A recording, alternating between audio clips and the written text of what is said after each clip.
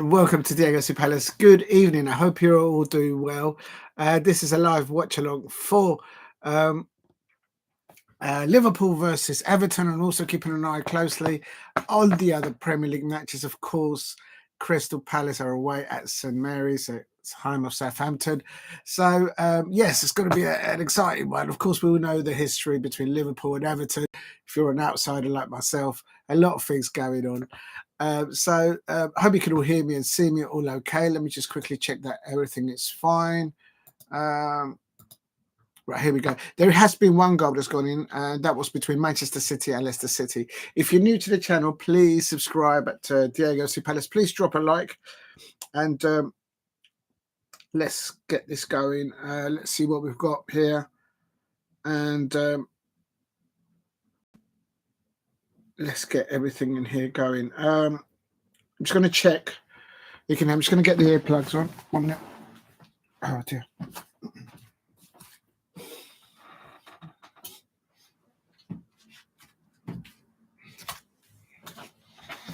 Right, here we go.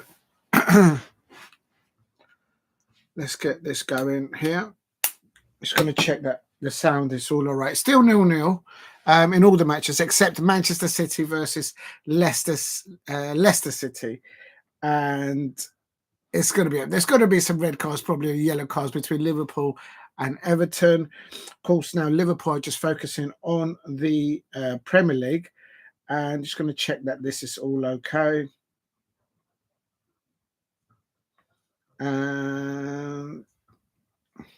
Please keep hitting the likes as you enter the live stream.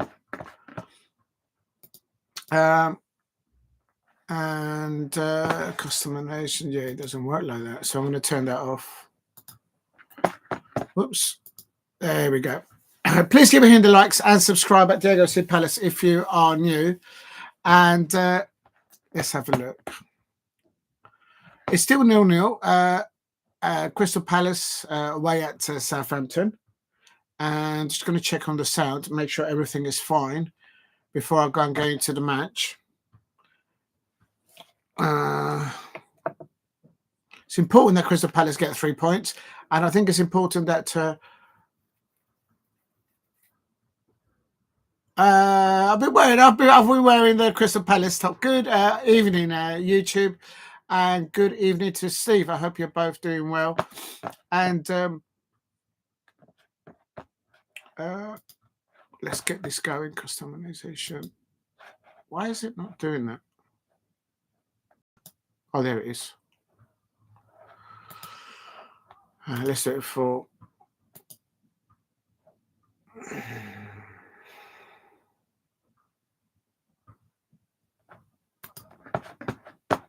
Right, there we go. Set it to subscribe. If you're new to the channel, please subscribe at Diego. And also, if you can, please drop a like. It is still Manchester City 1, Leicester City 0. And so I think it's, Leicester City, I think they're going down.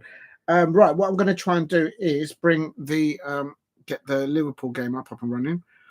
Go and get it going. So I've got to go, let's just log into it. Oh.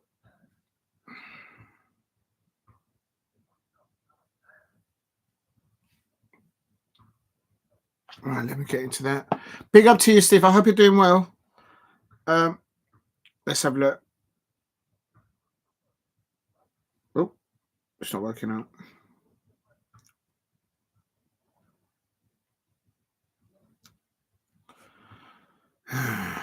Here we go. Finally got something now. Let me just get this here going because I need to charge the phone. Oh, the battery's even running low on phone as well. I just realised that's why I can't see properly. Oh. There we go. Let's get the right specs on so I can see you all well. If you're new to the channel, please subscribe at Diego C Palace. Big up to you, Steve. Luis Diaz is down injured. So is he all right? I think it's his ball goes out to the left for Luis Diaz, and on his own. Oh, I don't think he's going to get up from that. It's the way he jarred. He jarred his left ankle or left knee. Luis Diaz is down injured. So, no, but he's got up. He's looking a bit he's walking a bit gingerly there. He's going to try and walk it off.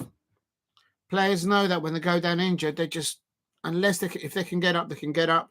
So he must have jarred his leg there as he went down, as he came down onto the ground. There was no player around him, and so we'll have to wait and see. Good evening to YouTube. Steve says another big game. Yes, there is. It's a game in Turkey, but there's loads of big ones. There's one in Italy. There's one in France as well, and one in Spain. There's loads of big games everywhere. It's hard to choose. I've gone for the Liverpool versus Everton because of what happened last time between Curtis Jones and obviously Decore. And hold on a minute, just sort this out. And but it should be a tasty affair here. Oh, 1 minute. Just been logged out. Oh man, is it going to keep on doing this all night? I know it is running. It's running. It's just me over this end. Please keep hitting the likes. Yeah, there's loads of matches. Steve says Galatasaray went to Fenerbahce, just a single leg, one winners play. Konyaspor away. YouTube says everyone wins at Southampton. It's Palace to lose 2-1. Then imagine the scenes. Now we should do well. Crystal Palace. My predictions. I've got my predictions here. I've got Crystal Palace to win. I went for a 2-0 again. Yeah, I went for 2-0 at Southampton. And good evening to Alicia. I hope you're doing well.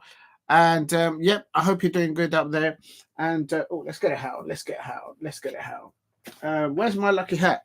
Does anyone know where my lucky Crystal Palace hat is gone? I can't find it.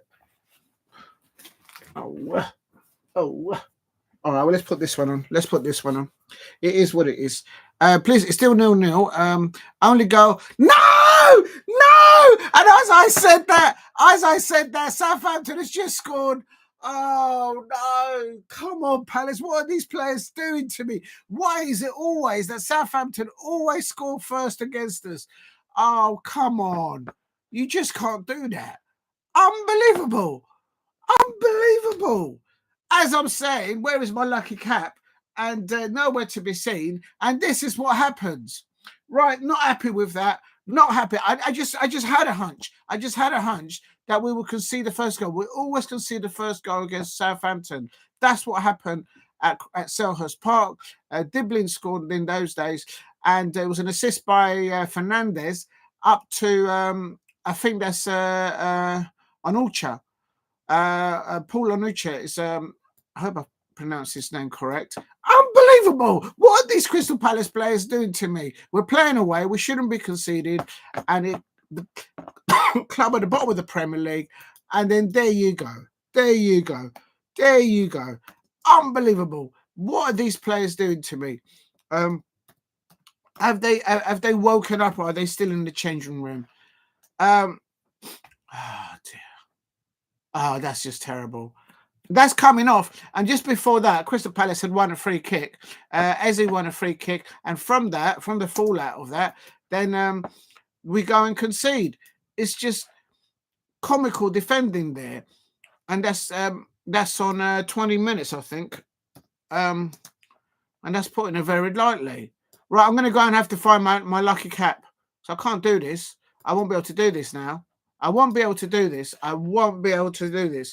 And then delightful. Big up to Alicia. I hope you're well there. And Steve says Aras beat Karabakh 1-0 in Azerbaijan Cup semi-final. First leg and penalties. They will want cup double, and Salah beat Salabab. Beat Nefchi 2-1. The goalkeeper played for Kairat. He saved the pen, but the player scored on the rebound. Oh, so they're allowed to go off the rebound there. Unbelievable. Can't believe Palace are down. Steve says the last scene it was 0-0. Yeah, well, last I saw it, and now it's a Man City and 1-up. That's right. But it's as I said that, and then YouTube says this is I told you in your face, unbelievable. And it's still 0-0 between Liverpool and Everton. No yellow cards or red cards thus far. Hello, Diego. I told you last night Southampton would score. Oh. Look, I knew it. I'm going to have to go and find my lucky cap. It's Bournemouth 2-0 Ipswich. Brighton. This is your predictions. Bournemouth 2-0 for Ipswich. Brighton. I only looked at Brighton, man. Please don't. Banster, you're going for Brighton 1 to lose to Aston Villa. Yes, that's great. That's what I like to hear, Steve. Manchester City to win 3-0. Well, they're on their way at the moment. Newcastle 2-1 against Brentford is a predictions from Steve. Southampton 0 for Crystal Palace. Yes, well, that's out the window already. We're losing 1-0.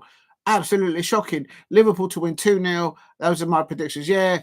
And good evening, Lola. I hope you're doing well. And here is a free kick. McAllister's on the ball. Hold on a minute. McAllister, they've just went through his leg. Oh my days. That could be that's a terrible challenge. He won the ball, the Everton lad, and McAllister's gone down. I'm not sure if he's going to get up from that. Good evening to Lola. I hope you're doing well. Yes, the animals are doing well, but I'm not doing well because Crystal Palace are losing. It is absolutely shocking. Just as I said, where's my lucky cap? Good evening to Alex Deason there as well. Checking VAR for the VAR record. Yeah, it should be because it's endangering the opponent. Good evening to Diego. It says Alex Dixon. Good evening, Alex Dixon. I hope you're doing well. I came to cheer your Crystal Palace. Thank you very much, Lola. You're very much welcome there.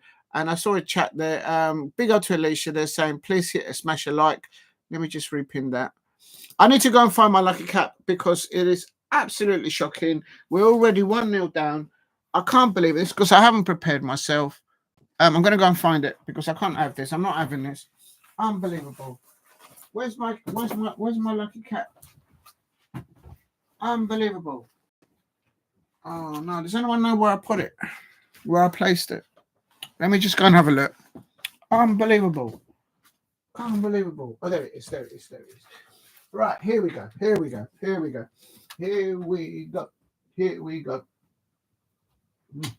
Right.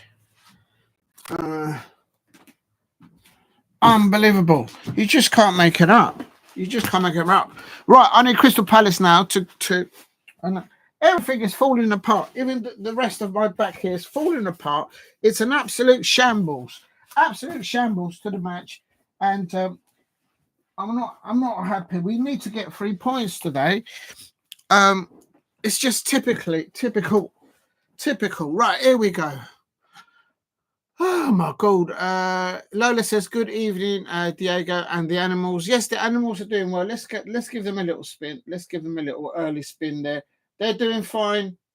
Oh, the tail of the parrot is touching the needle. So there we go. Yeah, let's give them a little spin. Maybe that'll bring us some luck. Please keep hitting the likes. It's still Southampton 1, Crystal Palace 0. Would you believe it? Unbelievable. All right, thanks. Thank you. Okay, messages. No, this is not the time to get messages. Oh no, I've got to go. Okay, hold on a minute, people. Everything's happening today. It's not going. This is not going to plan. I'm in next. Thank you.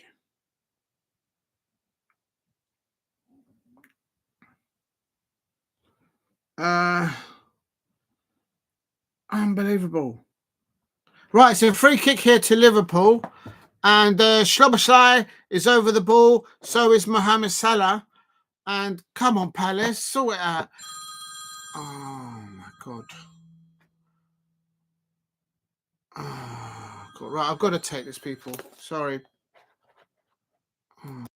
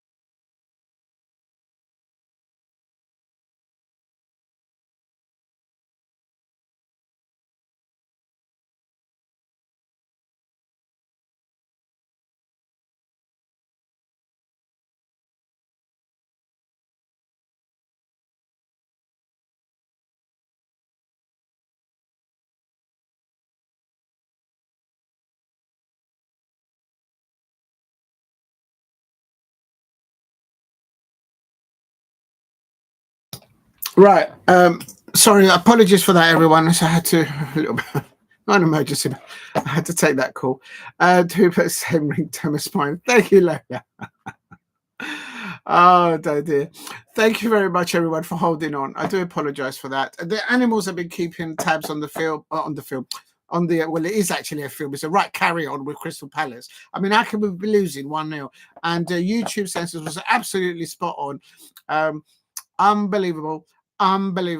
How can we concede a goal like that early doors? Thank you, everyone in the chat.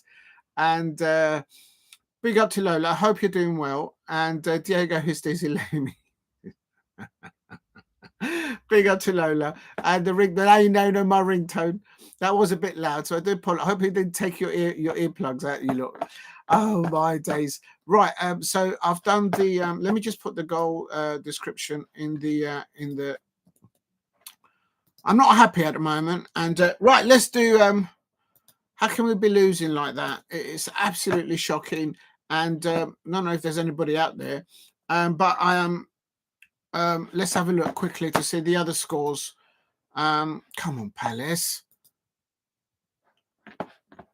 Mark Yehu wins a free kick, but it's in our own half. That should be a yellow card to Flingdales of Southampton. Come on, ref. Where's your cards? Where's your cards? Right, let's get back to the Liverpool game. Oh no, it's still 0-0. Everton, Liverpool versus Everton. There has been a yellow card and no red card. VAR did look for a red card there. Tackle on Alexis McAllister. But he's all right. He's managed to get up from there. That was a nasty challenge, but it is going to be like that between Liverpool and Everton. There's going to be some hard tackles there. And I can't explain it. You got to talk to Liverpool fans and Everton fans. They'll explain to you what this match means to them. So if you know and you go and talk to them, they'll tell you. And but obviously we all know what happened in the previous fixture. I think it was in the beginning of February or the end of January, where Decore and Curtis Jones went and try and diffuse the situation. He ended up getting a yellow card. I don't think Curtis Jones should have got a yellow card. And with Decore, he just, with not just Decore, but any football player, if you go and celebrate a goal towards the rival fans, especially if it's like a derby, there's emotions. There's emotions for the fans. There's emotions for the players, for the coaching staff. Arnold Slot obviously got banned. So there's high emotions on the day of the match. So if you're going to celebrate with your players and celebrate towards your own players. That's your own fans. That's what I would say. But that's what I think should happen. Arnold Slot there, back in his technical area with David Moyes in his technical area there at Anfield. Great atmosphere there at Anfield, kicking off. And not happy with this Crystal Palace losing 1-0. I just had a hunch. And when I did my predictions last night, I just had forever. And this referee's given a foul against Maxime Lacroix. Absolutely ridiculous. Absolutely ridiculous. And big up to everyone in the chat. Let's hold on. Let me just quickly get the match back up and running for the Crystal. I'm doing 2 matches at a time, and it's just literally impossible. This is like literally impossible. Right, let's get that going. I'm multitasking here, and I'm also keeping an eye on the other matches. And big up to you, Steve, for bringing up the so it looks like Ipswich has scored 1. That will be a good 3 points if they can get 3 points.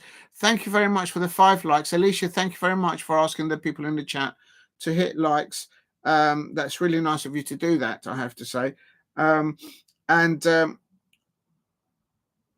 getting into the habit of putting the thumbnails on. Oh my God, you did not want to hear that. You did not want to hear that. Oh my days. It's all happening today. It's all happening today. The wrong way. It's all happening today. Oh my days. Right, let's leave that going there or over here. Oh man. It's just unbelievable. Right, let's get back to it. Come on, Palace. And Jean-Philippe Mateta! Oh, it's just gone to the left. It's just Jean-Philippe Mateta. Boom, boom, boom. Mateta's in the room. Nathan Klein, of course, has come in because Chris Richard is injured. Nice little ball whipped in. Finger licking. Nando's finger licking. Nathan Klein crosses the ball, and Jean-Philippe Mateta in the box, in the centre of the box, left foot shot, but is saved. You know what? It's this hat. It's this hat that's causing it. Away with you. I'm going to wear now my lucky cap. No, this is now going to get me the turnaround. This is going to get me the first Crystal Palace goal. Come on. Big up to Steve RC, says, same ringtone. You got the same ringtone. Oh, Lola, you've changed your... I should be focusing on the match, but I'm not going into Lola's new portfolio picture. Lola, I'm sure you will look absolutely wonderful as usual. How do I go to that? I can't remember how to do it. Oh, my days. Lola, you look absolutely fabulous, as always. And how can I then? You must have a very good photographer for your photo portfolio. Well done to you. And it's Steve. What you like? What you like? Steve. What are you like? What are you like? Steve RFC. I'm trying to concentrate here. I'm trying to concentrate. Actually, let's put a smile on my face, I have to say, because Southampton are absolutely... They've scored a goal. They're winning 1-0 against Crystal Palace. We're away. We've not only conceded, we're losing. It's not good enough. We need to get 3 points. Southampton wait all season to try and get some points. And then Crystal Palace come along and bish, bash, bosh. They're doing number on us. That's not good enough. Got the lucky cap on. Got the lucky scarf. Lucky pants. Lucky everything. They're having they're getting into the spin of things. And it is one of those. Steve saying this Ipswich 1-0 coming up to 41 minutes here. In the Merseyside derby, it's still 0-0 between Liverpool and Everton. No red cards as yet. Come on, Palace. The lovely Duckies want to win. Yes, yes. The Duckies there. I'm gonna stop them from spinning now because they'll probably want to watch the match. You can see the bright colours now on the parrot. You see how bright the colours are on the parrot? It's had a wash. And I think you can see them all there. You got those beady eyes of the duck there watching the match, rearing on the Crystal Palace to win. And not happy with this. Chilling on the sofa as you. Big up to if you like, hit a like. What you like. Oh my days, I'm trying to concentrate here, Lola. What are you doing to me? What are you like? Oh dear. There you go. I'll put you on there. If you're new to the channel, please hit a like. Yeah, that's one way to get likes, I suppose. If you haven't subscribed, please subscribe at DIEGO C CRUZ. I'm having one of those streams. And Southampton are still winning 1-0, coming up to 42 minutes. We've had a few opportunities. It's just we have not. Once we get one goal, we'll go and get a second and a third. But at the moment, it's not good enough. It's not good enough at all. Let me just get to the other results. Can't believe it. As long as Brighton is still, well, they're not winning. Ipswich Town are beating Bournemouth away. Iriola, of course, he might be going to Tottenham Hotspur as their new manager. And let's get the match up and running. Let's get the Liverpool match. I've lost it now. Unbelievable. If you're new to the channel, please subscribe. And thank you very much for the 5 likes. Let me just get this. Where's the cable? Because I need to charge the phone.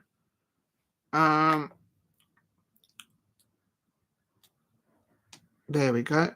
I think that's working now.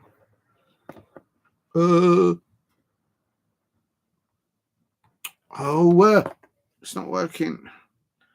Just bear with me. There we go. There we go. We got the match up and running.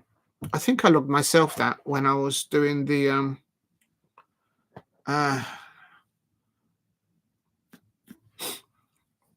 Salah! Oh my God, Mo Salah there, nearly scoring there on the near post on 27 minutes. So Liverpool nearly trying to draw blood there for the first time there. And Luis Diaz there on the left-hand side, crossing the ball to the back post. Mo Salah coming in there, got a clear header, and Pickford there going over. Manchester City have scored a second goal against Leicester City. but the ball, the header from Mo Salah was straight at Pickford, and he caught it just like that. Still coming up to 45. He's on 45 minutes. Southampton 1, Crystal Palace 0. Absolutely shocking. Bournemouth are losing 1-0 to Ipswich Town at home. Brighton versus Aston Villa still 0-0. And Newcastle United 0, Brentford 0. It's all kicking off. Please keep hitting the likes and subscribe at Diego C Palace. I'm gonna get a drink now. I just can't. It's just typical Palace, isn't it? It's just typical.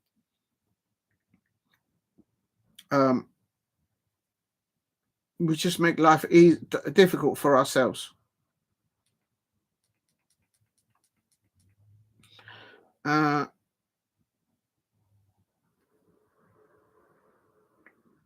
I'm just going to reduce the brightness on this. Right, there we go. I've got both matches on the row there, so I can see what's going on. Not happy with this. A good idea to allow your duck to concentrate on the team. Yes, and I think maybe we should do a bit of exercise. I'm supposed to do. Oh, this is doing my head in.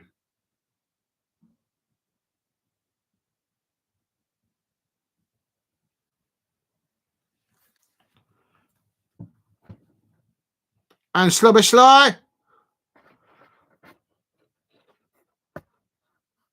I'm on 30 minutes on right. Yes, you can see the yes, I think they're enjoying the match. I think they can see it. I've moved it a bit more over there so it doesn't hit my elbow, and also I think you can still see them quite well.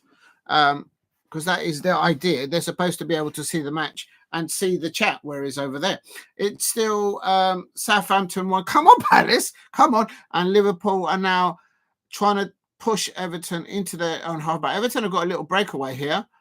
Stikora on the ball there. And Gravenspach gets the ball now. Mo Salah on the right-hand side. Mo Salah on the right-hand side for Liverpool, coming into the penalty area. And he's had his pocket picked. You don't say that very often, actually. It's no exercise. It's overrated. I'll do them in a minute.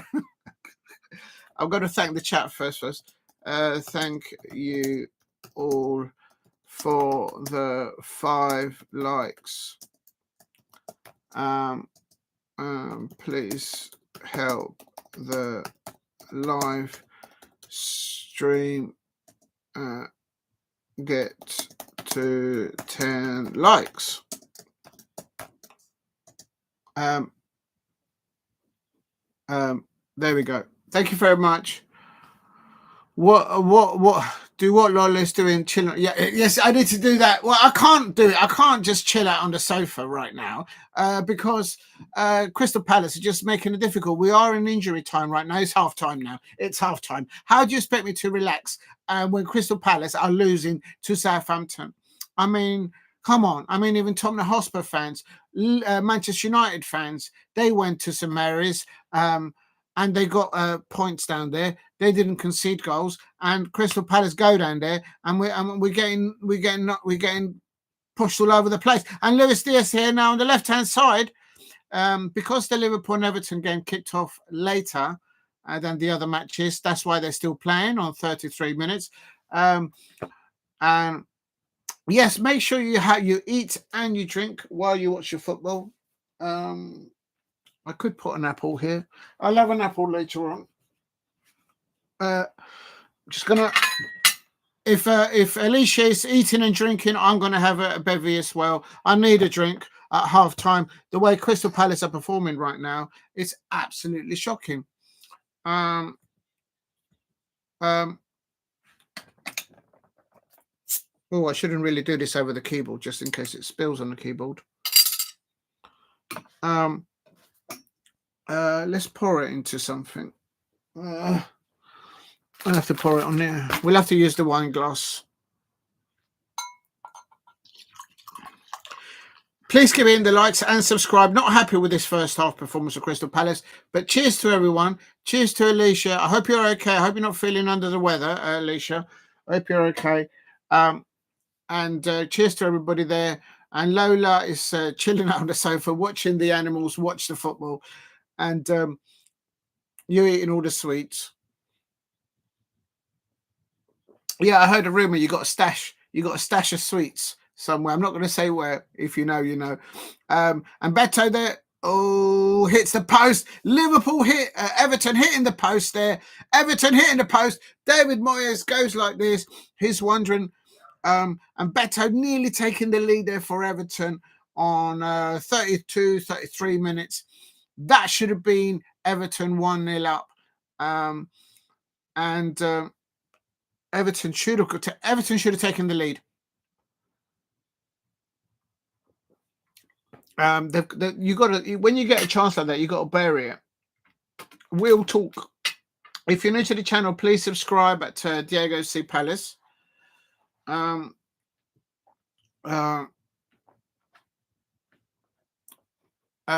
the sweets. At least she's got a stash of sweets. Yeah, no, that's the worst. If you do that, it's just refilling it. Yeah, you'll end up eating all day and night. Please keep hitting the likes and subscribe. That's Diego C Palace. Right, let's go into the good evening. No, I'm not going to put. Well, you know what? If we concede another goal, I am going to have to bring up the bubble hat. Actually, I think the bubble hat has had a wash, so it's somewhere there. I don't know where it is. I put it. It went into the wash. Right, half time. Half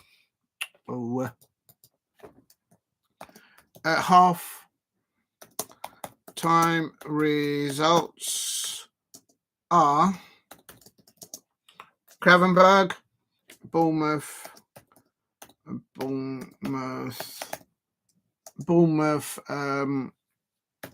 1, Ipswich Town,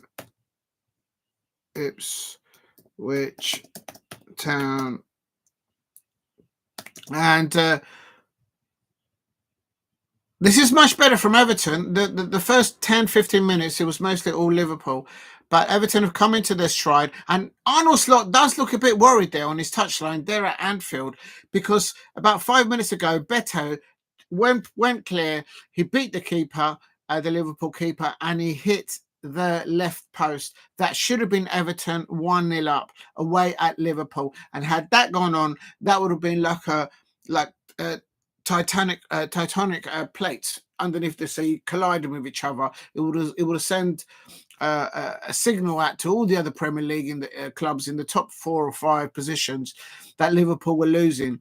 I suppose Arsenal fans, Manchester City fans, Chelsea fans, Nottingham Forest fans will all want Liverpool to drop all 3 points today. So when Beto hit that post on the left-hand side on about 31, 32, 33 minutes, there were some raised eyebrows. Unbelievable there. Right, so that's the first one. The next one is Brighton. It's getting a bit nippy now. The players are getting into each other. Aston Villa. I'll have a look to see if Marcus Rashford is playing for them in a minute. Manchester City is next one up. Manchester City. Whoops, I didn't spell that right. City, what are they up? They're 2-0 up. Manchester City are 2-0 up. I think Steve in the chat said so. Thank you, Steve. And they're up against Leicester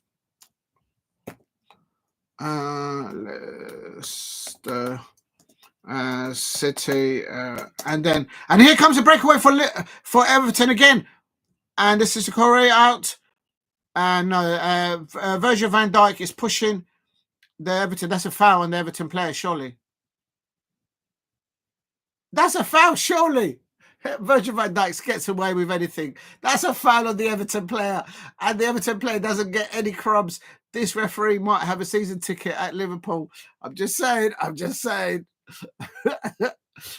He was pushed over. That's a push. And Liverpool go all the way over to the other end, and Mo Salah down the right-hand side wins a corner for Liverpool. If you're new to the channel, please subscribe at Diego C Palace. Newcastle United. I think it's 0-0 there, isn't it? Oh, no, Newcastle United scored a goal. Newcastle United are 1-0 up. I missed that. 1-0 against, of course, Brentford. Brentford, and also we've got, of course, Southampton 1-0. Come on, Palace, wake up, wakey, wake up. Crystal Palace 0 point at the moment. Crystal Palace, and then the last one. It's not half time yet at Liverpool Everton, so I'll leave that alone. There it is. Please hit a like and subscribe at Diego C Palace. Yes, skibbity Rizla. I hope you're okay. Good evening. Yes, Palace are losing. Unbelievable. And here's Liverpool. Oh, the ball just got out of the...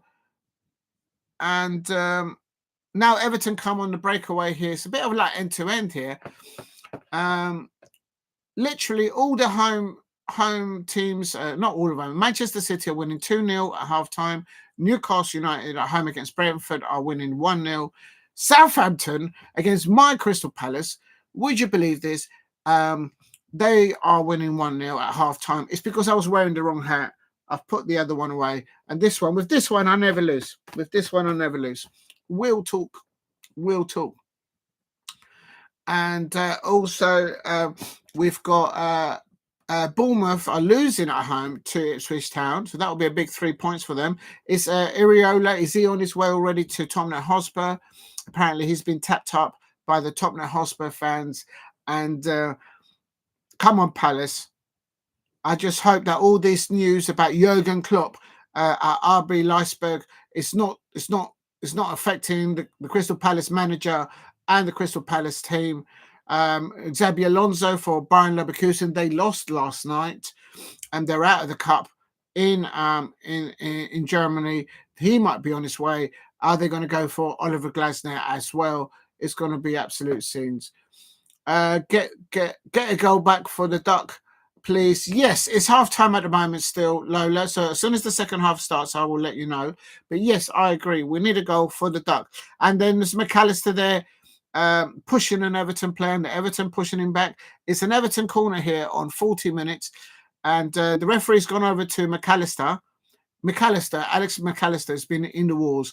If you're how he's still standing on both legs, I don't know, because one of those challenges was absolutely and they're pushing each other there. And they're so preoccupied. The Liverpool players are so preoccupied, and the Everton players are so preoccupied in pushing each other over. No one's actually watching the ball come over. Concentrate on the ball. And it's Luis. No, Luis into the middle of the park of Liverpool. It moves the ball out to Mo Salah. Mo Salah puts it in.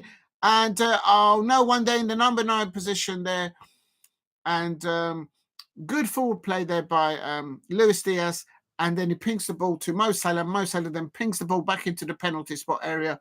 But no one from Liverpool there anticipating that. And Everton get the ball away. Now the ball's all the way back with the Liverpool defence. Ibrahim Konate on the ball, giving it to Virgil van Dijk. Liverpool are literally playing 3 at the back there. If you know, you know. The horse is very lovely. Yes, the horse is watching. I think we should give the horse...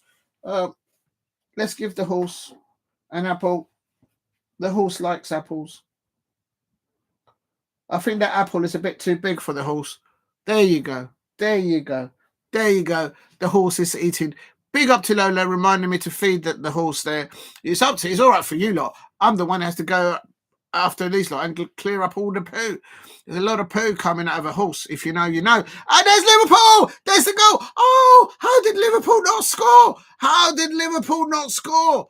Robertson there on the back post. Look at this quality ball pinged in there. The goalkeeper was Pickford. Look how Pickford is out of position. He's nearly 10, 11 yards outside his goal, nowhere near the ball. This is why Pickford should not be the England number 1 goalkeeper. It should be Henderson of Crystal Palace. Mind you, we are losing 1-0 at the moment. Please hit a like and subscribe at Diego C Palace if you are new. Unbelievable. Yes, the horse is happy with the apple. I hope he leaves me a little bit of the apple.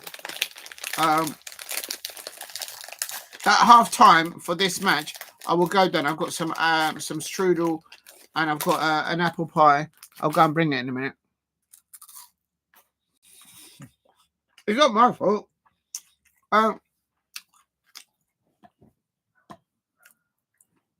It was big up to Skibbity Rizzler. Yes, the wire. Exactly. Those kind of settings at the moment. And come on.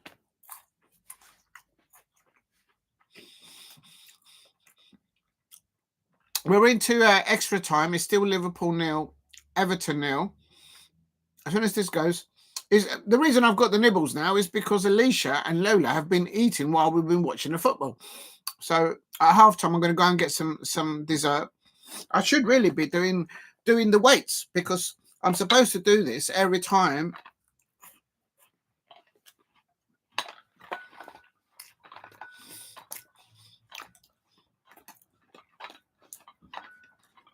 Every time a goal goes in, I have to do 10 of these on each arm and on both arms. This is the first 10 for Southampton scoring that goal. Oh, it's Liverpool deflection, and Pickford got lucky there. That's Gravenberch having a shot on goal just before 45 minutes. And right, so that's nearly 10. Big up to Skibbity Rizzler there. Yeah, I'm watching the Liverpool, but the other matches at the moment are on half time, and it's not good enough. I knew Southampton will score first. I mean, I didn't give them any goals. Our prediction was Crystal Palace to win 2-0.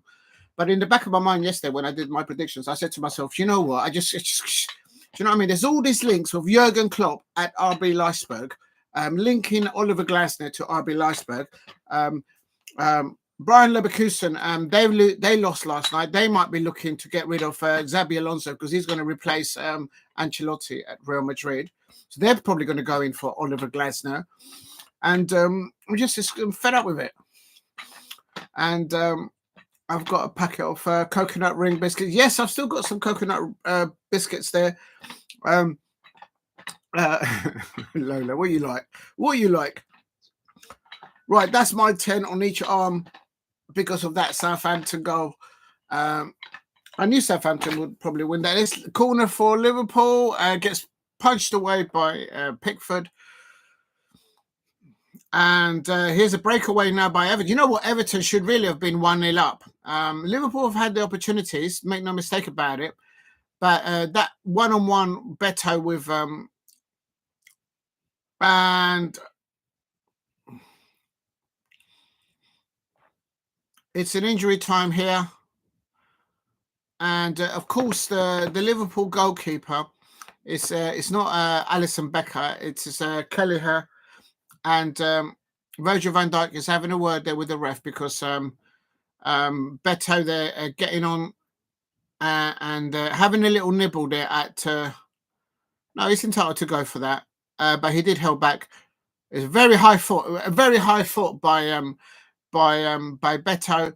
And Kelleher gathered the ball. It's lucky that Kelleher had the ball here and is catching the ball.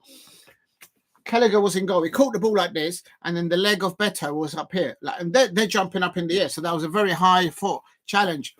There's been a hard tackle on McAllister earlier on. No red card for the Everton players. The home fans are going to be absolutely fuming, I expect. The Liverpool fans, deflection there, and that should be an Everton corner now.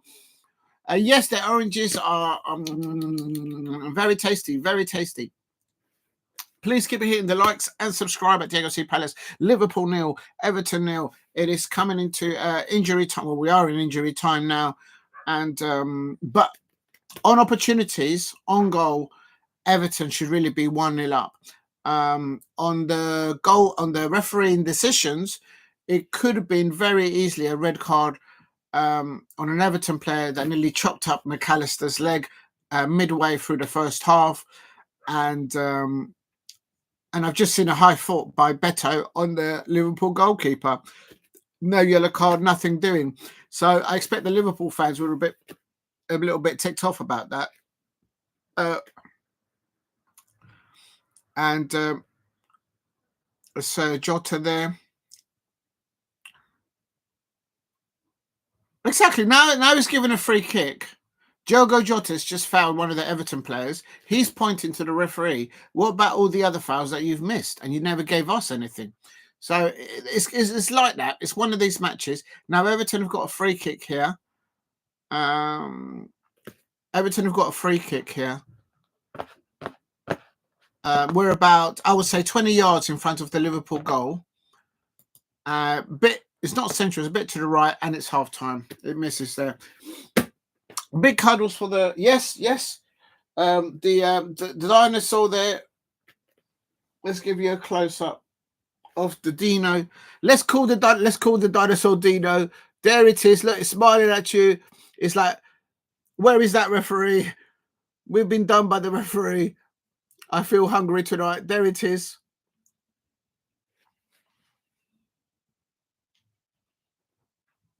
Right, I'm going to go and get my apple strudel. Right, half time. Quickly before the other matches start. So half time. It's Liverpool. That is my very poor, very bad Liverpool accent. Liverpool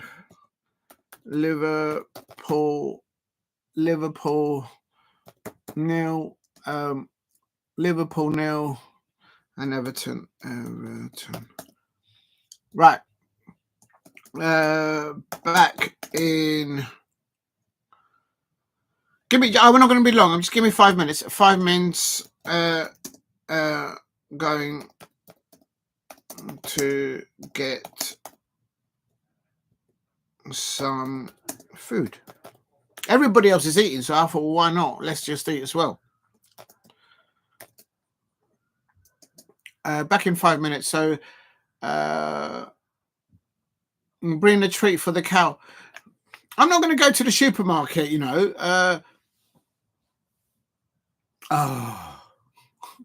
I'll get some grass or something. You'll be going in the garden and get some blades of grass and then bring it.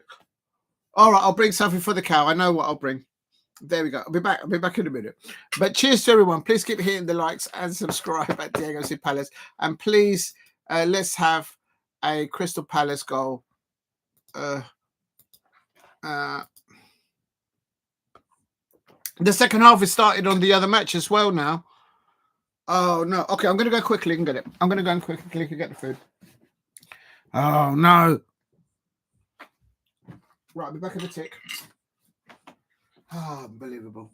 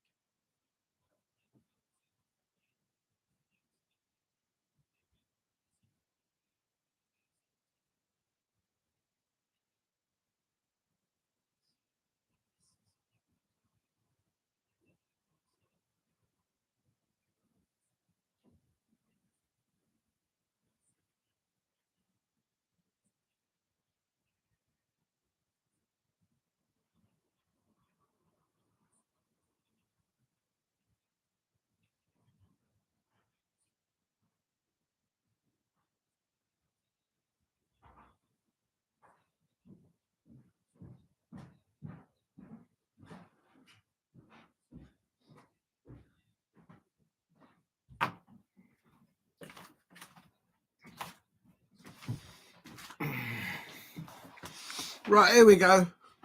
Oh, my days. Right, got it's still half time.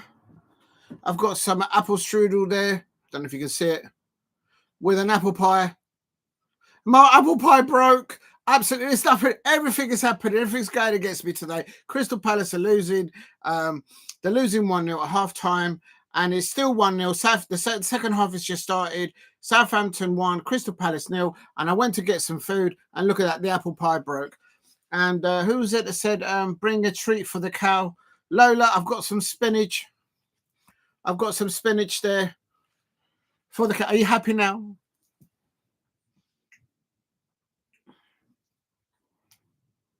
There you go. The cow's got some spinach. Are you happy? Unbelievable. Right, let's see to Crystal Palace. Come on, Palace. Come on. Come on, Palace. Southampton, let's have a quick look to make sure is there been any changes at half time. I don't know why this referee gave a yellow card to Adam Walton. It's probably because it knows that Manchester United fans and Tottenham Hotspur fans are looking into Adam Walton. And I have to say, amongst others, actually. And this referee clearly knows about that. So he's given Adam Walton a yellow card. Absolutely shocking. Probably has a Southampton season ticket. If you know, you know. It's Southampton 1, Crystal Palace 0. And it is... they're just showing replays of it. Come on, Palace. No changes from either side. We need to get a goal in the first 10 minutes of the start of the second half. Come on, Palace. Referee, that's a foul on Jefferson Lerma. Why is there no? Look, the goal scorer for Southampton is just chopped up Jefferson Lerma. Why is this referee not giving yellow cards to the Southampton players? What is going on here? What is going on here? Jefferson Lerma has just been chopped up. The Colombian international there gets chopped up by the goal scorer of Southampton, Onuachu. Onuachu, I think is his name, Paul Onuachu, and no yellow card. Absolute shocking. I haven't heard of the fox. I haven't seen it for a while. When I do, I will try and take a picture of it. I'm sure they're out there. There's loads of foxes out there. If you know, you know. It is still Southampton. Oh, I've just closed the tab.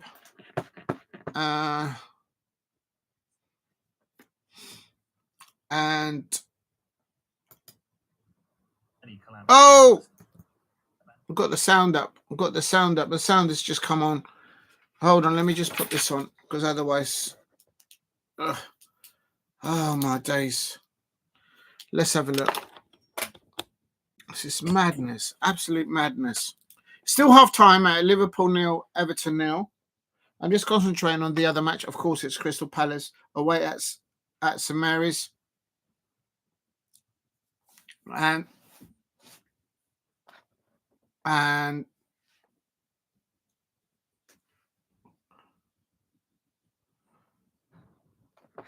And we're just watching. Yes, Aston Villa. Oh no, who's just scored? It's been 2 goals. 2 goals have gone in. Aston Villa have pulled it back. No, oh no. Aston Villa were leading 1-0 after the break. Marcus Rashford scored for Aston Villa. He's the only outlet for Aston Villa. Basically, the team has now been built around him at Aston Villa. He's been uncovered, rediscovered by Unai Emery for Aston Villa. And then a few minutes later, Aston Villa, what did they go and do? They let a goal in, and Brighton scored there. Absolutely shocking. Please hit a like and subscribe at Diego C Palace if you are new. Come on, Palace. Let's get a goal. Absolutely shocking. Let me just try and get something else on. I just got an idea.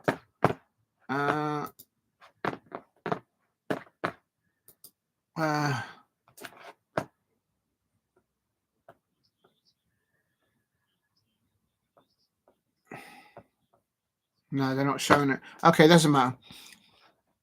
Please keep hitting the likes and subscribe. Papa will be jealous. Yes. Yeah, I remember watching Popeye back in the day. and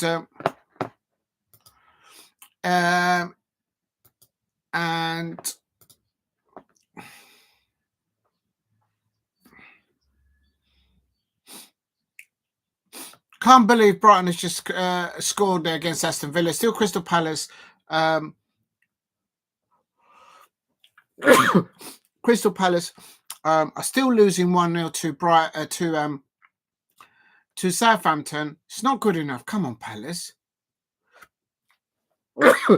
Oh no, get the sneezes. It's all happening. Oh dear. There's a big argument in the Liverpool versus Everton match. Quite frankly, McAllister nearly had a leg chopped off, and there was not even a red card there. And Liverpool fans will feel that the Everton players should have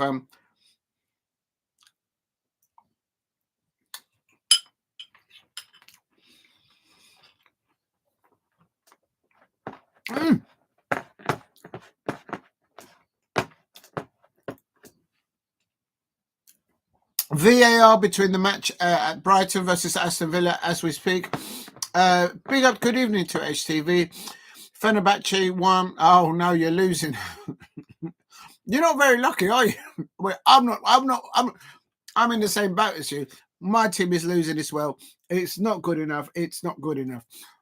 But HTV says, yeah, Fenerbahce won, Galatasaray 2, Turkish Cup semi-final, lose to Fenerbahce. Unbelievable. Why did that happen, HTV? Why did you let that happen? Unbelievable. Remember Oliver? Yeah, remember Olive? Yeah, in Popeye. I remember that. If you're new to the channel, please. I'm only started eating because you started eating, Alicia. You're talking about your stash of food in your room, and started eating. I wasn't hungry until you started having a little nibble.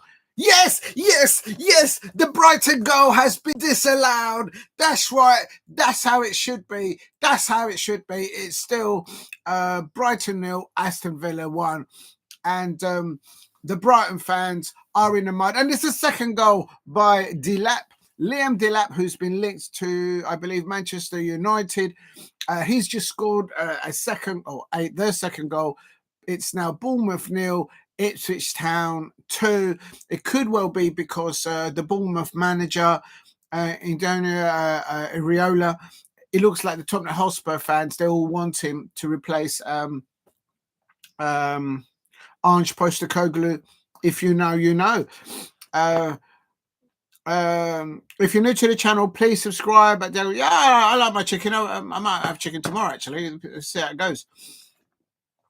Ipswich Town are winning 2-0 at Bournemouth. I didn't see that one coming. I predicted Bournemouth to win that, but then it's because the manager at Bournemouth has been tipped to go and manage the Tottenham Hotspur team.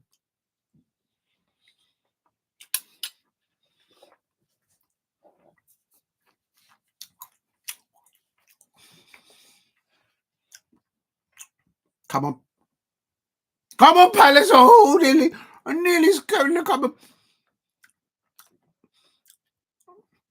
As they opened up his body there, and he nearly had an attempt there. Palace are trying to get that equaliser, and we're still trailing. Crystal Palace still trailing 1-0 to Southampton at St Mary's. Their goal scorer has just chopped up Jefferson Lerma, and no yellow cards doing there. Absolutely shocking. Absolutely shocking.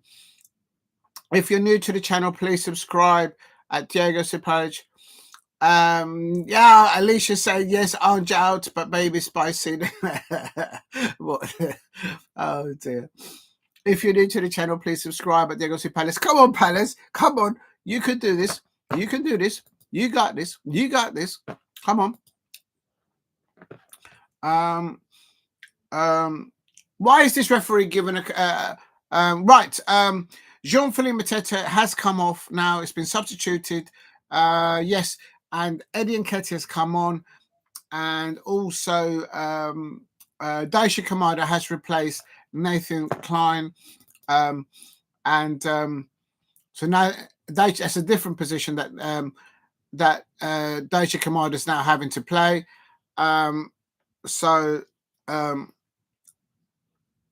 I wonder if Nathan Klein is injured. And oh yeah, and also Tyrick Mitchell's been substituted. Ben Chilwell, the Chelsea loanee, he's on now. So let's see how this changes it up. A throw of the dice by Oliver Glasner there on 60 minutes and thereabouts. Literally just before the substitutions, Southampton nearly went 2-0 up. I mean, come on, Palace. Please hit a like and subscribe at Diego C Palace if you are new.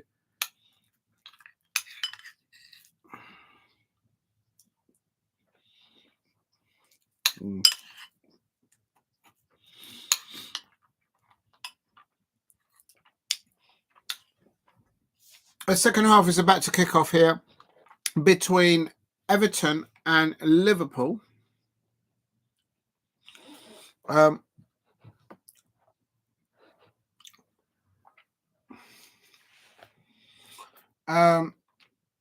Triple substitution by Crystal Palace. Jean-Philippe Mateus off. Eddie Nketiah on. Daichi Kamada's come on for Nathan Klein. I don't think I've ever seen Daichi Kamada play on the right back position. And Ben Chilwell has replaced Tyrick Mitchell. We've got to get an equaliser here. Just before that, the goal scorer for Southampton nearly scored the second goal, and just before that, Ebrieze came close there with a quick break, a transitional defence to attack by Crystal Palace on around 50-51 minutes. That was the Eze chance. But referee! There's a foul there on Ebrieze. Ebrieze has just been absolutely chopped up. When is this referee going to give a yellow card to the Southampton players? And the second half is underway now between Liverpool and Everton. I can see that. And but I have to say, it's absolutely shocking. This referee is not giving any yellow cards. I think we're into 7 fouls now by Southampton. Oh, he's finally given a yellow card. On 64 minutes. It's taken this referee 64 minutes to find his cards. He found his card against Adam Walton in the first half within 15 minutes, didn't he? But when it comes to Southampton players, there's no doing there. Absolutely shocking.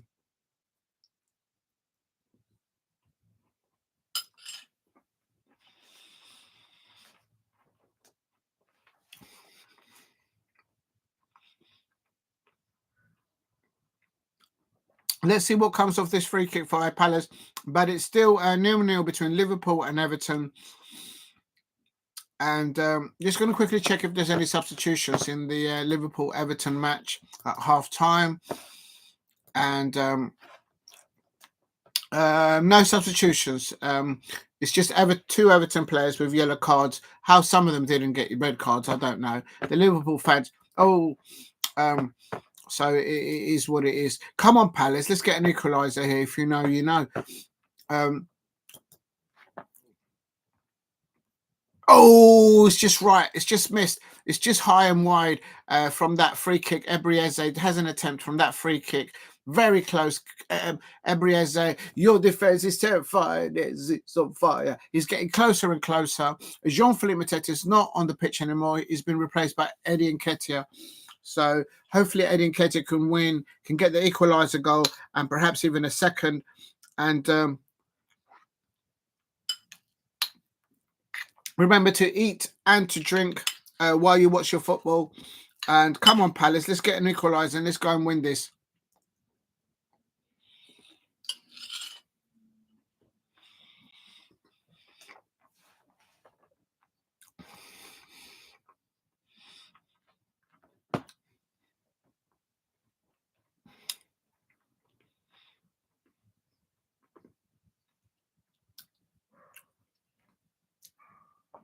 At Anfield is still Liverpool 0, Everton 0. Come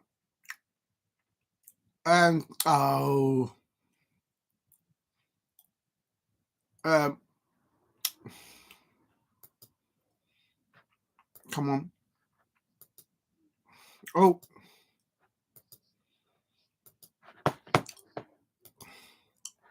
There's no intensity. There's no high press from Liverpool. It's like Liverpool are not playing how they started the season. They're renowned for their high intensity, closing down whilst off the ball. And it looks like Brentford have just been given a penalty, and it looks like they've just scored a penalty. So it's Newcastle United 1, Brentford 1. It's still Manchester City 2, Leicester City 0, Brighton 0 in the mud, the Seagulls. Aston Villa 1, Marcus Rashford there. Bournemouth have pulled one back. The Brighton manager, not the Brighton, the Bournemouth manager, Iriola there, celebrating, but perhaps he's on his way to Tottenham Hospital already. If you know, you know. Ipswich Town, are they going to bottle it? Probably so. But come on, Palace. We go through all that amazing away form the whole season. We go to Old Trafford. We'll easily get 2 points. We go everywhere. We get 2 goals. We get clean sheets all over the shop, all over the place.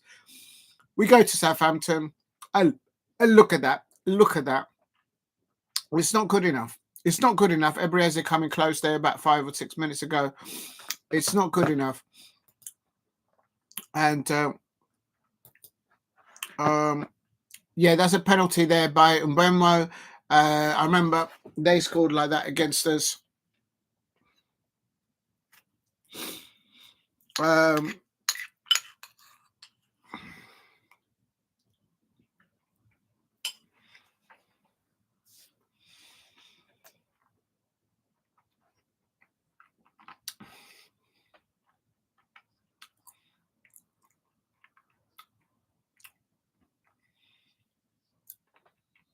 Oh, Liverpool nearly scoring there. But Diogo Jota was offside there. Good ball in there. Yeah, he's offside about half a yard. Or not even that, but he's offside. I can see it. Good ball through there by Schloberschlei, I believe it was.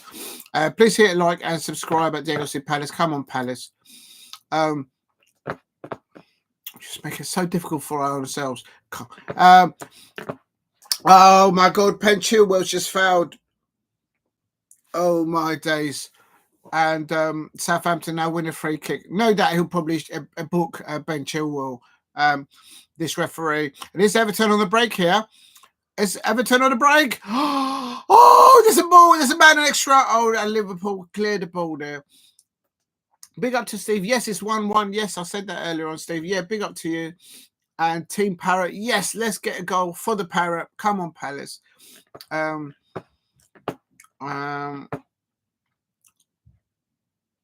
think there's something. I think maybe they're all focusing on the FA Cup, and maybe all these rumours of the manager being linked here, Adam Walton being linked over there. This is what I mean. Both Manchester City and Manchester United fans are going to be fighting over Adam Walton.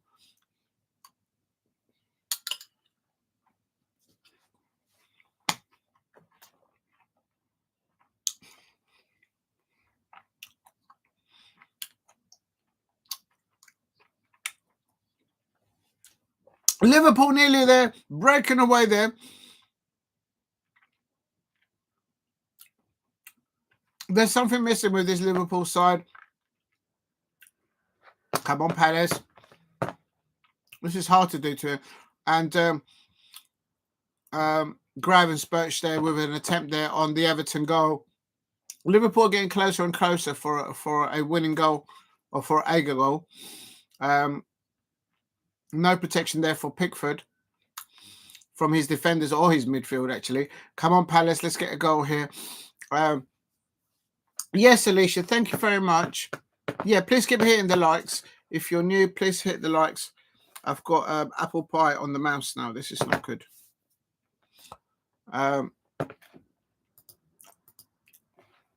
Thank you, Alicia, for that. And there's a corner here for McAllister. And the ball gets headed out by Everton. And still Southampton 1, Crystal Palace 0. There is a substitution going on at the moment. It's taking forever. Oh no, it's not a substitution. It's an injury. There is an injury to a Southampton player. So the match is now underway. I was wondering what's going on. And here comes Crystal Palace. Crystal Palace. Eddie Nketiah! Oh, it's saved. It's saved. It's saved. Oh, Eddie Nketiah, you got to score there. He's in the centre of the box. A left-footed shot there by Eddie Nketiah there. In the middle of the penalty area. Oh my days! We nearly got the equaliser there. We nearly got a goal there for the Parrot. Big up to Alicia. Big up to Alicia. Oh my days! And here's Everton now on the break on 53 minutes. It's 2 against 2, ball through, but Nketiah catches the ball. Okay, David Moyes is not happy with the end product there at the end there.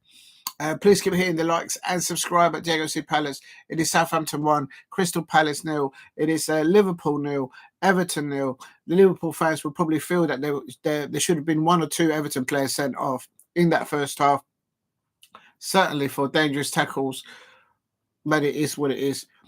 Yeah, Dogtanian would have scored that all day long. The dog would have scored that. Come to think about it, I think the cow would have scored that. If you know, you know.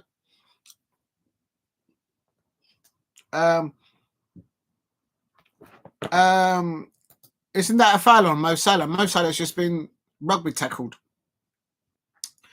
The Liverpool fans are going to be absolutely fuming the way this referee at Anfield has not given any decisions to them. I expect, as a neutral, just looking at it. But the Everton fans will be thinking, well, just desserts maybe. I don't know.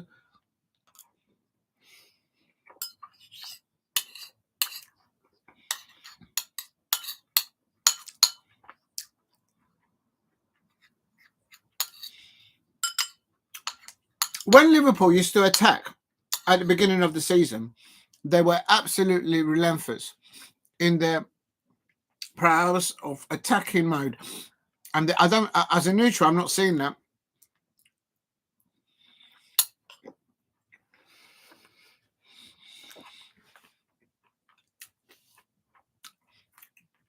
Having said that, Liverpool's just gone on their attack now. Liverpool opened up Everton there, and Mo Salah there on the right-hand side, and it's just bodies back defending for Everton. And yeah, the Liverpool. I'm doing a better accent than the Liverpool. Liverpool, yeah, there's no bite to them at the moment. It's like, that's it. The season's done. They know they're not going to lose the Premier League. But Everton nearly scored. And Jota, and there you go. There you go. As I was saying, Liverpool were losing their bite to be able to score a goal. The Liverpool fans are now celebrating, and the Arsenal fans, and I expect the Manchester City fans, they're not going to be happy with this. And Diogo Jota there, it's like a valve of pressure just being released there. A valve of pressure just being released there. Still Southampton 1, Crystal Palace 0. And in front of the cop there, Diogo Jota, it was coming. But I still think that Liverpool are vulnerable defensively. Diogo Jota there. Diogo Jota scoring there. And Pickford is just nowhere to be seen there on that one. Come on, Palace. Oh, he might be ruled out. I think it's going to get ruled out. Hold on. Why is he just walking back so slowly into position?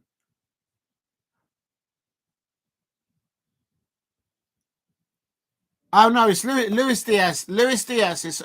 Why are they just walking back? Why is Luis Diaz just walking back so slowly? Get back on side. I think the goal might be disallowed, but it was Luis Diaz. It wasn't Diogo Jota, but Luis Diaz was instrumental in the play because he passed it to Diogo Jota. Oh, the Liverpool fans are going to be absolutely fuming if that is that.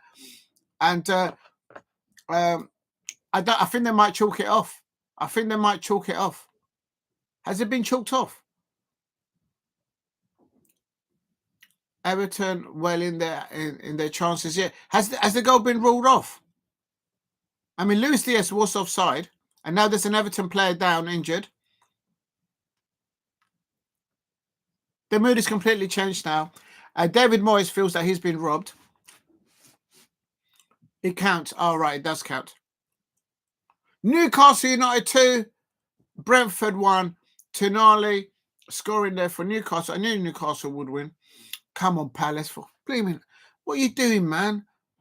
Come on, Palace. Eddie Nketiah had an opportunity there. Eddie, you got to score tonight. JP's off.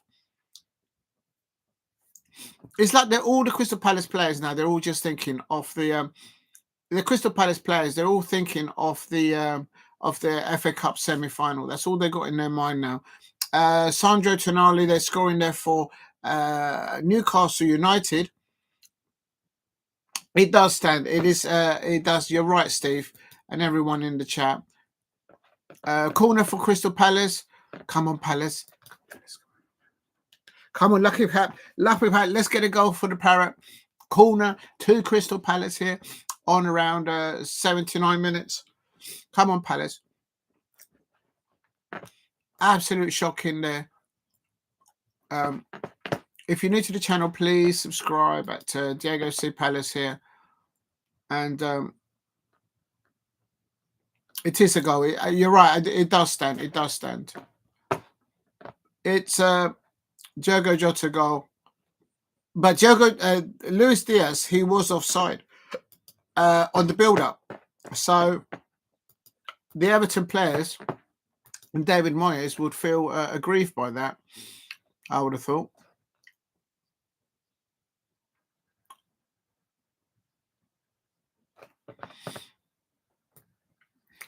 That was Marcus Rashford's first half goal for Aston Villa. That's his first goal for Aston Villa in different colours, obviously.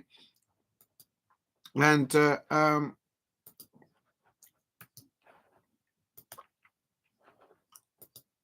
please keep hitting the likes and subscribe at Diego C Palace if you are new. Big up to Semic. I hope you're doing well. I know your team is not doing too well at the moment. With no is mine at the moment. It is come on, Palace, come on. Aston Villa scored a second goal. Marco Asensio, the player that they've got on loan, he's been instrumental to them, I reckon.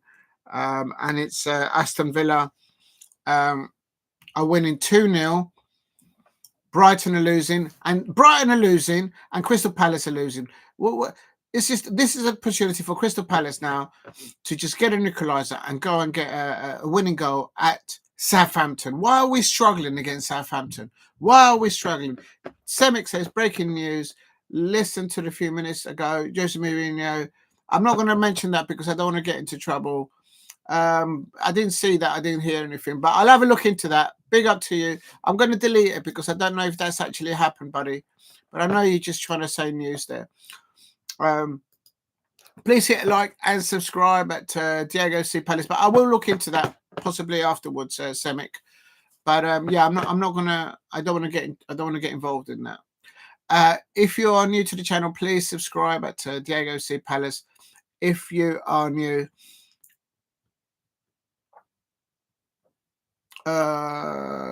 he can stop scoring. Oh no! Come on! Oh my God, we're just not. I swear, these Crystal Palace players, they're just thinking that they're already going to Wembley and they don't have to worry about anything else. It's not good enough. I can confirm that Liverpool are leading 1-0 to Everton. Luis Diaz was offside on the build-up to that play, but for some reason it wasn't ruled out. Please read the news. I will do it, but I need to be certain about that. But I just don't want, if anyone gets harmed or attacked, I don't want it connected to my channel. I've got nothing to do with it. And so I need to look into that. But I'm sure we'll hear the news later on. But yeah, I will have a look at that, Semic. But thank you for doing that.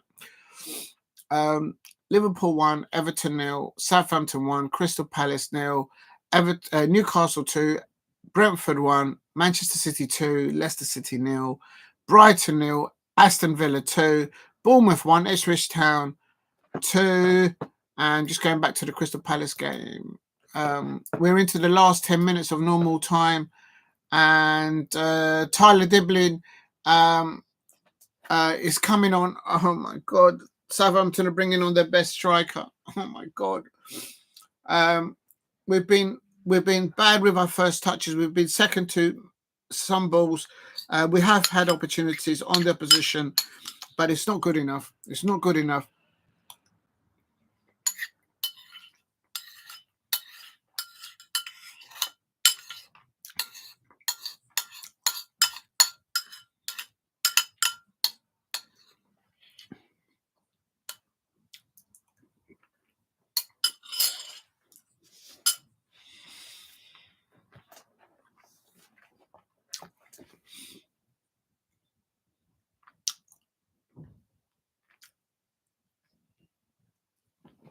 Tyler Dibbin from Southampton has just come on, and the first thing that he does is chop up. He actually fouled Mark Gahey. He's just fouled him. We win a free kick, but how is he not getting a yellow card? Why is this referee not giving yellow cards to the Southampton players? Absolutely shocking. And we're into the last 5 minutes of normal time. Come on, Palace. Unbelievable. It's just typical. I think it's all this news, and I'm blaming Jurgen Klopp trying to nab Oliver Glasner. He's absolutely jinxed it. He's absolutely jinxed it.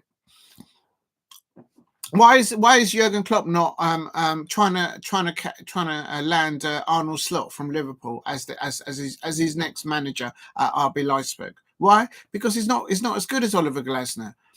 It's a joke. It's a joke. Please hit a like and subscribe at Diego C Palace. This is unsettled. This is unsettled. The side. All this rumours of the manager and players been rumoured to be Adam Wharton to be the next £100 million player to be sold, to be transferred, and all that jazz. The only good news about tonight is that Aston Villa are beating Brighton 2-0, but that's neither here nor there. Come on, Palace, let's just get a goal back. Unbelievable. It's still Liverpool 1, Everton 0, and come on, Palace.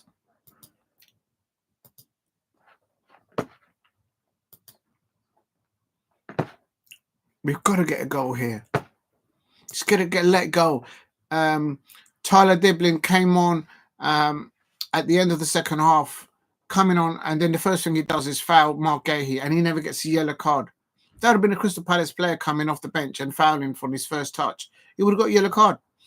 It's absolutely shocking, this refereeing.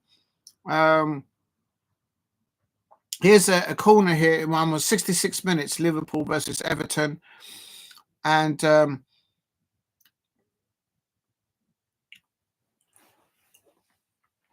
Liverpool players feel like all they've got to do now is just see the season out.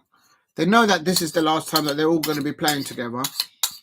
McAllister puts a corner in, and it goes all the way. The ball goes all the way out for another Liverpool corner there. Bournemouth are looking to get an equaliser against Ipswich Town. It's still Bournemouth 1, Ipswich Town 2. And we're throwing everything. The Crystal Palace players are throwing absolutely the kitchen sink at Southampton right now. Southampton are trying to hang on there. Come on, Palace, just get 2 last-minute goals. Why not?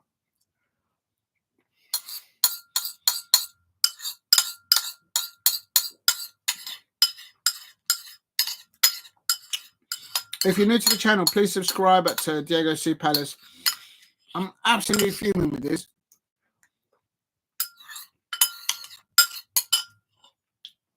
We're coming alive now in the last few minutes against Southampton. And here's on the Liverpool game.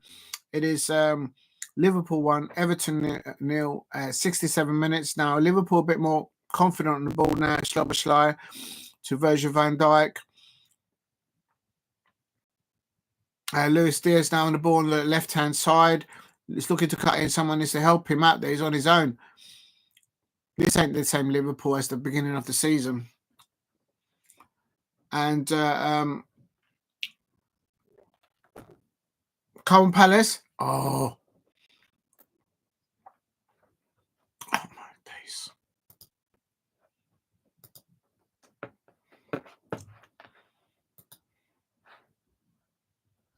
Oh, my days. Now we've just given a free kick. Oh, man. This referee, I tell you. Please hit like and subscribe at Diego C Palace. Everton are doing a substitution on 68 minutes, 69 minutes.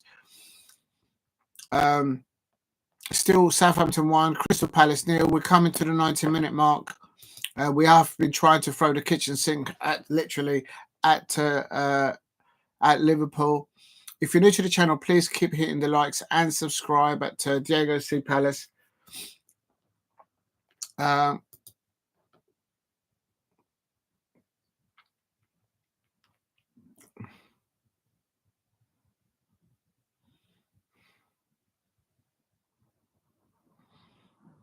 Finally, this referee now is just given a yellow card again for a Southampton player. It's taken him like literally 90 minutes. And Nketiah had been fouled there. Unbelievable. We're into the 90 minutes now. We're into injury time now. Come on, Palace, let's get an equaliser. How can we come unstuck against Southampton? I mean, how can we come unstuck against Southampton? They're the bottom club in the league. It's just typical. Absolutely typical. All we've got in mind is the FA Cup. That's all they've got in mind, these players. And big up to Steve for saying Inter and AC Milan is 1-1 there.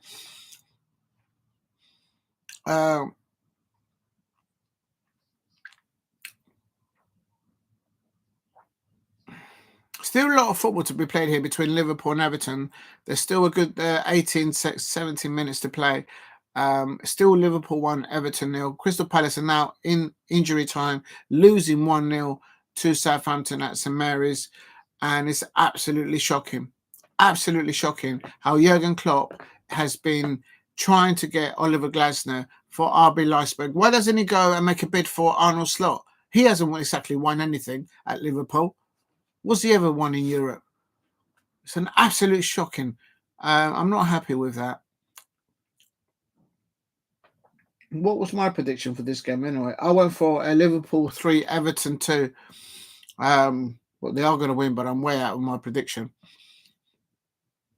And Steve's saying that he went for a 1-1 against Inter in the Inter game. Yeah, I didn't do my prediction for those, actually.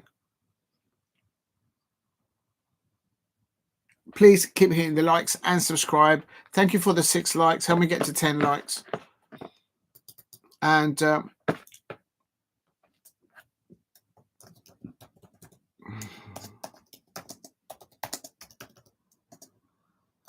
thank you all for the I've got 6 likes.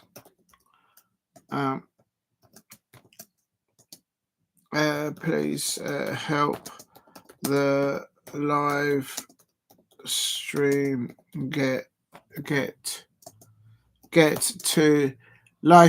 to 10 likes.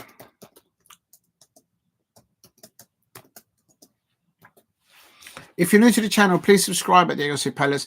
It's the last few minutes here in injury time, and Manchester City are still winning 2-0 over Leicester City. Newcastle United are still winning 2-1 against Brentford.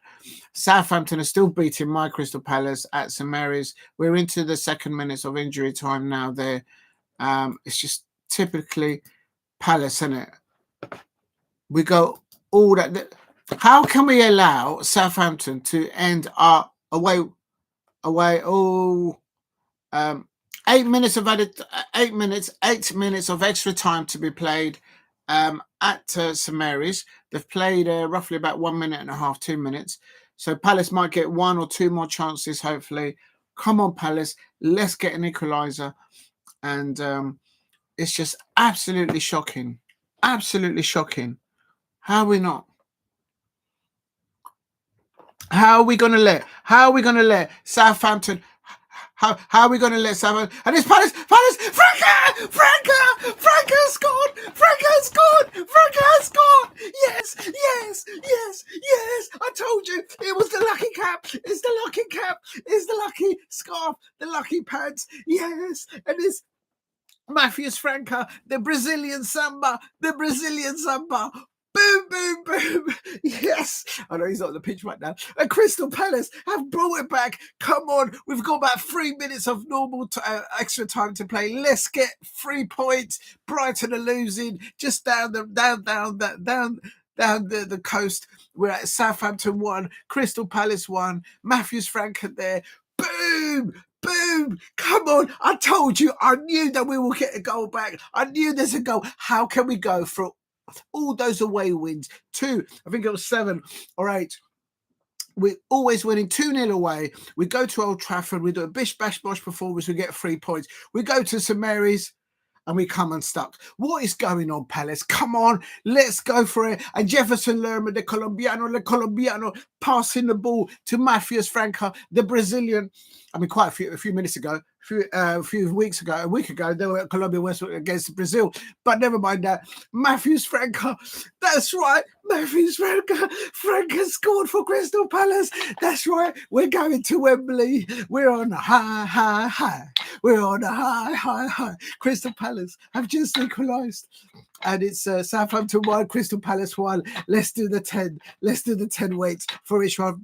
Darwin Núñez has just come on for Liverpool. It's still Liverpool 1, Everton 0. Diogo Jota's come off. Please hit like and subscribe at Diego C Palace. Come on, Palace. Let's get the winning goal. Let's get the winning goal.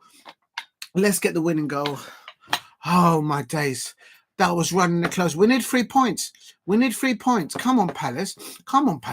You know it makes sense. Let's get the next goal. Let's get the winning goal here at the end. Come on. We can do this. We shouldn't be dropping points against Southampton. Do me one. Come on. Unbelievable. Let me just put this into the... Oh, my days. We just start to make it difficult for ourselves, or what? 90 minutes... 90 minutes plus how many minutes? 4 minutes that was roughly. And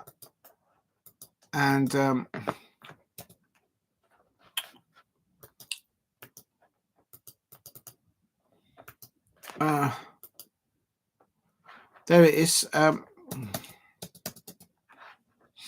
And that's a goal there for Matheus França. Oh my God, we do make it difficult for ourselves. Oh, Eddie Nketiah's just had a shot on. Oh my God, he's so close. He misses the top right corner. Just like that. A lovely assist there by Ben Chilwell. Oh, that was the one. That was the one for us to win the 3 points. Eddie Nketiah's had 2 opportunities there in the second half. Oh, you got to score there, lad. But a good attempt there. It is.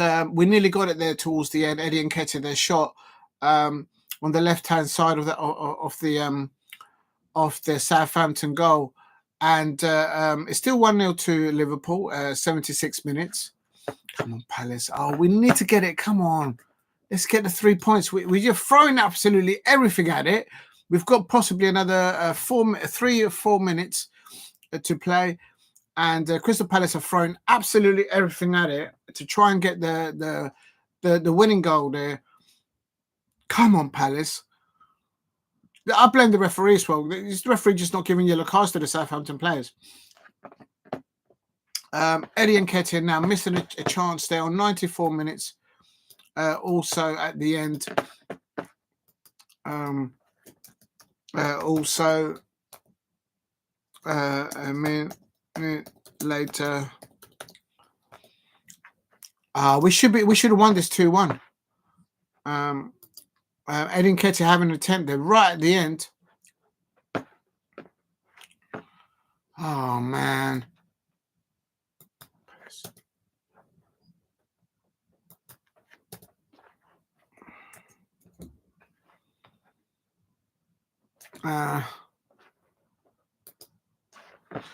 Please, if you're new to the channel, please subscribe at Diego C Palace. And this is Crystal Palace have just won a free kick here with DIEGO C that has been fouled. Come on, Palace. Come on, Palace. Come on, Palace. We're literally on the last minute of extra time. We've played eight minutes. So we might be able to get something off this. I don't know. Come on, Palace. Liverpool still winning 1-0 against Everton, 78-79 minutes. But I have to say, Palace, we just make it difficult for ourselves. Brentford nearly equalising there against Newcastle United on the last few minutes.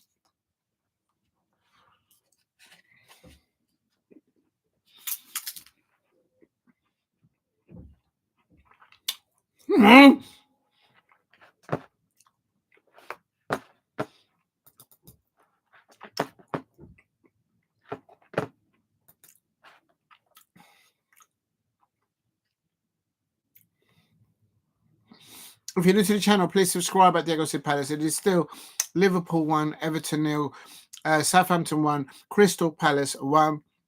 Nketiah just had a wonderful opportunity in injury time to make it 2-1 to Palace, but to no avail. It is full time. Bournemouth 1, Ipswich Town 2. So big 3 points for Ipswich Town. Bournemouth, their manager, looks like he's on his way to Tottenham Hotspur. Maybe that's what's caused that. I wonder if all this speculation of Oliver Glasner linked to RB Leipzig has had something to do with this, because it's just, Liverpool nearly scoring a second goal there.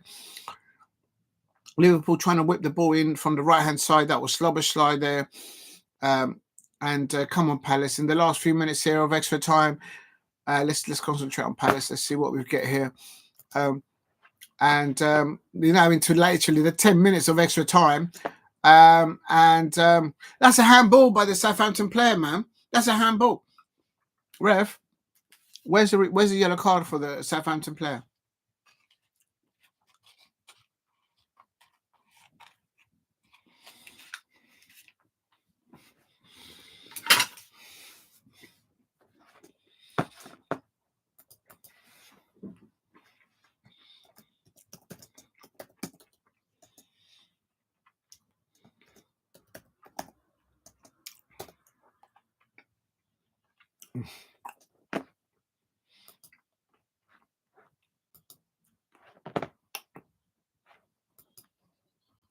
Yes, nearly.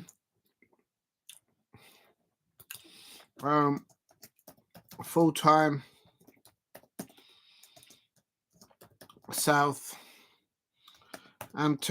Southampton 1, Crystal Palace 1. Unbelievable.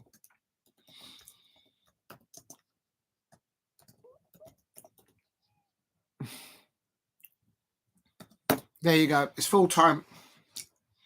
Unbelievable. Right, let's concentrate on the now let's do the Liverpool game. So let's concentrate. I'll come back to the Crystal Palace game later on.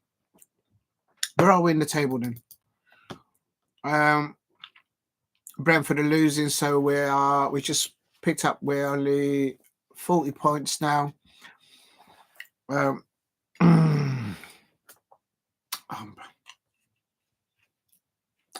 Brighton has scored. Have they? No. Aston Villa just scored a third goal, so that's only good news. Brighton have lost 3-0.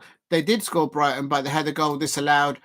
And Marcus Rashford getting the first goal, and Marco Asensio assisting on the last goal and scoring the second goal for Aston Villa. And so Aston Villa back to winning ways, and Crystal Palace are flopping against Southampton. This is not good form for the FA Cup. Not good at all. Please hit a like and subscribe at Diego C Palace if you are new. And there I can see pictures of the Southampton manager there giving a handshake to Oliver Glasner.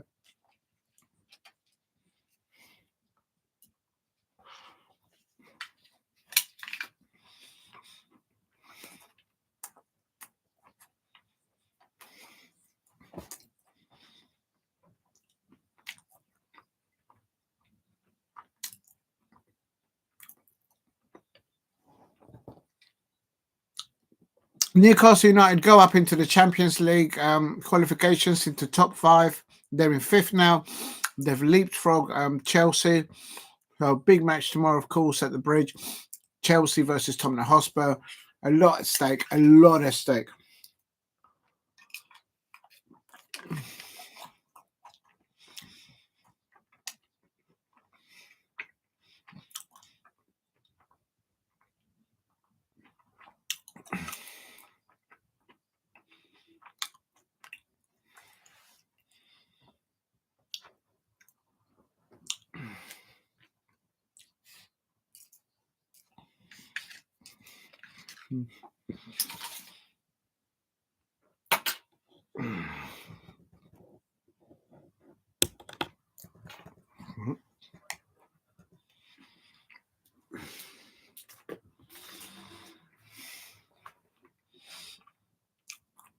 Right.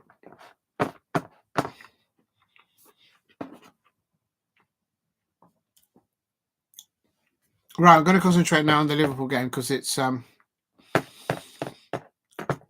I wasn't really hungry before I started this because I've actually eaten, and because people were eating in the chat, I got the nibbles. I went and got some food. There's Marcus Rashford. There's a close-up of Marcus Rashford. He scored his first Aston Villa goal in the Premier League. Of course, he's on loan there from Manchester United, and I think that's his first goal in the Premier League in Aston Villa colours in their shirt. They're basically utilising. Unai Emery is starting to unlock the Marcus Rashford that everybody has seen before. Game by game, game by game, and they're utilising his attacking threat down that left-hand side, and he's unstoppable at the moment. And so I did say it before he moved to Aston Villa. I said that there's still a player there, so they just need to find something that lets him play on the pitch wherever it is, so we can all see it. But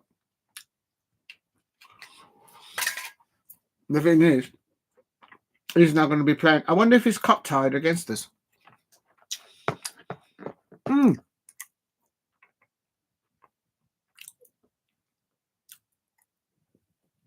If Marcus Rashford played for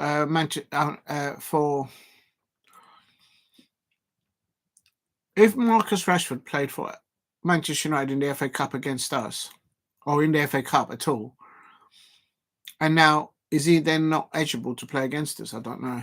I wonder.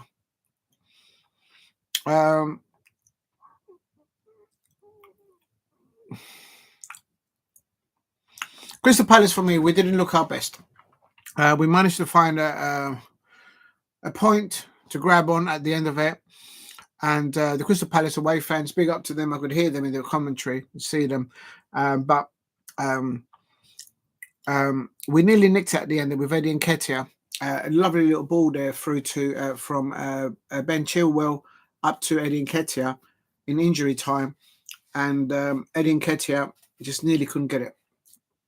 Couldn't nick the second goal. He had another opportunity actually before that. So there was chances there for both Eddie Nketiah and for Jean-Philippe Mateta before he substituted him, came on for him. But for me, it's just digging deep now. Liverpool now.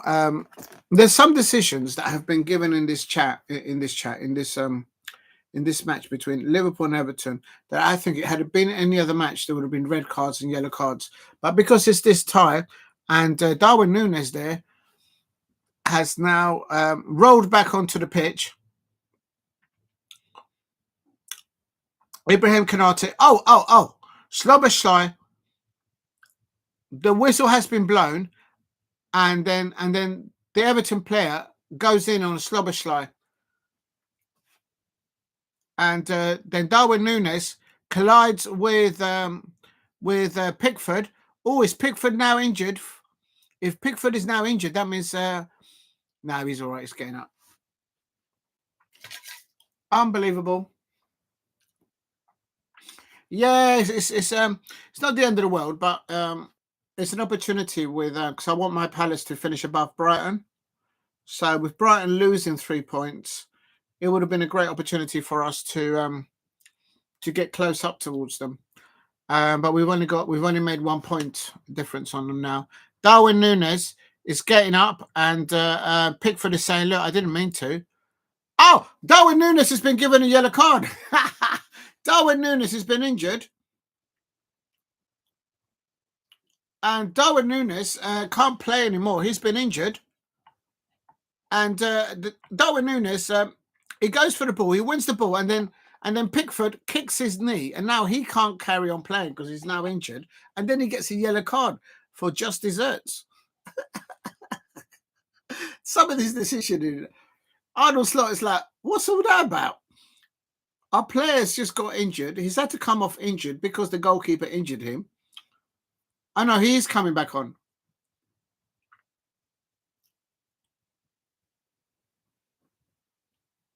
There's still time. I mean, we've still got 88 minutes on the clock here.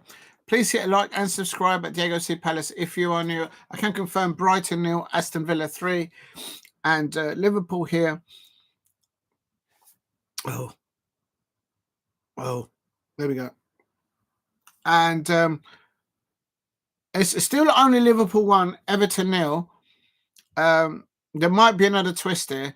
I think in the first half, Beto should have scored that opportunity for Everton, and they should have gone in half-time 1-0 up. But there has been some challenges on the Liverpool players that I have to say, in any other match, the Everton player or any player of any team, they would have got a red card or a yellow card. And Curtis Jones there at the end of it. Yeah, Damos. Yeah, no, I believe it. They threw the end. They threw the kitchen sink at Southampton right at the end, from what I could say. And Eddie Nketiah had 2 wonderful opportunities, but he just couldn't get it in the net. Good link-up play in the last right at the end between Ben Chilwell up to Eddie Nketiah. And before that, I think it was Jefferson Lerma who passed it to Eddie Nketiah. Yeah, it's like the first half, the first 30 minutes, Crystal Palace players, for me, felt like they're already on the coach on the way to Wembley. And they've got to shake that off. They've got to shake that off.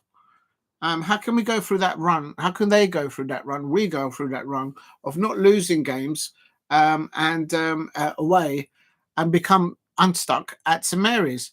My prediction was Crystal Palace to win 2-0. But when I did my predictions last night, I was like, I just had a hunch. Maybe I jinxed it, that they were going to score. Because of all the speculation with Jurgen Klopp, the ex-Liverpool manager now at RB Leipzig, trying to make all this news and doing all of this rabbit about how he wants to bring Oliver Glasner to RB Leipzig. Why isn't he trying to get in Arsenal slot? Why is he not trying to land Arnold Slot from Liverpool?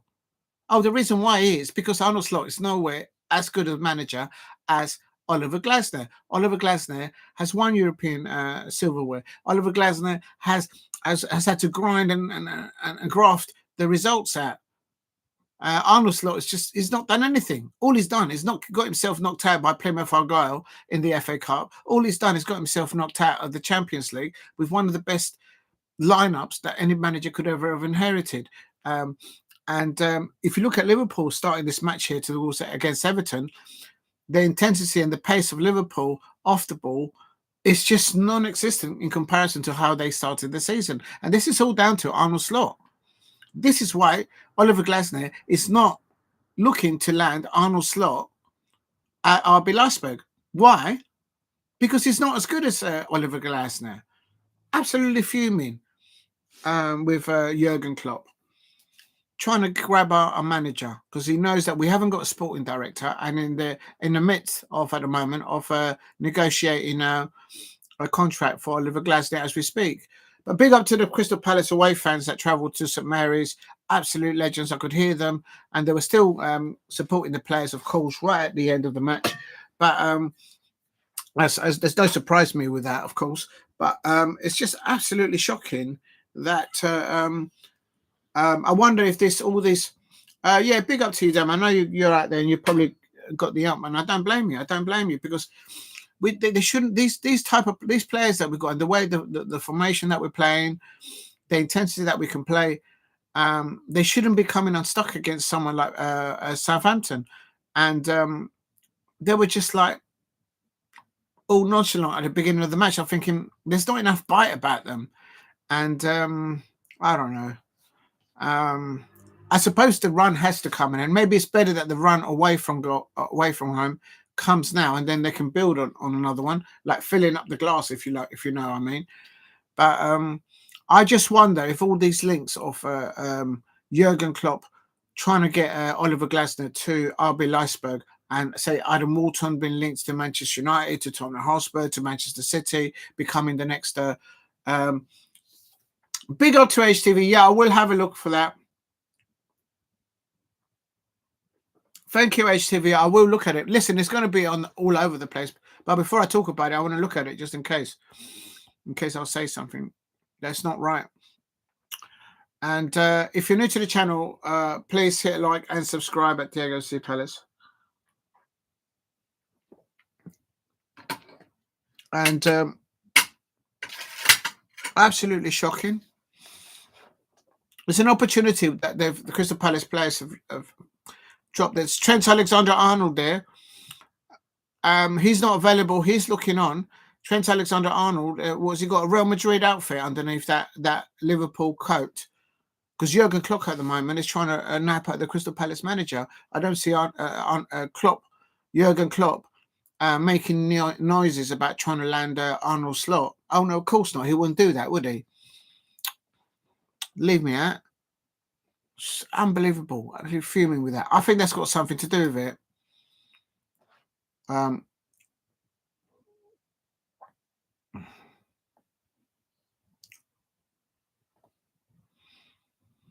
It's Liverpool now. We're on 94 minutes, 6 minutes of added time. And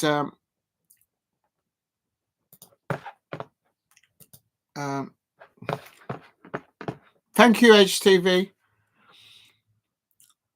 And the Everton fans are trying to push their players at Anfield to try and get an equaliser. If there is an equaliser here, that might be a game changer. Pickford is coming up. How Pickford didn't get sent off for that kick on Darwin Núñez, I'll never know. Darwin Núñez got the ball past him, and then he kicked him in the legs, took both of his legs, and he doesn't even get yellow. And Ashley Young gets in there, and it's why is the referee blowing a whistle for? Oh, is it the end of the match? Oh, Kelleher was fouled. The Liverpool keeper was fouled.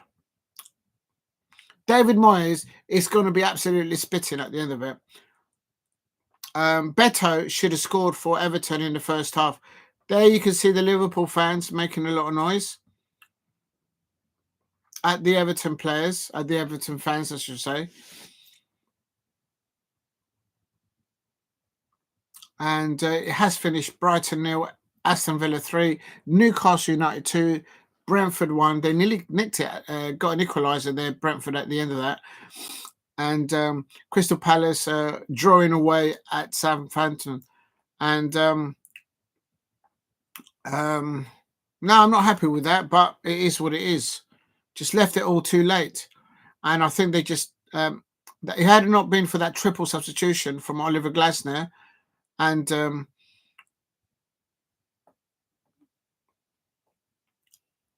6 minutes are up, and Arnold Slot there is giving encouragement to his players. There's Diogo Jota and Mo Salah there on the Liverpool bench. I think they've done enough. I think Liverpool have done enough here. But really, that could have been a draw. That should have been a draw at least, because that opportunity. Look at early doors in this match between Liverpool and Everton. Beto, he beat. Yeah, they've done it. They've done it. And Arnold Slot goes over and gives a handshake to David Moyes. It is what it is. But Liverpool go back to 12 points ahead. It's the Premier League title for them to lose. And Everton's unbeaten run under David Moyes now comes to an end. It's full time. full time.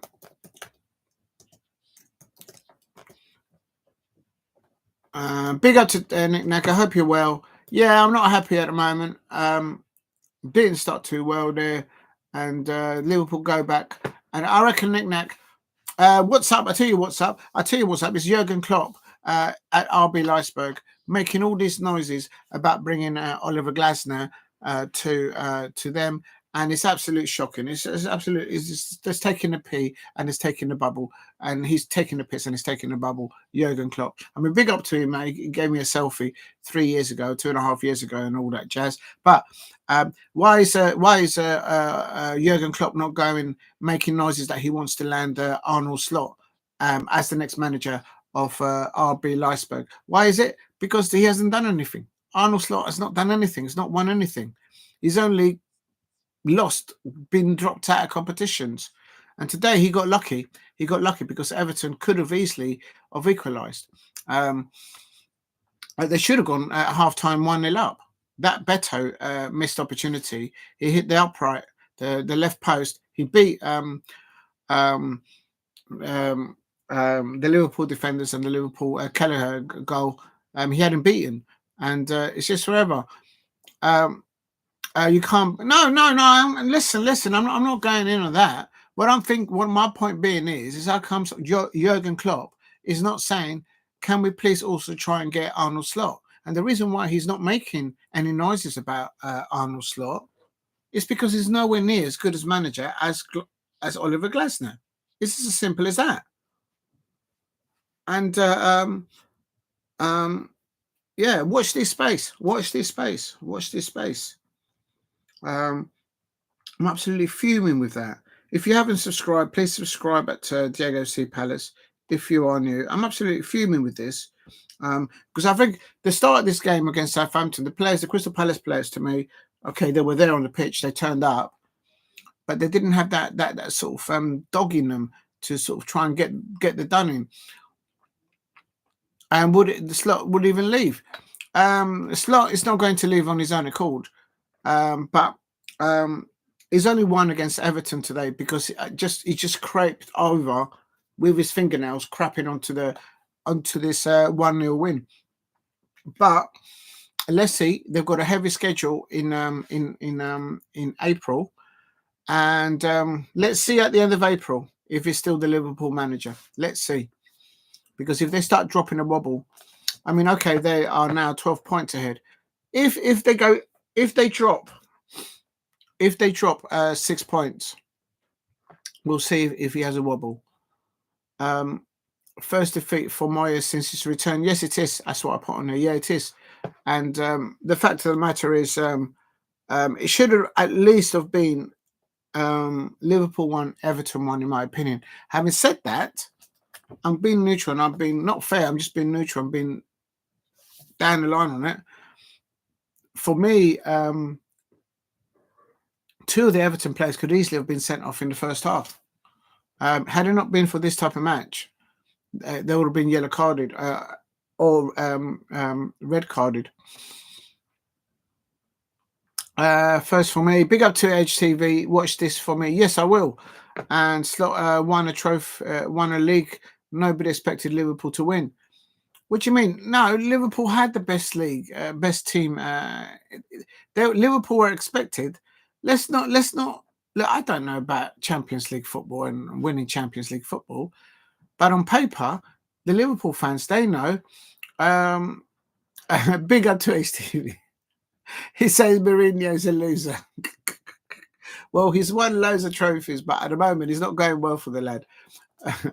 I know. How did Tarkowski not get sent off? Listen, Nick Nack, had it not been because it's Liverpool versus Everton at Anfield, that's why some of the decisions were not. It's inconsistency in refereeing decisions there all day long.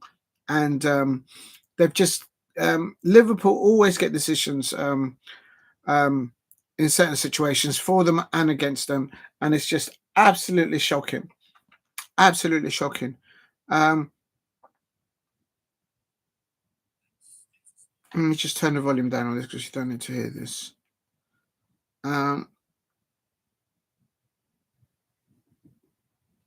And big up to Jason Chimbini. Moan.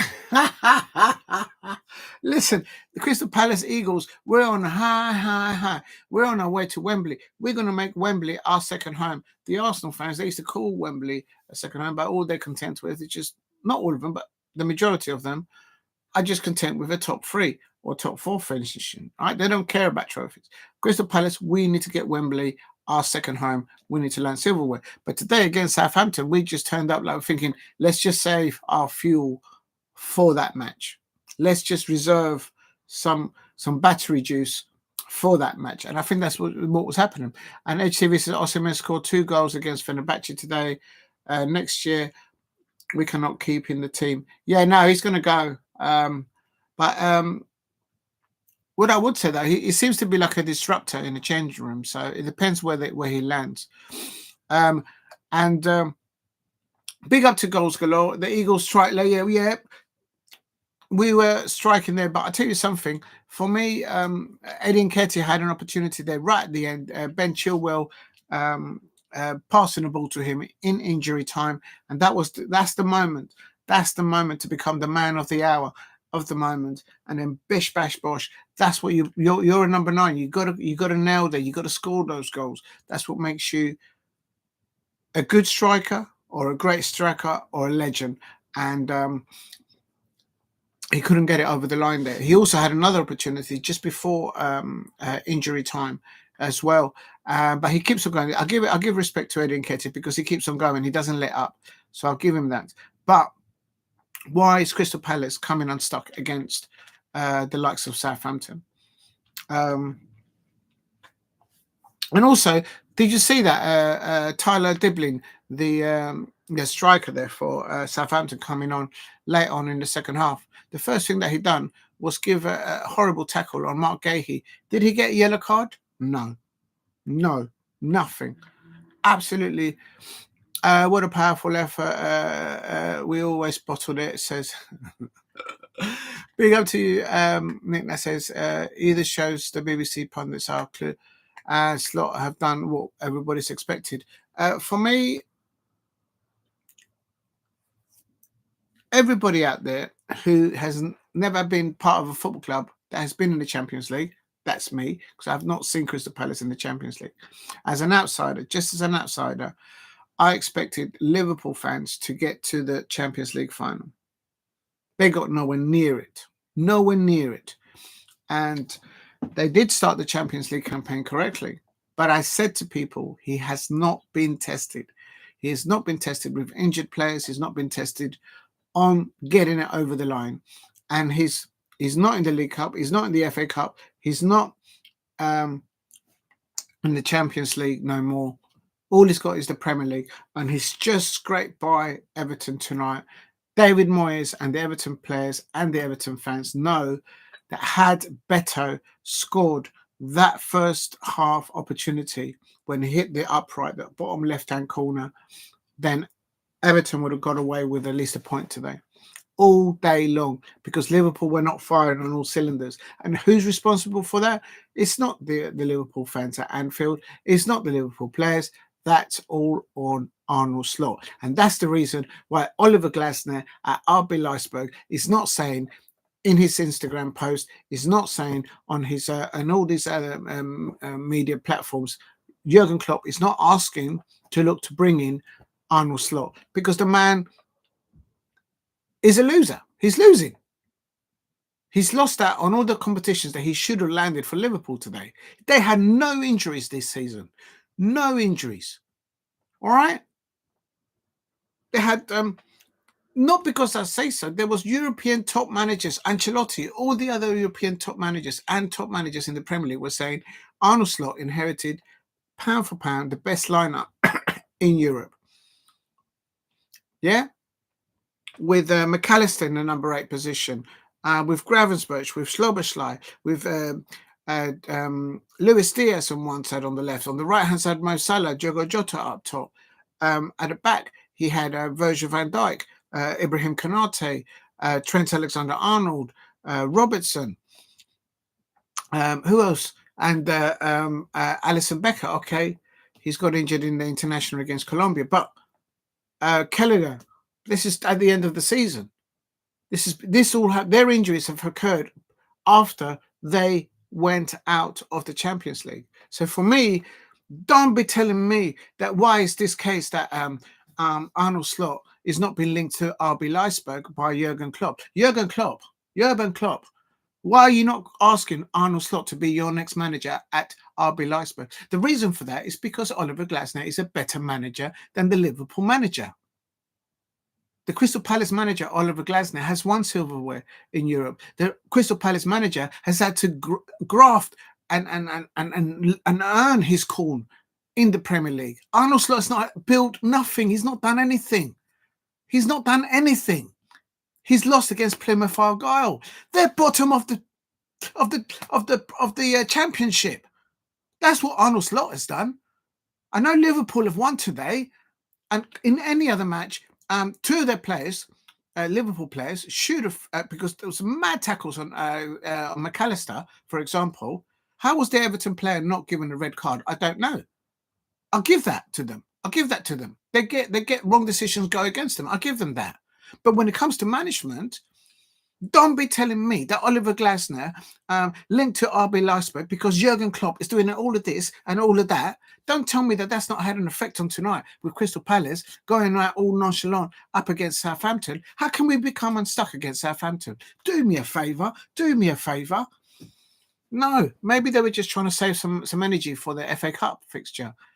But I tell you something, we've got a better manager than Liverpool right now in Oliver Glasner. Arnold Slot's not been linked to any other football club. I tell you something, if today they just scraped by Everton. They just scraped by. They're lucky to get those 3 points, and they know that. Well, they've got a heavy schedule in still in April, even although they're out of the Champions League. Well, let's have a look and see where they go. If you know, you know. I haven't looked at it. Sorry, I was going off on one there, but it just really annoys me. It really annoys me.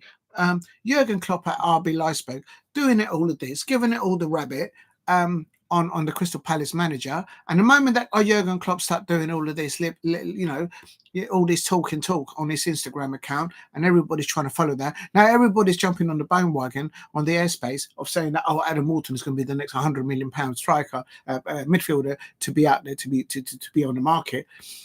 You know, on one hand, I've got Manchester United fans. On the other hand, I've got Tottenham Hotspur fans, and definitely Manchester City fans as well. On my chin, they're going, can we have a bit of peace? Can we have a little bit of Adam Morton? And it's like, what happened today? Adam Morton starts, and within 15 minutes, this referee gives Adam Morton a yellow card. No, I'm not having it. I'm not having it. No, I'm not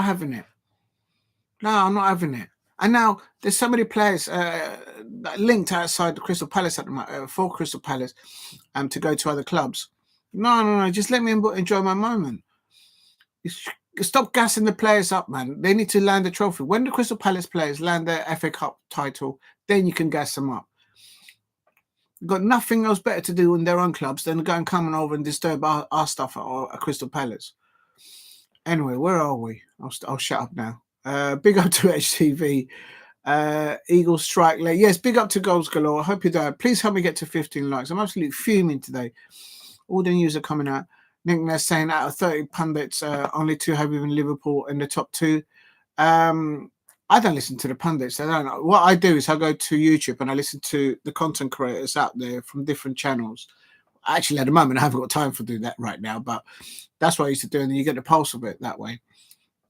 They don't always get it right, but majority actually do get it right. But the pundits are there because they're earning a living there. There's nothing wrong with that. I wouldn't say no to it. If you get a couple of meal there, go get some prawn sandwiches, have some a nice canapé of vino, and and you get paid for it, and just have a few words. You wouldn't knock it back, would you? But so I just I don't pay attention to it. I might listen to it, but paying attention to it, no way. Was a powerful effort. We always bottle it. Still have a point. What a novelty. Nick, this is a point. If you're talking about Palace, it's not good enough. We should have got 3 points. PSG were too good for them. And that's another club that's coming in for JP apparently as well. It's just unbelievable. In the derby, how on earth did Tarkowski stay on the pitch? Red all day long. Your thoughts? Absolutely. This is another thing. Big up to Goals Galore. Go and subscribe to Goals Galore out there. Listen, it's because it's Liverpool versus Everton, and where it's Everton versus Liverpool, and we all know what happened last time with Decore going over to celebrate in front of the Liverpool fans and all that jazz, and Slot getting suspended and fined and all that. This time, the referee, in my opinion, it's not so much that he bottled decisions. There was no consistency. Read what the actions of the players are doing, and then you got to officiate in respect to that. You got to everything else outside that, what happened in the previous match, what pressure you've been put on by the Football Association or the PMLO and all that jazz. You got to put that aside. Referee of what is happening there in front of you. And in the first, by half time, Everton should have been 1-0 up by half time, but Everton could easily have had 2 of their players sent off, easily. So that's who's in charge of the match? It's not the managers. To a certain degree, it's the players, because that's how the matches develop and evolve in the first half. But the person in charge of that is the referee.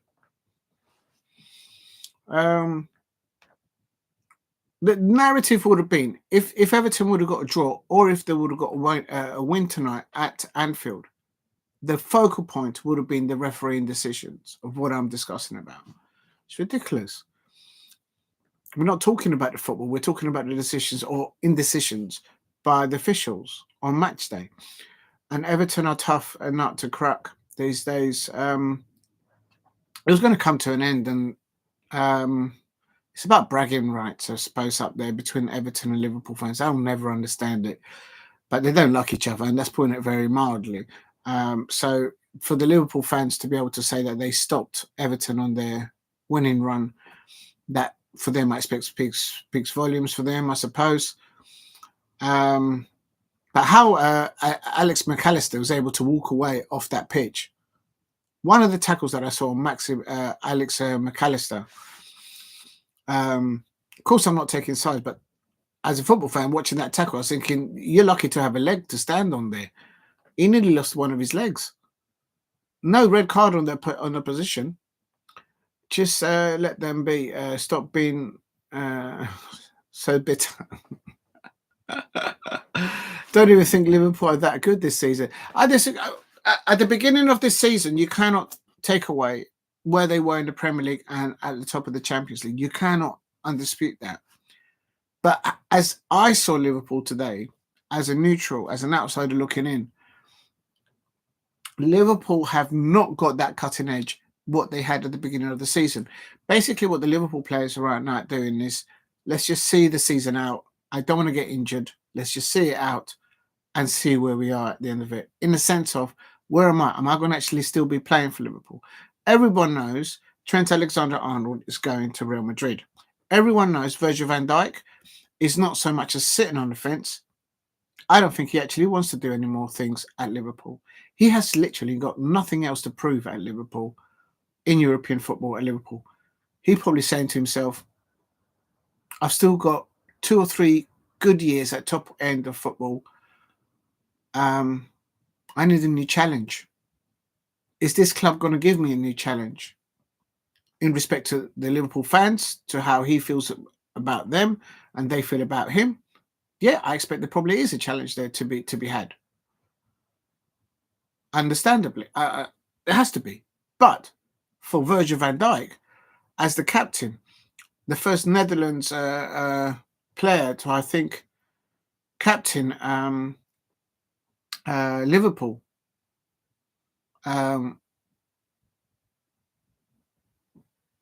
has he got more to prove at Liverpool? I think the road has come to an end. So he's another one that's going to go. Everyone knows that Mo Salah is going to go to the Saudi League. So that's free. Who else? Luis Diaz. You saw what he was doing today down that left-hand side, creating balls, crossing balls in, doing everything that he can for the team. He's one of the least well-paid players at Liverpool. He's getting paid crumbs if you compare what Luis Diaz gets paid to Mo Salah, to the players that he's playing alongside with. He's getting crumbs.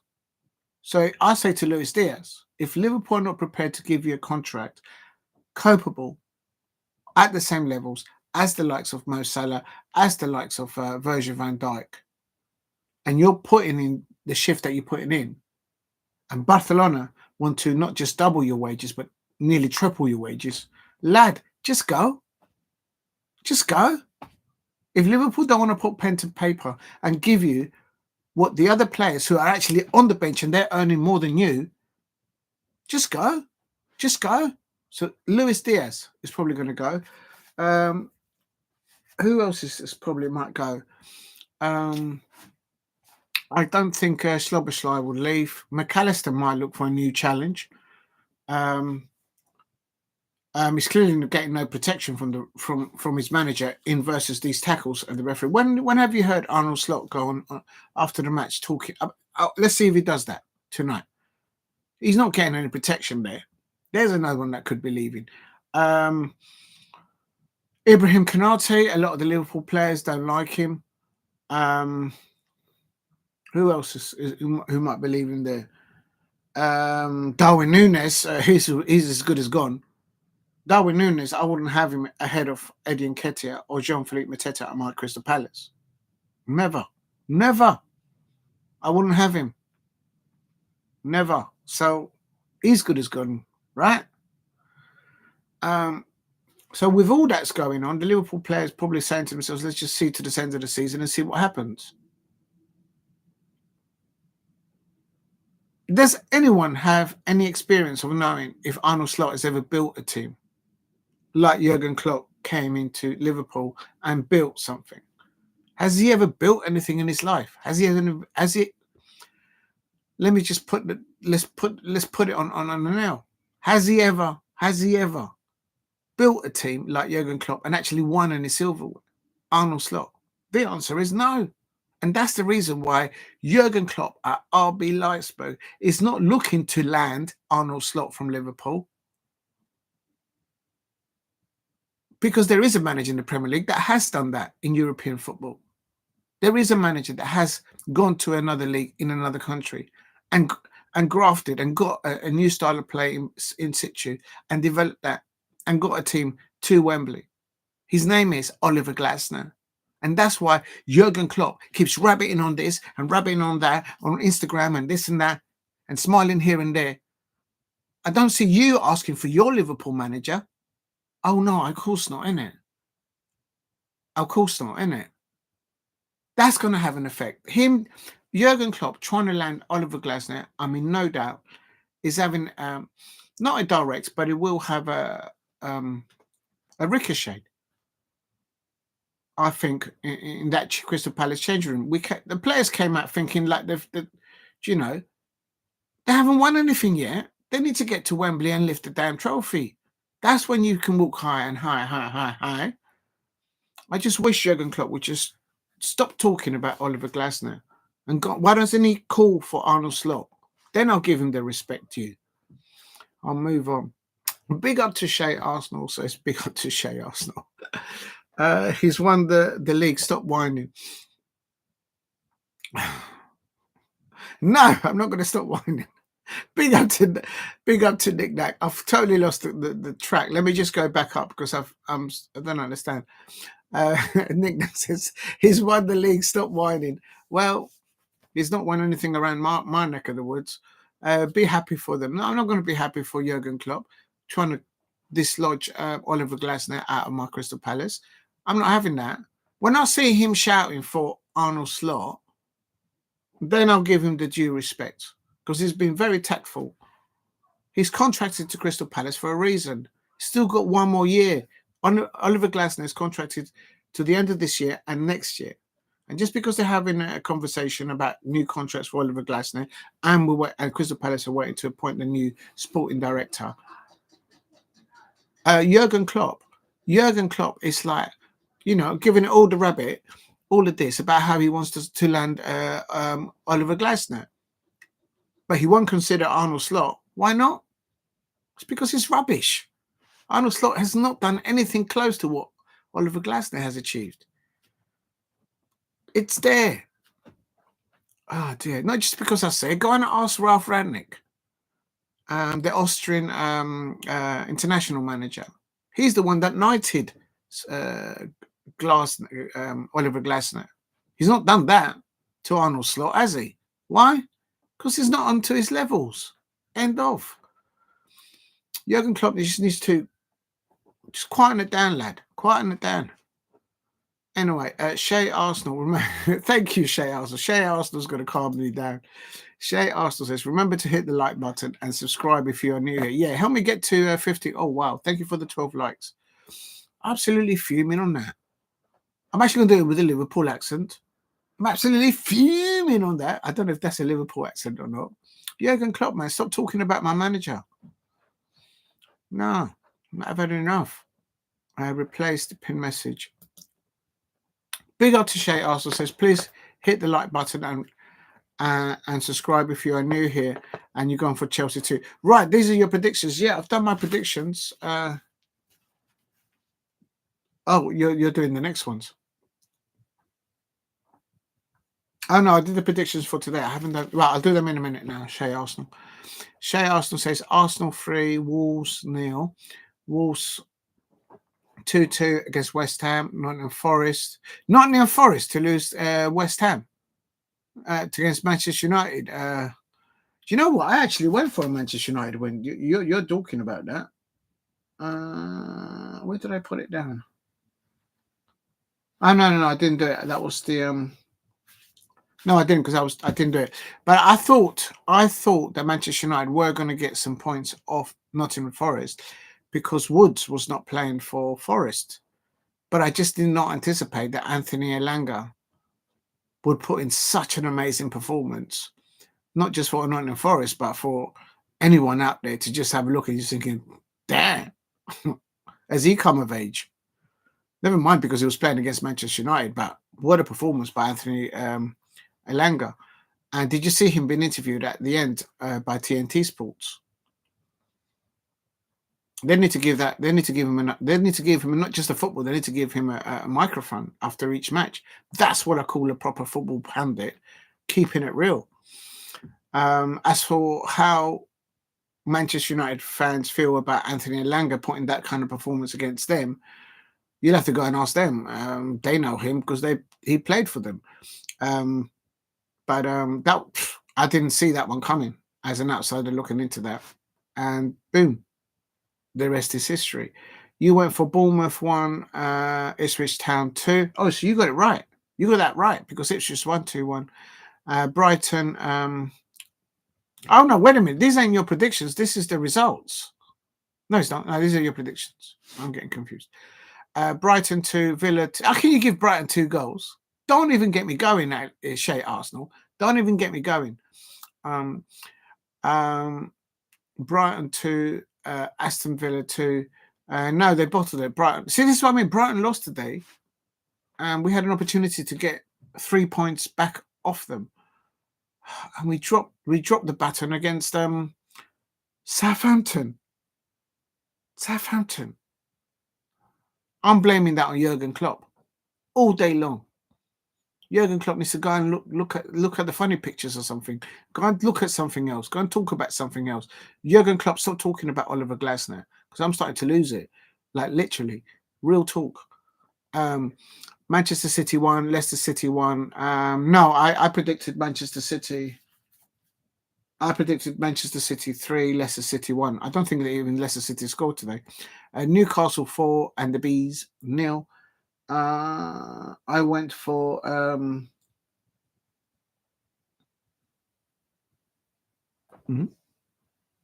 Newcastle. I did put it down. Yeah, Newcastle. I went for Newcastle 2-0, and I think it ended Newcastle 2, Brentford won, and I think Brentford nearly got an equaliser right at the end of it. Newcastle are up to 5th place, so they're in the Champions League. And jammy Chelsea fans, and that's right, I said jammy Chelsea fans out there, they're out of the top 5, which means no UCL. So tomorrow's match against Tottenham Hotspur, OMG, there's going to be some scenes. You know, if I was Tottenham Hotspur fans, you just need to remind the Chelsea fans what Fulham fans did to them at the Bridge only about 2 or 3 weeks ago. If you know, you know.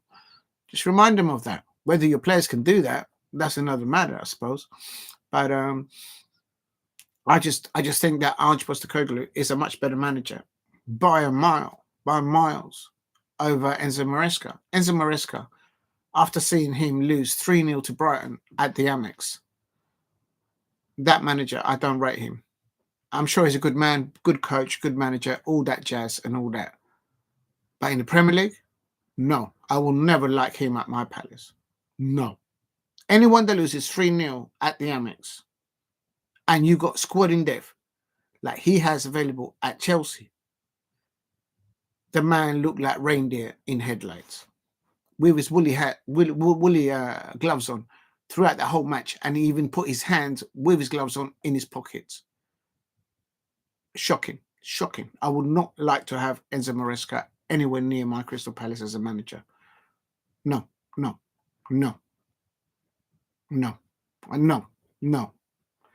Anyway, that's for tomorrow.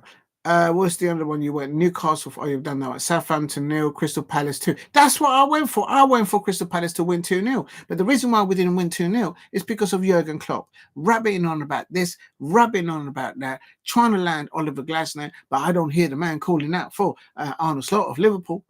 Shit, I don't hear nothing from Jurgen Klopp about saying how he would like Arne Slot at RB Leipzig. Why not? Because Arne Slot has not achieved anything. He's not won anything. I'm not being over the top here. I'm just being real about it. What has he done this season? He's lost to Plymouth Argyle in the FA Cup. Plymouth Argyle are bottom of the Championship. That's why he's not calling for Arne Slot to be the manager of RB Leipzig. He will get sacked himself the next morning if he did that. Do me a favour. Jurgen Klopp, stop talking about Oliver Glasner. Just stop it. That's the reason why we dropped 2 points today. I'm putting it on Jurgen Klopp. We'll talk. Fed up with it. Managers linked to here, managers linked to that. And the other worst scenario is that if Arne Slot doesn't do a wobbly, because they just scraped by Everton tonight. If he now starts to have a wobble, like Mr. Wobble, like Mr. Blobby, and he becomes the next Blobby, there's only one thing that's going to happen, and if Oliver Glasner when he lands, the Eagles, because we're on a high on our way to Wembley, Liverpool going to come in for Oliver Glasner. Oh God, my head hurts. Anyway, knick-knack is not moan. It's moan. All right, okay, let's move on. He says, would you rather City or Arsenal won the league? No, I want Crystal Palace to win the league.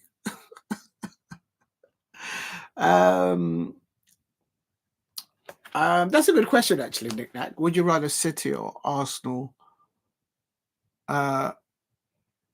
win the league? Out of them two and Crystal and not Crystal Palace and so you're saying, would you rather City, Arsenal won the league?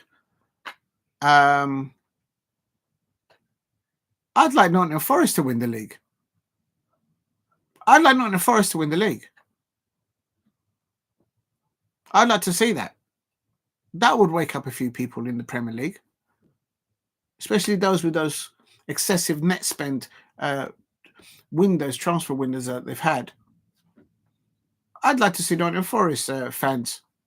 If it was out of Liverpool, City, or Arsenal and Nottingham Forest, I'd like to see Nottingham Forest. But you asked me City or Arsenal.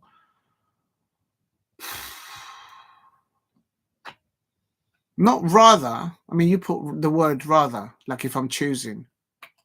I can predict. And I think out of those two, Mikel Arteta's got absolutely nothing on Pep Guardiola. Pep Guardiola is the manager of trophies, not just in the Premier League, but across Europe. Mikel Arteta couldn't tie his shoelaces. He might be his pen pal, and they might be earning on the same wages and all that jazz. But you cannot put Mikel Arteta on the same level as City. Okay, they've got Saka back. It'll probably be City. I think City will have a better opportunity to win it over Arsenal because of the managers that are in situ. Pep over Arteta. Arteta's been there at Arsenal for over 5 years or 5 years and a half. The man spent over £1 billion of net spend, and the man, well, Crystal Palace, we're going to take Wembley. We're going to make it our second home. Arsenal, they're just happy with third or fourth. Just been in the Champions League. That's their trophy. Do I understand that? No. You need to go and talk to an Arsenal fan if they like it. If that's what they like, that's what they like. Some of them do, some of them don't. You need to go and talk to them. Don't talk to me about that. But you cannot tell me that Mikel Arteta has anything on the levels of Pep Guardiola. Let me give you another example. If Mikel Arteta goes to Spain and manages a football club in La Liga, and he goes there and he spends 5 years and spends over 100 million sterling. So if we're talking euros, that would be 150 and thereabouts million on euros. And he doesn't land a trophy in 5 years, that man is not going to be employed by that football club in Spanish league. Why is that acceptable for Arsenal fans, for their football club? Don't ask me, go and ask them. But Pep Guardiola has never done that mistake. He's never done his apprenticeship that way. That's what I'm trying to land on that. I hope that makes sense. So to answer your question, not that I prefer either football club. I just think City will edge it because they've got Pep Guardiola all day long. Mikel Arteta is not at the races with that. He wouldn't know how to get. He hasn't got past over the first hurdle.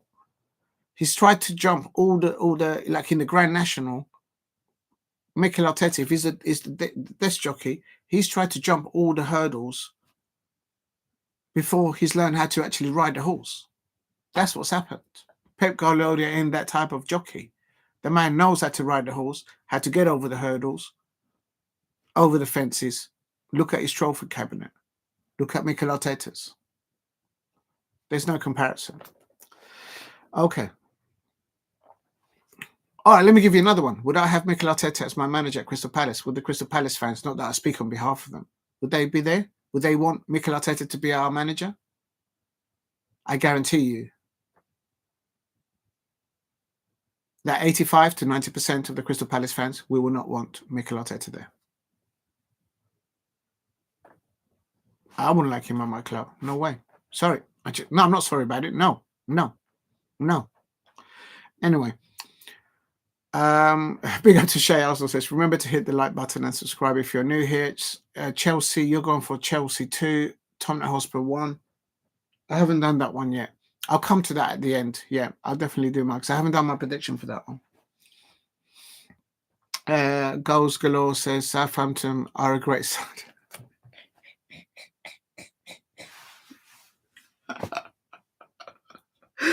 Oh my days. Guys, subscribe to Goals Galore. He does the best content. And I'm not doing this with a little bit of salt.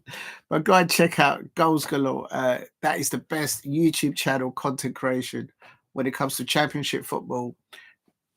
The Swans. I can't be angry with the Swan, man. How can you fall out with the Swan fan? You know what I mean? Us birds, we need to stick together. If you know, you know. Oh, shit. Southampton are a great side. Listen, man. I'm telling you, how can we just... It's all on Jurgen Klopp. I'm blaming Jurgen Klopp because he's turned Oliver Glasner's face there. And the nickname says, we can beat any club in our day. Trouble is, it's never our day. I think I can't remember what club you support. I'm getting confused. But yeah, that's a one way of looking at it. No, man. When Daniel 90 is saying hashtag Eze to Tottenham. No. And this is what I'm talking about. You got Tottenham Hotspurs on one hand. We got Tottenham Hotspurs trying to handle the ball on one side. It comes to Eberechi. Then we've got Manchester City fans, up there trying to hold on to that situation there. I'm hearing Chelsea fans now coming at the woodwork saying, "Oh, they won't mind a little bit Eberechi there, no, because they don't want to get Sancho down that left-hand side. Man costs too much." Shit, no. Anyway, Tottenham Hotspur fans, look what happened to it. You see, this is what Tottenham Hotspur fans do. They've been talking for the last 2.5 weeks. They've been talking on a high about Iraola of Bournemouth becoming their next manager. They've already chucked Ange Postecoglou, who's trying to get them, these Tottenham Hotspur fans, to the Europa League final. And while that's going on, the Tottenham Hotspur fans have been little whispers here and there, trying to get Iraola, the Bournemouth manager, to land at Tottenham Hotspur. And if that doesn't happen, then they'll make do with Mauricio Pochettino. Hey, man, that's a no-brainer, right? Look what happened tonight. Bournemouth lost to Ipswich Town. They lost to a tractor. And their tractors went at the protest to save the farmers. This is tractors. Was it at Bournemouth? It was at Bournemouth. We all know what Bournemouth did at home to Manchester City this season. The tractors, they drove all the way to Bournemouth and they got themselves 3 points. And that's all on the Tottenham Hotspur fans trying to sign Iraola. No, not mistake about it. Big up to you, Daniel, though. I hope you're doing okay. What was the score for Crystal Palace? Big up to Shay. Crystal Palace were on our way to victory against Southampton before we got to the stadium at St Mary's. But because Jurgen Klopp keeps rabbiting on about how he has feeling hot about Oliver Glasner to land as the new RB Leipzig manager, the man's dislodged the whole damn thing. Jurgen Klopp, stop talking about my manager, man. No need. Go and talk about the Liverpool manager. Oh, yeah, no, you won't, will you? Why? Because he's rubbish. Man just scraped by at Everton today. Be a good game next season. Swans versus the Saints. Listen, I'm in your corner all day long. But if you keep rooting the Saints, in any case, the Saints, apparently they didn't originate from there. Apparently the Saints is the nickname for the rugby club St Helens up in the north. And the word on the street is that the Saints, that nickname was first originated at St Helens in rugby league. So yeah. Galore says 1-1 Shay. Yeah. Smash and grab. You can say that again. That's all because of Jurgen Klopp. Jurgen Klopp's still talking about the Crystal Palace manager. Go and get yourself the Liverpool manager, Arnold Slot. Oh, yeah. He's not good enough for your club at RB Leipzig. Right. Let's hold on to that moment. Let's hold on to the moment. Shay asked us, okay, Nick-Nack, VR will be making a groovling apology tomorrow, like they always do. Yeah, I mean, I don't know how much, with what I'm saying about Arnold Slot, I don't know how some of his players didn't end up on a stretcher today, because some of those tackles that Liverpool players endured, I was like, that's a red, isn't it? No, it wasn't. So it's like, pff. Oh, here we go. Here's Crystal Palace boss speaking to Sky Sports on I'll come to the Oliver Glasner in a minute. See, I'm putting Oliver Glasner in a second. I'll put in the chat first. Big up to you in the chat. Useless twat, says Nick next. Your Palace cost me a bet, says Daniel 90. Listen, Daniel, I never bet on or against my Crystal Palace because it's just throwing the money. No, I tell you what, go to the supermarket, get yourself some Eagle food or get some swan food and go to the park, and when you see an eagle flying by, throw the food to the eagle. If you know, you know. Or go or feed the swans in the park. That's better usage of your money. Come to think about it, instead of betting on Palace, why don't you bet on Daniel Levy getting the right manager at your football club to get you a trophy? There you go. Send them an invoice. Yeah, sending nothing, mate. I'm an eagle. I can just flap my wings and go fly, fly, fly. I'll fly away. Goals Galore says, as football fans, all we ask for is consistency. If they can't get consistency with the use of VAR, the thing is they're not using VAR. But go on, VAR, all this technology, then there's no hope. There is. You're right. You're on the point there. The thing is, the referees don't utilize VAR. They are dependent on VAR. Why do we have linos no more? Why do we have linos? Linos don't make a decision on what's onside or offside. They don't. If there is a dangerous tackling or anything like that, when have you ever heard that a lino has pressed a button or whatever it is that they do, and they make a crucial decision and say to the referee on the pitch, I've just seen something, you need to act on it. You don't see it. I don't understand why we have linos no more. Just get rid of them. All you need is a magnetic rail on each stadium to go up and down the line. It's simple, right? And as for referees, if they are so dependent on VAR, why are we having referees? I reckon in about 10 or 15 years, don't be surprised. Don't be surprised if FIFA and the football organizations, they introduce a drone. The technology now exists to not have any referees or any line zones. The technology right now exists to just have a drone flying up and down, perhaps 2 drones flying up and down the pitch. And with AI and with the technology that's available, boom, you get an instant decision like that. Okay? So the way they're going about things right now, because the referees are not making the decisions themselves, but they are dependent on what VAR technology gives to them. They're doing themselves out a job. And it's going to ruin football. That's the way I see it. Don't be surprised between now and in 10, 15 years, you won't have linos. You'll have 2 drones going up and down the pitches.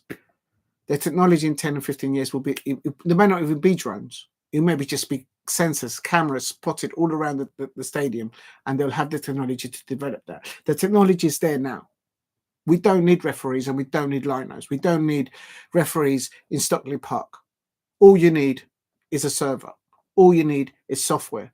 All you need is AI. And on the pitches, all you need is sensors. Being spotted around the stadium, get them online, boom. And you get an instant decision like that. Do I want that? No. I want it to go back to how it was before. When the wheel was created. You know, the round wheel? Okay? 2 linos, 1 referee, and a 4th official.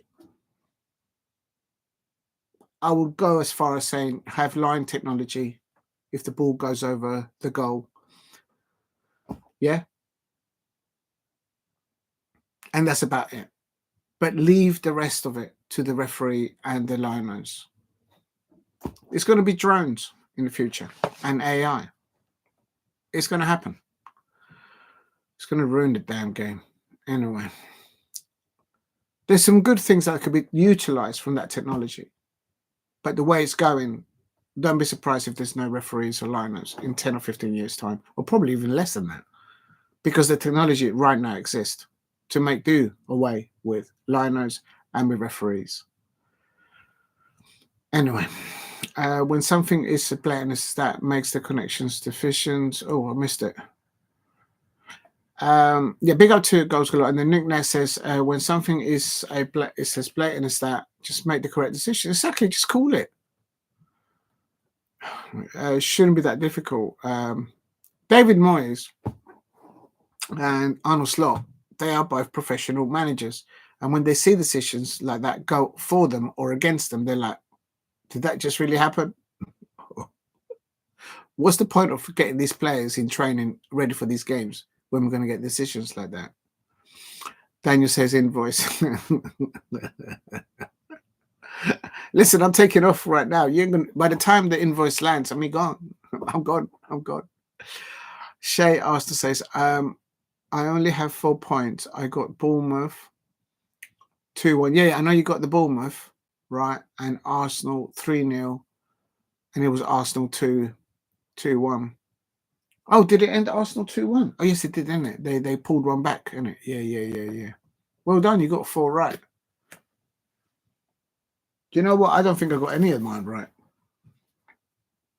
I didn't get anything right. I got predictions of what teams were going to win, but not the exact scoreline. I was way off it. I blame Jurgen Klopp. I'm blaming everything that happens between now and the rest of the season. I'm blaming it on Jurgen Klopp and the Liverpool fans for not calling it out on my account as well. Jurgen Klopp, please stop talking about Oliver Glasner. Why don't you try and land Arnold Slot? That's what you need to be talking about. Shit. Anyway, same with Salah. He'd been brilliant this season, but today he had some good runs and good opposition there on the opponent. He had a few one-on-ones there, headers and little shots there on the right-hand side, but Pickford was in the right position and he saved them. I saw a few of them, and he had some officiating decisions that he was like, hello? Yeah, overall, they don't look like a winning title side. Yeah, at the moment, they didn't. But they scraped it through, and they got 12 points advantage. And remember that both... no, it's only Arsenal that's in the Champions League, isn't it? Aston Villa's still in the Champions League, isn't it? That defence excluded is dire. I think Ibrahim Konate is a good defender, but a lot of the Liverpool fans, they don't like Ibrahim Konate. That's what worries me, is that no wonder there is talk that they're looking to land Mark Gahey. And when clubs like that come for players like Mark Gahey, I wouldn't begrudge him going to Liverpool. It's a club that's going to be in the Champions League. It's going to look to win Champions League honours and Premier League titles. So I wouldn't take that away from Mark Gahey. But what I would say is to Mark Gahey is the club, I wouldn't say no for him to go there. It would upset me, make no mistake about it. The fan base, if he leaves everything in training, leave everything on the pitch for playing for Liverpool, those Liverpool fans will appreciate that and will back your corner when you leave everything on that pitch. Mark Gahey does like a strong challenge here and there. Make no mistake, and that will go a long way with Liverpool fans. But what I would say to Mark Gahey is, do you really want to go to Liverpool when they've got a manager of the levels of Arnold Slot? Who is the one that develops you? Is it the fans? Is it the club? Or is it the players that you're going to be playing with in training and on match day? More importantly, who's the manager putting all that together? And I just don't see it. I don't see Mark Gahey saying, yeah, I want to play for that manager. I want to play for Arnold Slot. I just don't see it. I don't see it right now. If he didn't do that with Eddie Howe at Newcastle, why do you think he's going over to Arnold Slot? That's the way I see it. They're 12 points ahead, but we all know how ahead we're in the Champions League in that table, and then when it came to the knockout stages, Arnold Slot wobbled it. He lost it. He's fuming that Klopp had his teeth with the nutter this week. Goals galore. You can get me in trouble now. Listen, today's draw against Southampton, I'm pointing that 100% on Jurgen Klopp. I'm not hearing Jurgen Klopp calling to sign for RB Leipzig, Arnold Slot. And why? Because he's not good enough. I wouldn't have him at Palace. He's already ruined football. The ref will always be there, though. He's a bridge between the players and the technology. Not the way technology is evolving. And there's big money to be earned from it. How can I put this to you? The technology that's available right now out there can bring extra inward revenue opportunities for the game. And money talks louder than common sense sometimes. That's what I'm saying. And there's no stopping fights breakouts. When have you ever seen a referee stop a fight? It's always the players in the benches, because they know that if they don't get in between them. This is an example. At the previous fixture, it was Curtis Jones that went over to grab Decore to pull him away from celebrating his Everton equaliser at the end of the match against, not his goal, but the cross that he did. But basically, you get my point? So it was Curtis Jones that went over to pull Decore away from the Liverpool travelling away fans at Goodison Park, because it was disrespectful. It was going to kick off. And what happened? For some reason, the referee gave Curtis Jones a yellow card. I was like, he was in the right. He was doing what you should have been doing, ref. So the players can do that for themselves. Can you imagine that? I get your point, though. Getting exact scoreline isn't easy. No, it's not. But I got most of the people who won, though. I joined on the predictions. I got 2-1 bang on. Oh, you got 2-1 bang on. Arsenal. What did I go for? I went for.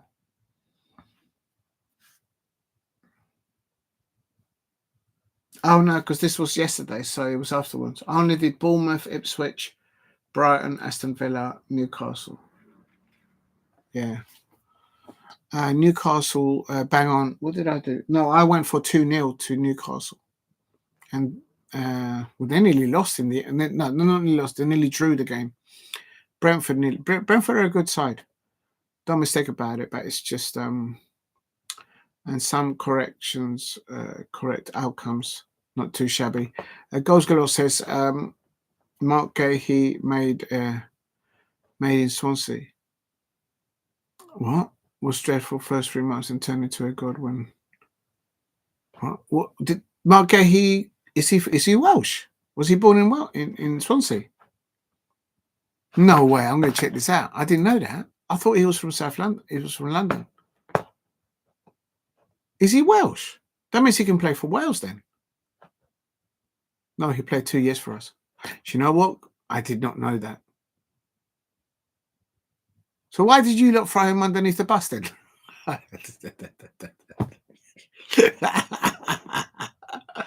Oh, from Jammy Chelsea. This Jammy Chelsea. That makes sense. Even in those days, they were signing so many youngsters and they just loan them out. Chelsea have got players in pockets all over the place. I nearly Googled that because that would have got me. I always thought that he was bought. He's a Londoner. Yeah, he was loaned at Chelsea's. He was loaned, was a loan, and if we wasn't lost our playoff, we will definitely have come to Swansea and not Palace. He was ours.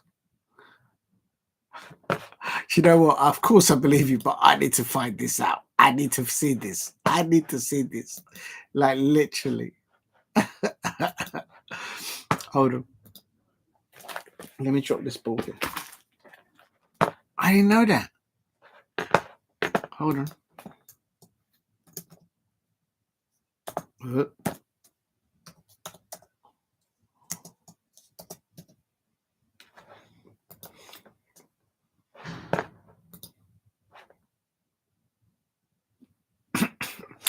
Oh shit, yeah. Cool, isn't it? Not once, but twice. He didn't score any goals for you lot. He had 12. Well, he's a defender, but he was there for 12. 12 appearances in the 1921 season, and 2021 season, 14 appearances, and then he came over to us. Oh, but wait a minute! It wasn't Swansea City in the top leagues back in the day. I remember when you had Wayne Routledge and company and all those people. Okay, I will.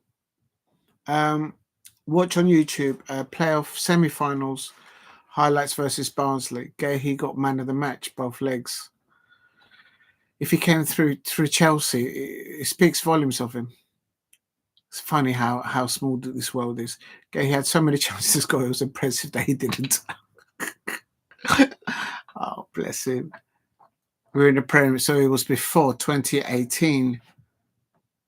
Okay, so basically, Mark Gahey was on loan to you lot after you win the Premier League, and then you came down. Yeah, in the season 2021. We're in the championship since 2018. Yeah, that makes sense. You make sense. Yeah. It's difficult. It's difficult to get out of the championship. Believe me, I've been there and done it. And then to get a foothold in the Premier League or in the then back in the day First Division, it's so difficult.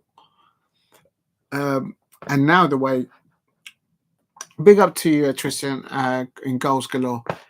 I'll tell you something. I didn't know that about Mark Gahey, but this is the geminus of Chelsea. So he knows your neck of the if he played there for all those nearly 2.5 seasons, he will know well.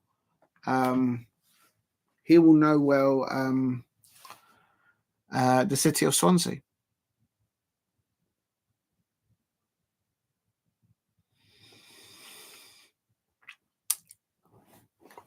I do know that it was. I'm pretty sure it was Dougie Freeman that brought him back. Steve Cooper on the day before our playoff final versus Brentford was having a job interview at Crystal Palace. We had Conor Gallagher on loan as well. The year before he went to Palace on loan. Do you know what? There's like a little bit of a round circle here. So the players are getting snapped up by Chelsea. And then what Chelsea are doing is they're not really interested in getting these youngsters to obviously get towards the first team at Chelsea. But it's about getting them on the books. And number one. And number two, automatically they've been on loaned out to places like Swansea City and other football clubs alike. And even when they sign for a new club, like Mark Gahey signed for Crystal Palace, my understanding is that should Mark Gahey wish to leave Crystal Palace, I think there is a clause in his contract that Chelsea, if you like, have a first nibble at it. They don't have the right to sign him first, but they have a nibble at it. What that means, I don't know, but something like that. Chelsea loaned Reece James out to Wigan, where he really made his name. Well, this is the thing. It's just the things that it's not just about a pecking order of bringing the youngsters through.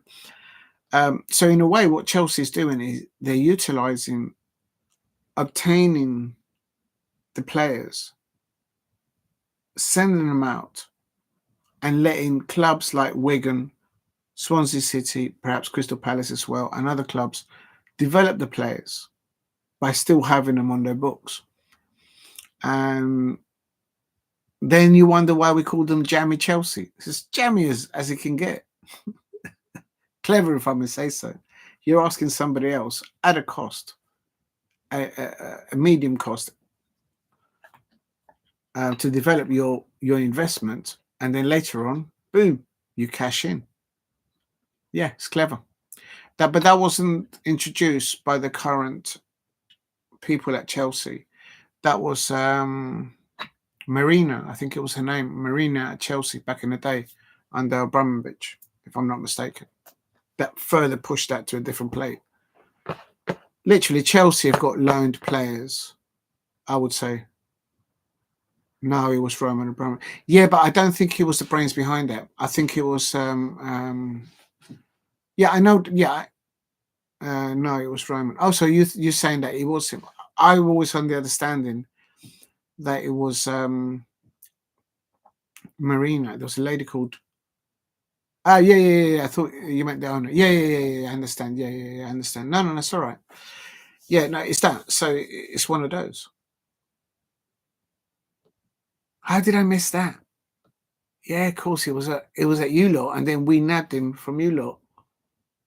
So that means I wonder if it was Dougie Freeman that was going to Swansea City as a scout or with the scouts, and he thought, we'll have a bit of this.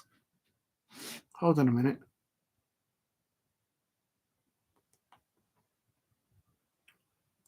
On the 18th of July 2021, Mark Gahey joined Crystal Palace on a 5-year contract. It was reported to be then, in those days, an £18 million, making our third most expensive signing behind Christian Nketiah and Mamadou Sakho. It was also reported that Chelsea had included sell-on incentives and the right to match any offers made by Mark Gahey in the future. That's the bit that I was talking about. So I think that still remains the case. So if Liverpool want to come in for Mark Gahey, instantly they're going to have to better the conditions for him, I suppose, for him to be going play for Liverpool, better than the conditions that Mark Gahey might have whilst playing for Chelsea. What madness. The year Brentford went up,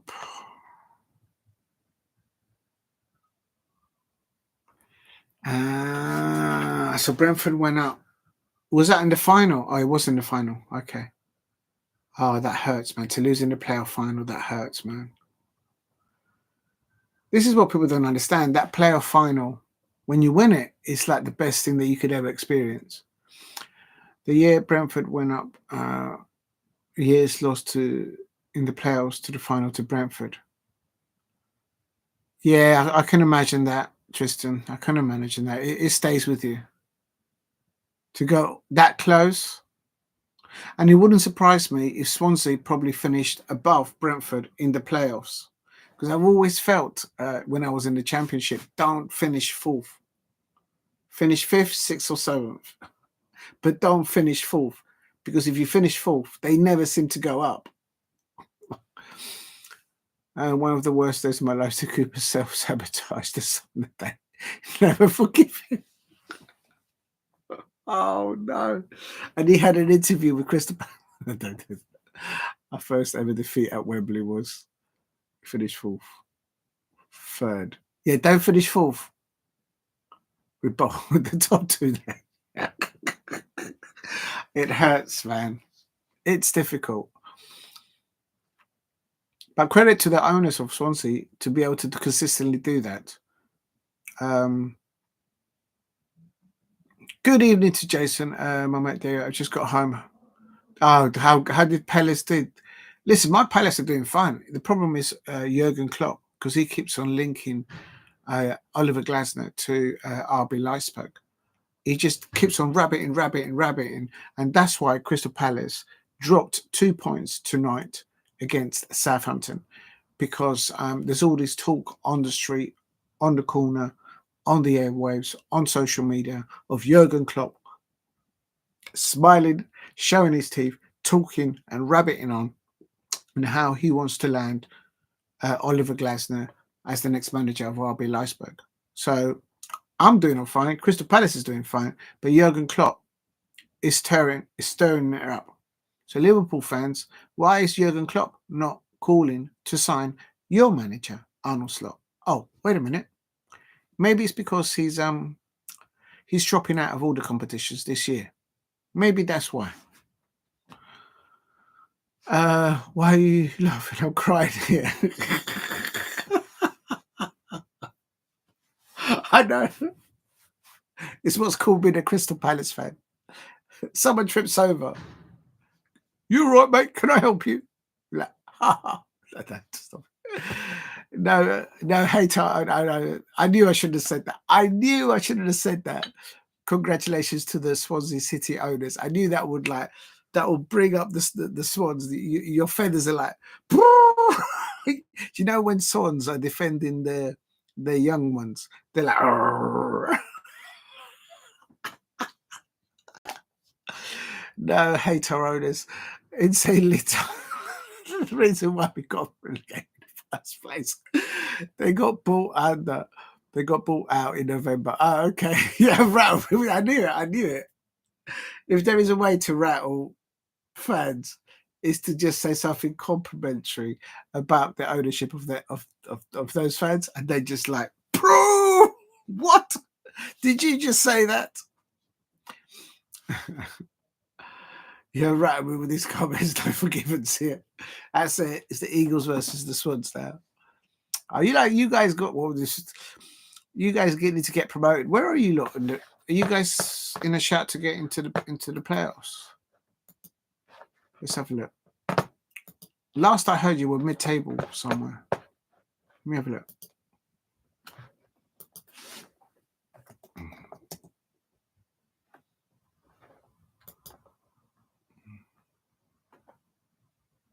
Oh no, you're too far down.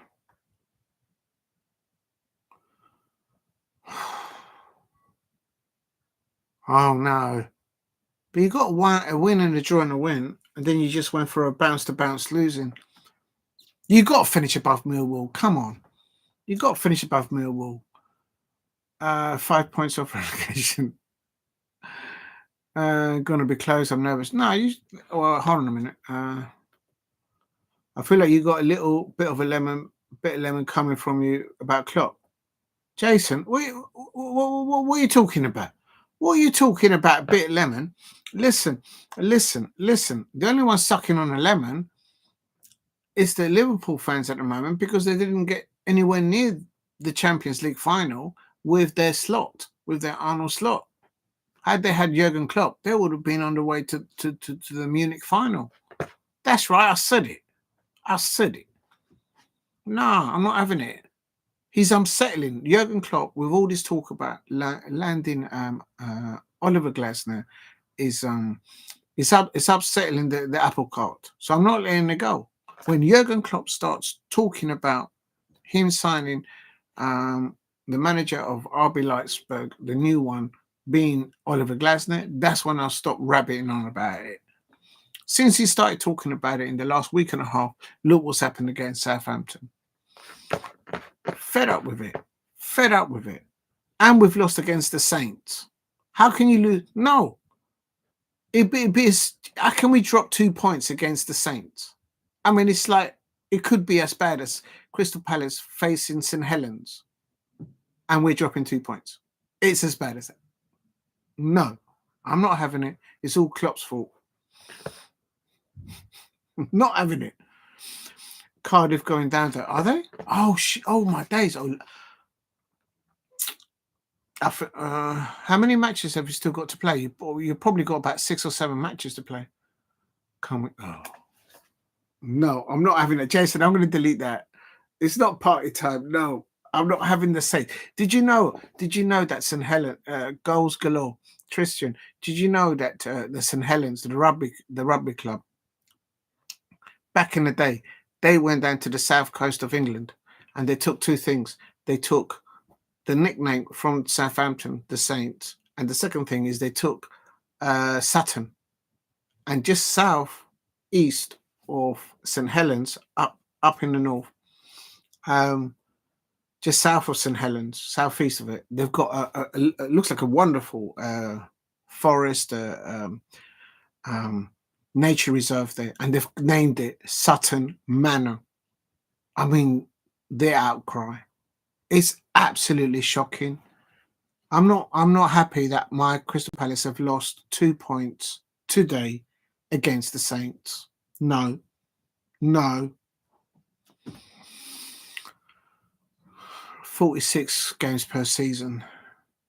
Yeah, you've only got oh no, you're running out of time. Yeah, no, yeah, you're right. Swansea City, you're not going to get. You still got an outer chance to finish above Millwall.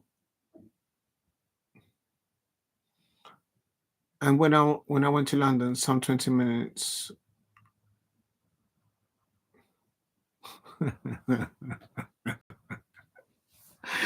Goals Galore says, and when I went to London some 20 minutes ago, and I took your weights, 2 points. They dropped earlier. Look, you know what? I was so infuriated with that because basically, look, my weights are coming off. Look at that. It's so bad. And this is all on Jurgen Klopp. Jurgen Klopp. Unbelievable. Stop talking about our manager. Then I'll stop talking about you. I'm telling you. Let's have a look. Where are you? Toughest week for Diego Sunday. Palace women lost. Saturn, Northern, and I can't believe I just said that loud. Saturn is a Northern. It's not Northern. Sutton is South. Sutton, biblically, it's been around longer than the Sutton Heath of North. Please. And Palace dropped 2 points against Saints.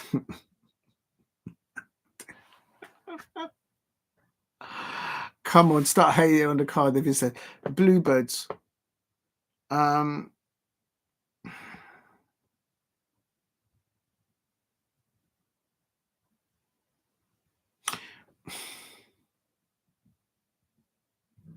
What I always find in the Championship is that at this stage of the season, there's one club just above the bottom three that just drops like a stone. So that's what I'm looking now. From Stoke City, Oxford United, Derby County, Hull City. Which one of them is going to drop like a stone? I don't think it's Derby County because they've got goals in them. They're not the best squad, but they're goals. I mean, look, they've won four games in a bounce. So I would say it could be Oxford United. It's between Oxford United and Stoke City. That will be Oxford. There you see. There you see. I didn't even see your comment. Oxford City. Derby won 2-0 tonight. There you go. Swans versus Derby on Saturday. Oh, I'm going to so troll you on that one. The Rams. I'm going to ram the Swans. Yeah, what's happened to Wrexham? Are they in this division? No, they're in the division below.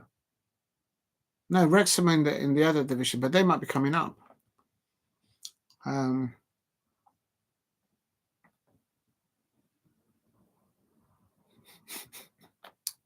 Yeah, Wrexham are in League One, I know. Yeah. Hold on a minute. Who are your last 3 matches? Hold on a minute. I can tell you what's going to happen to you lot. Oh, come on. Okay, Derby County is not going to be easy. Not that I know, but that to me, you're at home, you're against Derby County, and they've gone 5 or 4 wins on the bounce. But against Plymouth Argyle, come on, Swans. You got to get 3 points against Plymouth Argyle. Sunderland, they're already in the playoffs, so they're not going to be wanting to get any injuries. So you should get at least a point there. Against Hull City, I would say that's a difficult one. Because Hull City and Swansea City, that's a 6-pointer for relegation. So that's not going to be an easy one there. That will be like a grudge match. So maybe the referee will decide that. Oh, my days, you finish against Millwall. Oh, my days. You have to beat Millwall on the last day of the season. You have to beat them.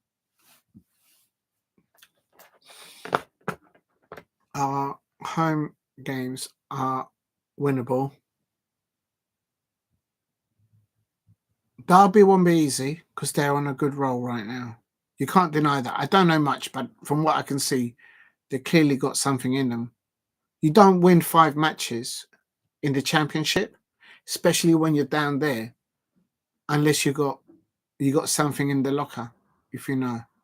So Derby County, I think that will be difficult for you lot. Plymouth Argyle, Sunderland, I think you'll get something. Hull City might be the difficult one. I think he'll beat Queen's Park Rangers. Yeah,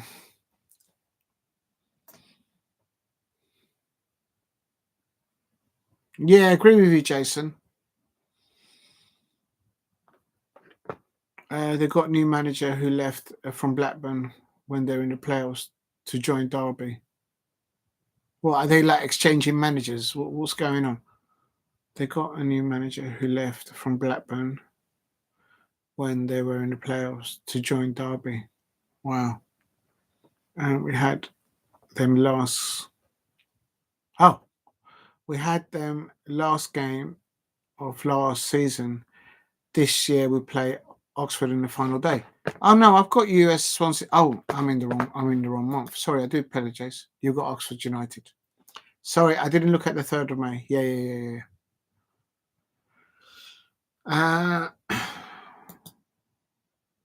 No, you hold on.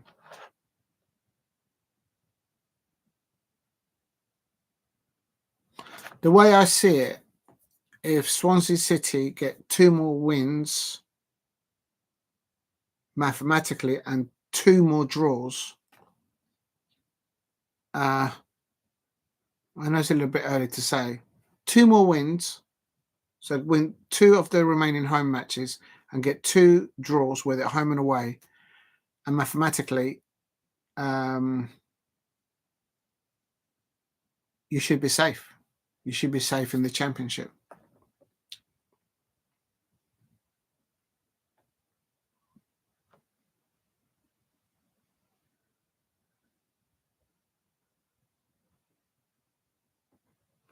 What?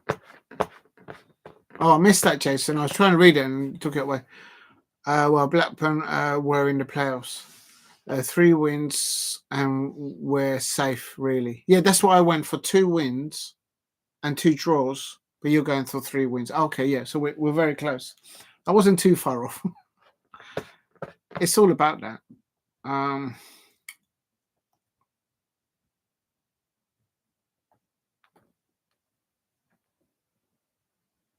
you still got to play Plymouth Argyle, Hull City, right, and Oxford, who are below you. That's the way I see it. No way. You got an interim manager.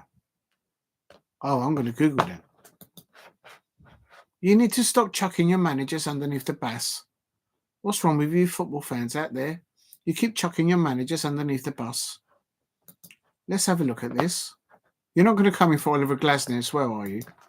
I'm going to lose it.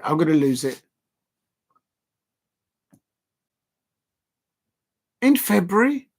You lost your manager in February and we're now in April and you haven't replaced him. So basically you're looking for a manager for next year now. There's a small town in Darwin. Yes.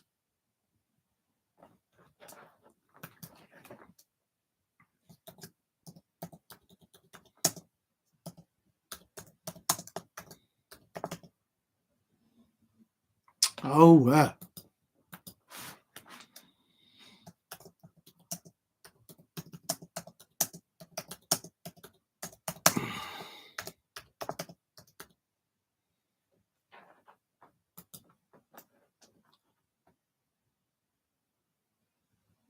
you got Michael Duff.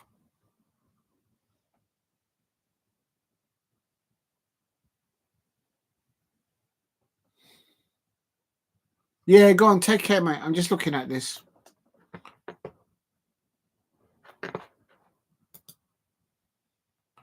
You got Alan Shearer, Eric Ramsey, Des Buckingham, David Gray, Lee Carsley, Stephen Gerrard. I don't think you could afford him. Jesse Marsh, Jesse Marsh is not leaving the national coach. That he's the national coach of what? Oh, I can't remember. He's a national coach out there somewhere. Canada, that's it. Yeah, you won't get him. I think Alan Shearer makes too much money from being a pundit. I will stay away from him. I will go for Lee Carsley. Yeah, Canada. Is Alan Shearer? Yeah, take care. Take care. Thanks for staying so late. Thank you very much. I appreciate your comments. That helps the channel a lot.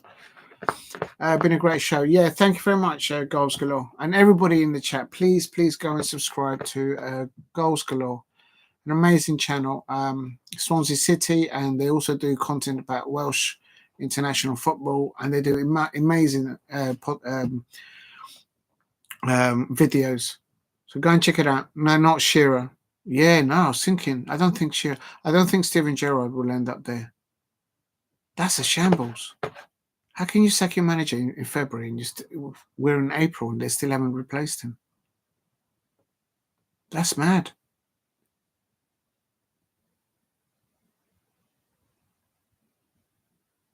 They've actually stopped doing rumours about it because, like, it's not going to happen, is it? They'll probably announce it towards the end of the season. Well, we are towards the end of the season, but it is what it is. Big up to everyone in the chat. Thank you very much for dropping in, everyone. Right, let's quickly. I need to go to the toilet. What do I need to do? I need to update the description because I haven't done it. Oh, man.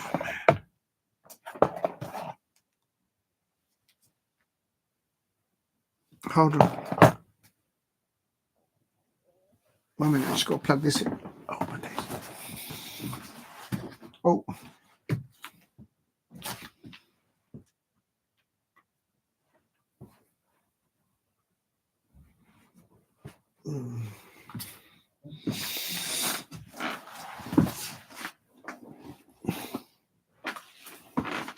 Right, here we go. Let me just have a look. Yeah, Jason, imagine that. Did you also know that when Blackburn play Burnley, it's buses only for the fans? Right, is it that bad? What? Why? I remember when I went to I remember stones being thrown at us, but it was only little kids. When we went up to Stadium of Light, Sunderland, but nothing much about that. It's. Let me just have a look. Hold on.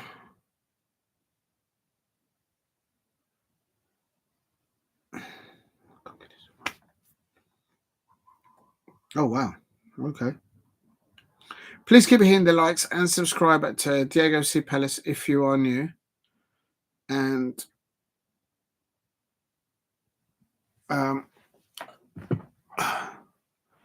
I didn't know this. That's good to know about that, Bob. Definitely, please go and subscribe to Goals Galore. It's a good channel. It's a wonderful channel, actually, in the Championship, and they do amazing stuff over there. Go check it out. I'm just gonna. There we are. I'll just pin it. And did you know that Blackburn play Burnley and its buses? Have I been to Ewood Park? No, I haven't. But they won the Premier League back in the day. They must be clearly close to each other then. Big up to Alicia. Alicia's back in the house there. Big up the Duck and the Palace getting a draw. Well, Alicia, it would have been more points for Crystal Palace, but I'm blaming it on Jurgen Klopp. And there's Liverpool fans. Jurgen Klopp can't stop talking about Oliver Glasner being linked to his RB Leipzig in the German Bundesliga. It is absolutely shocking situation that Jurgen Klopp keeps on talking about Oliver Glasner. So I'm blaming the fact that Crystal Palace lost to the Saints. I mean, how can you drop points to a club that has the nickname the Saints? I mean, no, it shouldn't happen. And No, I'm not having it. And it's down to the Liverpool fans, Jurgen Klopp, talking about Oliver Glasner. He wants him at RB Leipzig. Why isn't he talking about Arnold Slot? May I add? May I add that? I tell you why he's not asking. I tell you why Jurgen Klopp is not asking for Arnold Slot to become the new manager at RB Leipzig. Because the RB Leipzig fans wouldn't want that. They wouldn't. They don't rate him. Unbelievable. Big up to Alicia. Alicia, you look. Let's have a look at this. What's going on? Replace the pinned message. Big up to the Duck and the Palace are getting the draw. Yes, they're watching on. Let's give them a little spin. Let's give them a little spin. There they go. Let's give them a little spin. The horse is still eating the apple. If you know, you know. Cheers to you, Alicia. How do I get to your... You've changed your... Oh, here it is. Amazing. You look absolutely fabulous there, Alicia.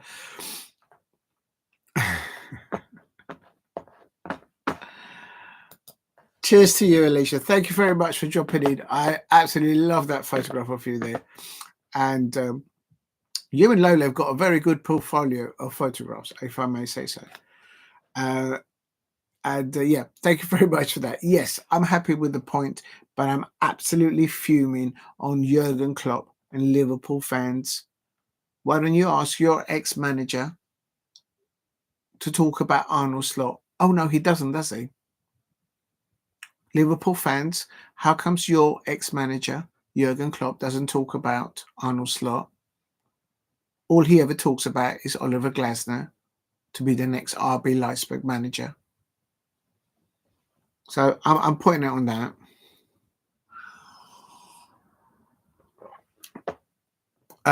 I'm on YouTube from a Blackburn from a game. Big up to Jason on when the Saints go. I used to sing that at primary school. On when the Saints go marching on. Da la la la. Da la la la la.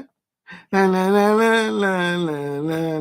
But that's not on them. I'm not going to blame the Saints. I'm not going to blame the Saints. I'm not even going to blame Jason. I'm going to blame it on the Liverpool fans and Jurgen Klopp.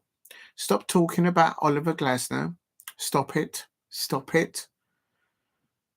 Exactly, Alicia. Sloppy Cloppy taken Ollie at the wheel. Exactly. He thinks he's at the wheel. Alicia, you're spot on that.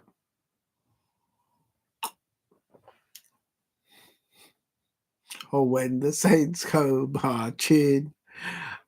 Oh, when the Saints go marching. I want to be that number. Oh, when the Saints go marching. I've totally just butchered that song. Real singing, pal. I haven't had a mouse raise your glass to you. Or maybe we're talking about different songs. I just can't believe we've dropped points to the Saints. Oh my God. I mean, literally, I have to say the Crystal Palace players were fouled so many times on that pitch, and the referee didn't give. He gave Adam Walton a first half early yellow card, but he never. Well, it took him like 61 minutes, I think it was, for their first yellow card.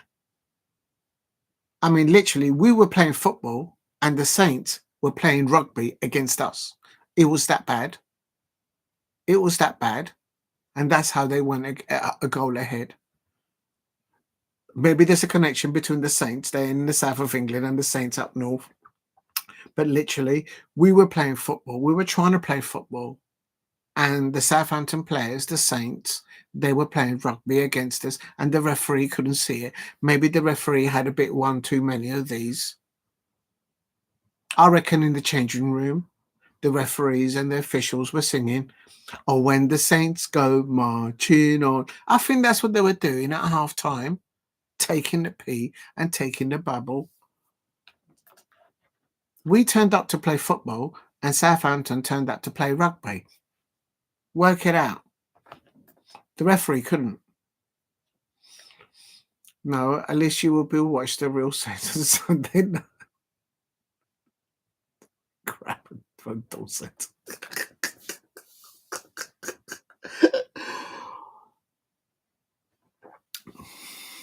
Who's it you lot playing on Sunday? Oh yeah, no, I've made a thing, innit? Yeah, I've hit it. Look, I've got it here still. Look. Warrington Wolves. The thing I have to, Warrington, I've got it here, I remember. Yeah, so first of all, I'll be doing the Japanese Grand Prix. Then I'll do the Warrington Wolves versus St Helens because it's on the BBC 2 at 2:30.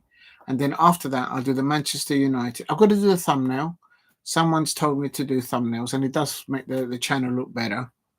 It's just for me, I find that really hard to do, but it shouldn't be, but it is. And then Manchester United versus Manchester City. Manchester United versus Manchester City. That's gonna be a meltdown. You can imagine the emergency meetings having before, during, and after that match. Roma versus Juventus. That's going to be the last match that day. Right. I'm telling you, so it's just shocking. Look, I'm going to go into the stats. I'm going to go into the stats because literally we were playing football, and Southampton were playing rugby. I'm not even exaggerating here. I'm just being real about it, and I'm not crying over it. I'm not moan. Unlike those Liverpool and Manchester United and Arsenal fans. Just been real about it. Hold on.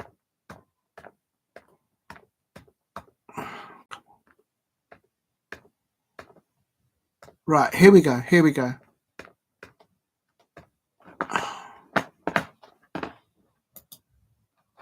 Oh. Hold on, because I've lost the... Okay, is this the one?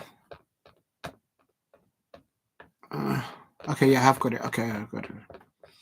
I thought I'd look, because I need this in a minute to put the right information. So if I go into that one, then I can go into the fixtures, scores, and Southampton 1, Crystal Palace. I'm going into the stats. I never like to go into the stats, but I'll go into it just to show and to prove the point. It's absolutely ridiculous. We had the major. We were playing football. We had the possession, but the Southampton players were playing rugby against us, and the referee didn't see it. We had 3 shots on target. That was 2 for Eddie Nketiah, and I think 1 for Ebrieze. No, it couldn't have been. No, it couldn't have been. They must have got it wrong because Matheus França, he's the one that scored.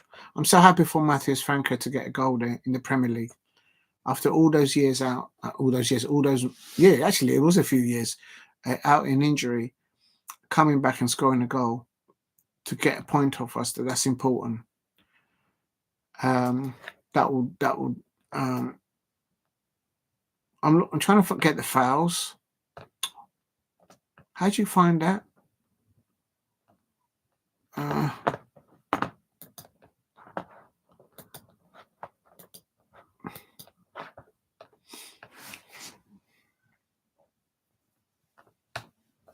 Oh, here we go. Defensive.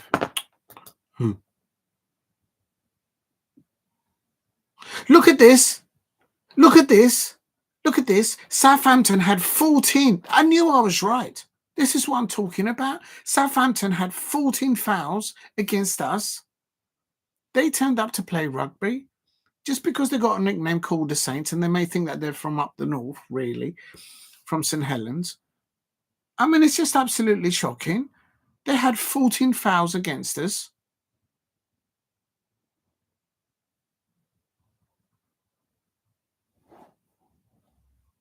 No, man. Fouls. And if you look at the tackles, we won most of the tackles. But the fouls, the majority of them, if not double, were from the Saints players. Absolutely shocked. Who was the referee anyway? Andy Madley and Chris Kavanagh was the VAR. I'll say no more. Was that I got was that Warrington, and then Jesse, I got a ticket for tonight, but turned it down so I can watch. Big up to you, Jason. You didn't have to do that. If you can get to the match, go and watch a match. But thank you very much for you dropping in. Appreciate that. And then I go back and I say, "Oh, behave, you United here." Oh yeah, I forgot about that. Alicia's gone in there with a wonderful photograph on her picture. You look absolutely fabulous, Alicia, as always. This is just stick a tent for me for the thumbnail. Do you know what? No, I will lose subscribers. I could do for the Manchester City versus Manchester United. For the Manchester City lineup thumbnail, because I always choose a player versus another player. Which Manchester City player do Manchester United fans don't like the most at the moment? Erling Haaland might not feature because he's injured. I am going to put a big, great white shark behind it. Probably that would help. That's what I'm going to do. I'm going to do a great big white shark behind the Manchester City player. I don't know which City player. Should I put Grealish? Do the Manchester United fans don't like Grealish? No, Kevin De Bruyne maybe. They don't like Kevin De Bruyne.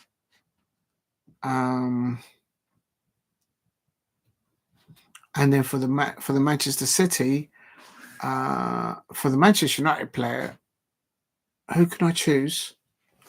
I think I'll probably go with Bruno.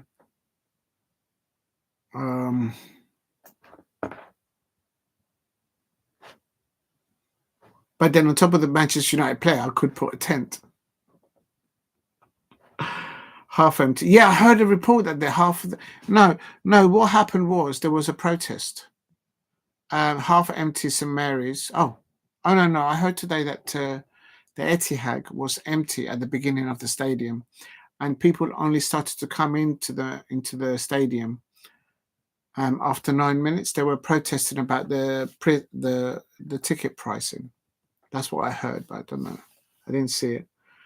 Half empty St. Mary's there tonight shows the Saints fans have given up on their own team.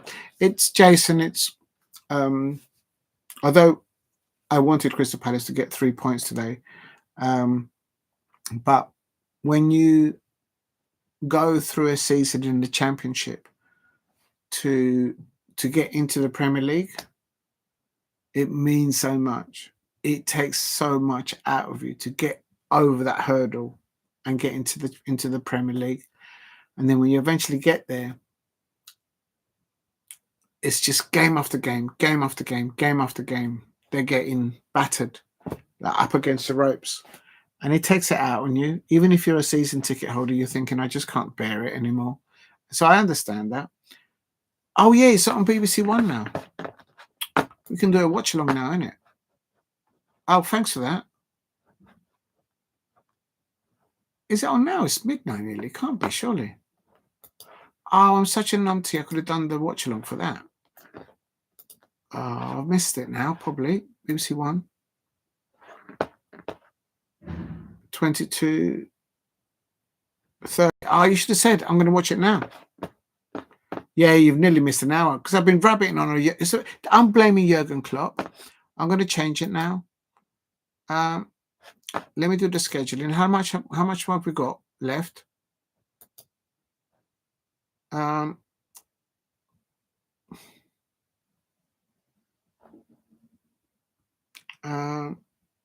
It's going to finish in 15 minutes.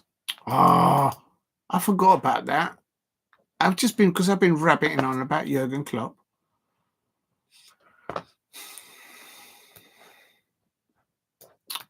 I can still change it. Hold on, copy.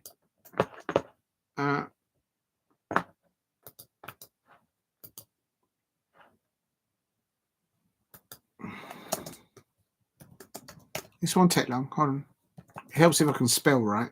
Oh my God.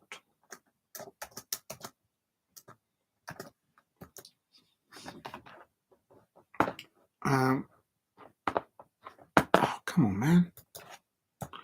I'm going to put on here match of the day. Match.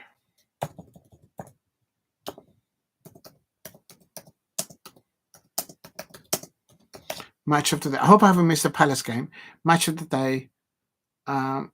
Watch along with Diego C. Palace.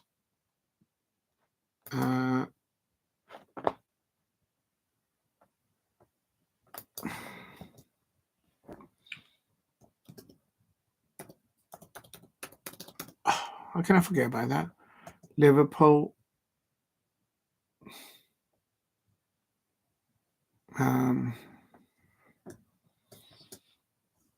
Liverpool and Southampton. There we go. I've just changed it.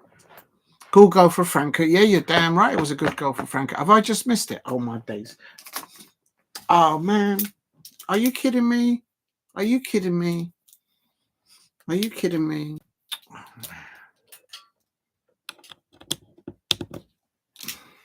right, let's get into it. It's Southampton with Palace. Franca. Look at that. Jefferson Lerma, Colombiano. Did you see that? And he's like, Bush, on me head, son. On me head. Crystal Palace, bringing it back. And we should have scored.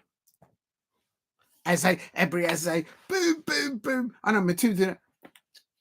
And there's a goal, there's a shot. Oh! Eddie Nketiah nearly getting it. At the end of it. That was one of them. And we also missed an opportunity in injury time. Big up to you, Jason. I managed to get that goal from Franca. We wanted this. Listen, it's Oliver Glasner.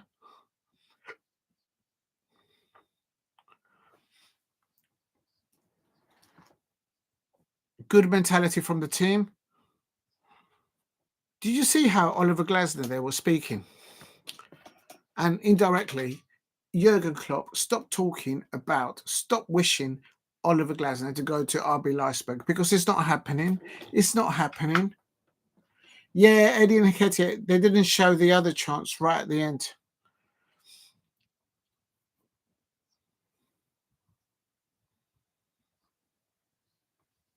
They had 9 home defeats. Look at this goal. On the right-hand side.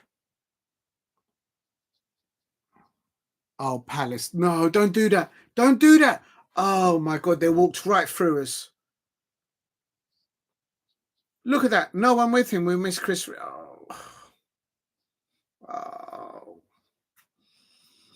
Oh, my days.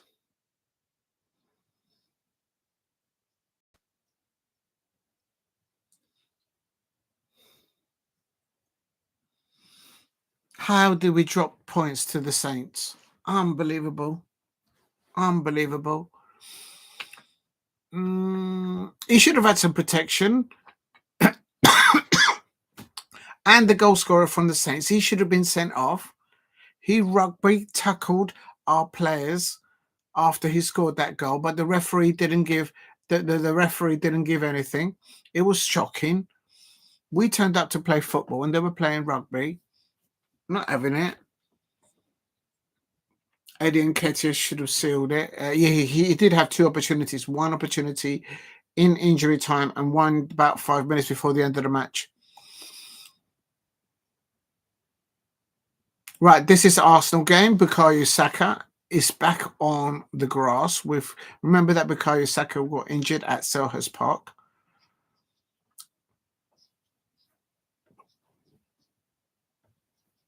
Unbelievable.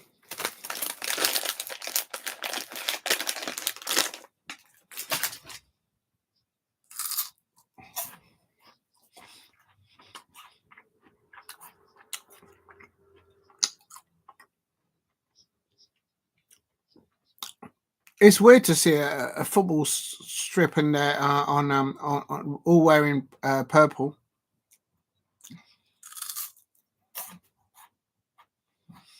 Yeah, I agree. Here's Martinelli on the outside.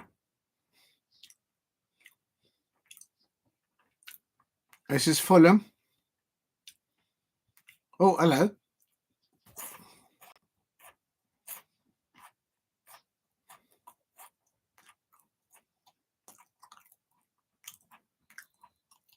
Gabriel's injured. It's another injury for Mikel Arteta. Do you notice that the Arsenal players, they seem to always get injured?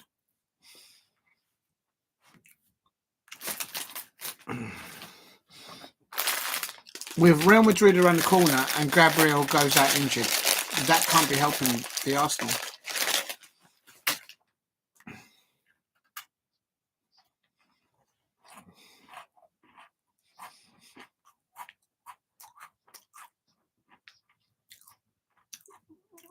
Did you see how Martinelli cooked the Fulham right back? Yeah, agree with that.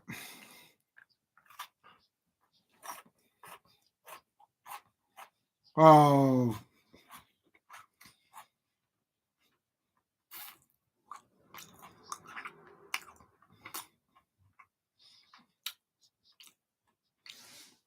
I think... Oh, that's terrible defending.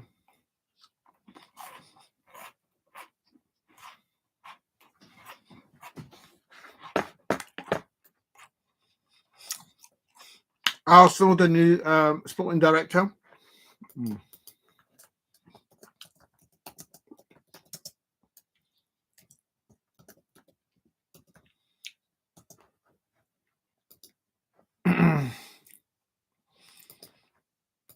Oh.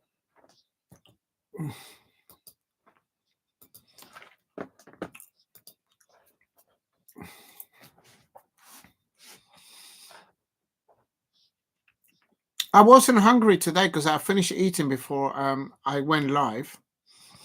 But then Alicia started talking about the food stash that she has in her in their room, in her room, and then I got hungry. I've had a yeah, I haven't stopped eating since. It wasn't my fault. It's all Alicia and Lola's fault. We'll talk.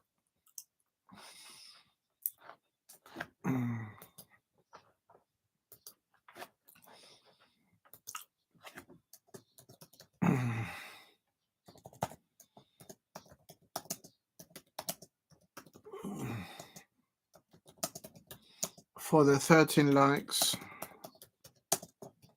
Martinelli now up there. And there's just, oh, it's ahead of Osaka. Was he offside though?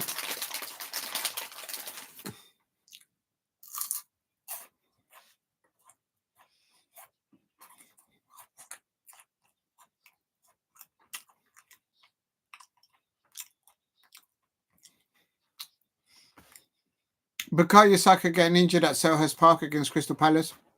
And now he's back now.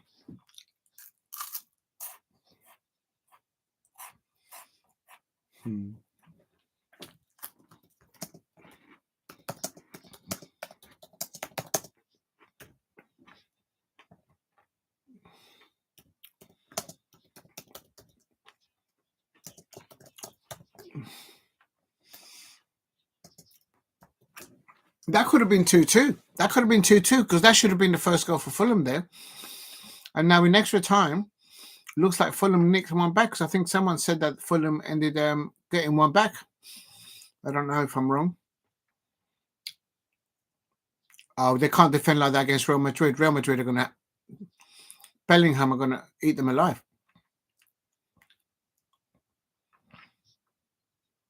Oh, he got beaten on his new post there. Oh, we had a deflection. He had a deflection. He had a deflection. Thank you, Lola. How's the cow spinach?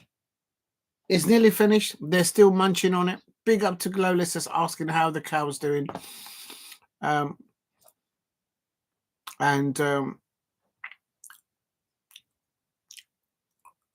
Please hit a like and subscribe at Diego C Palace if you are new.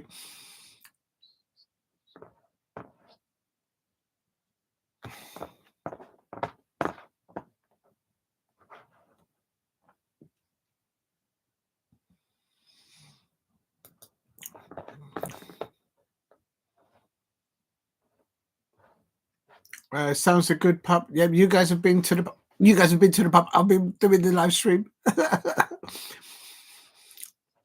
Please hit a like and subscribe at Diego C Palace if you are new.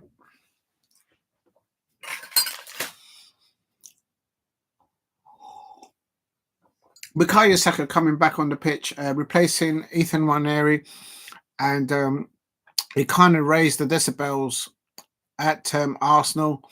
Is that sufficient to get past Real Madrid?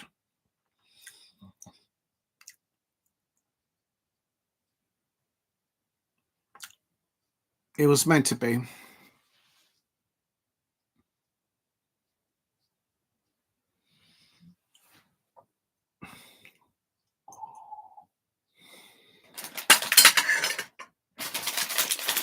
I think the first fixture is at the Emirates.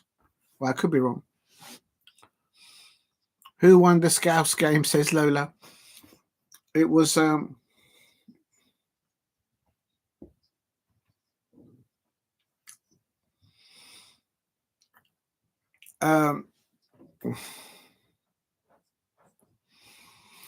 won the Scouts game? It was the Liverpool fans. It was Jurgen Klopp players, although they've been managed by Arne Slot.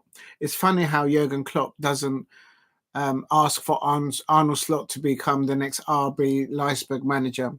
But Jurgen Klopp, for the last week and a half, has been rabbiting on, rabbit here, rabbit there, on about how he wants Oliver Glasner, the Crystal Palace manager, to be the next manager at RB Leipzig. Absolutely shocking. So Liverpool fans out there, can you please tell your ex-manager to stop talking about my Crystal Palace manager? Get him to talk about your manager at Liverpool. But yeah, Liverpool won 1-0, Lola, since you asked. I think I did it the long way around there. Jason is like, Scousers Red 1-0.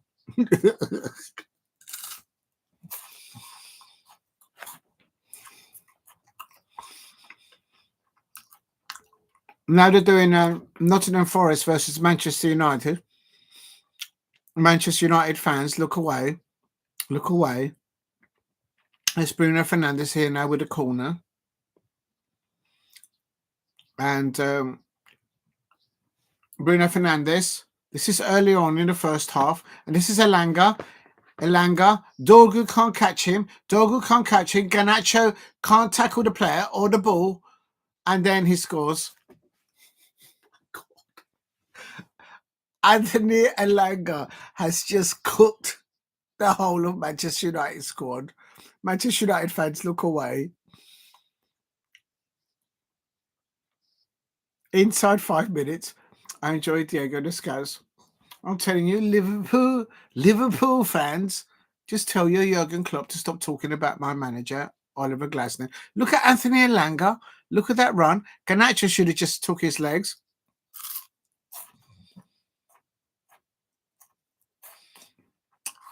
And Onana, nowhere near it.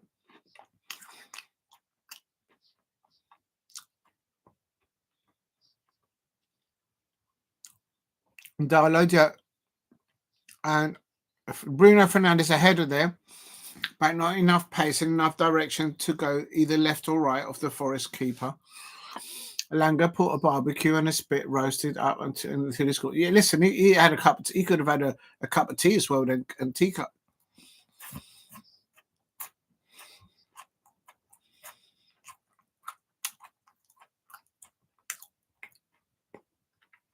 Garnacho on the right hand side. He switched over them, and Manchester United corner there. Absolutely shocking. Ball goes in, header, hits the crossbar, and the goalkeeper's down injured anyway. Sales was caught by Euro anyway, so he wouldn't have counted anyway.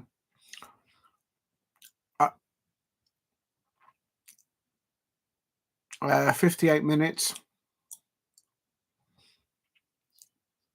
Diego Dalot, Casemiro, Garnacho.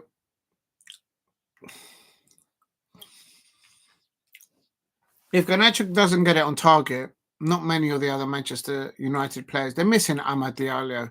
They're missing the option of Obi. They're missing the options of Mason Mount. I'm sorry, I just don't rate Mason Mount. I don't think he's worth the salary that he's on. Sorry, I don't think he's a good player. I just don't rate him.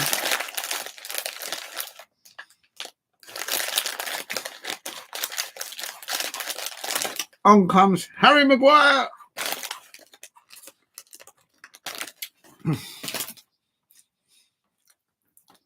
Mount should be left on the mountain, says Jason.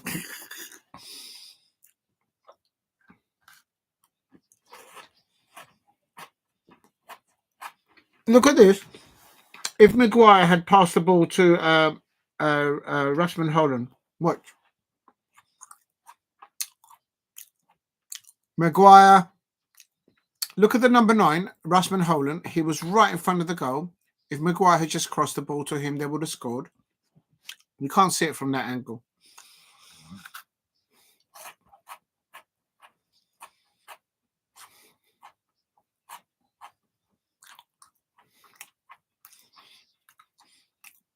The last time that Nottingham Forest done the double over Manchester United was in 1991. Brian Clough was the manager of Nottingham Forest. There's Maguire. Just cross it. Give it to Rasmus Højlund. He's there in front of the goal. Look at the face of Rasmus Højlund. He's like, why didn't you pass the ball to me?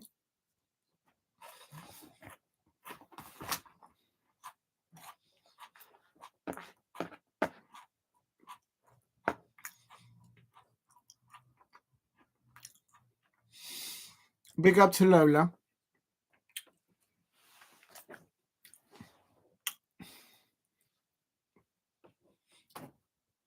Unbelievable scenes.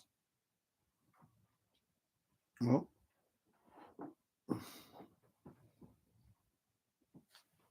there's Nuno Santos. They're getting interviewed. Look, what did I? Oh no, I didn't do my predictions for that. Big night of South American football tonight in their versions of the Champions League late tonight. Oh, I don't think I could do anymore. Let's see what they'd say about Manchester United home and Nottingham Forest.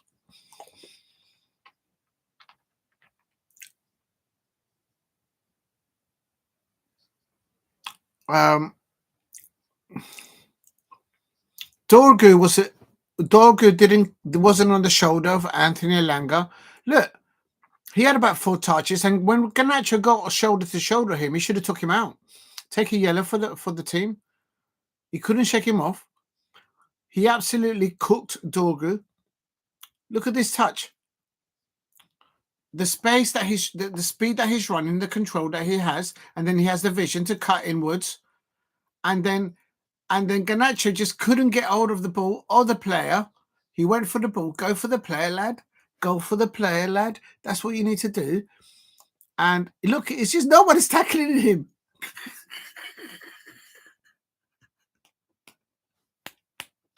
Oh my days. I'm not staying up for 1:30 a.m. I've got things to do tomorrow, people, but I can't. You look amazing.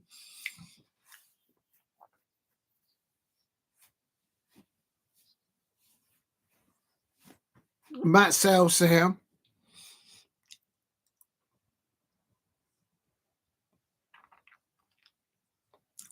Dean Henderson is above Jordan Pickford. There you see, Dean Henderson is above Jordan Henderson in clean sheets this season. So why isn't he the England #1 goalkeeper? The only reason why we considered the goal today against the Saints is because the Saints turned up to play rugby and we were playing football. It's a no-brainer. You mad? I got kids. No way. I'm up to 1:30. There you go. No, I can't. I ain't got the energy. I'm going to keel over in a minute. And it's midnight anyway. Big up to you lot in the chat. Please keep hitting the likes.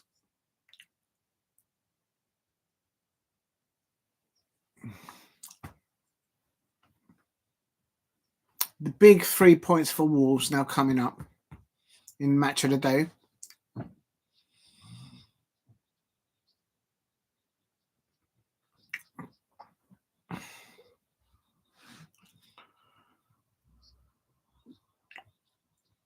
Wolves, no changes to Wolves. They're still playing 3 at the back.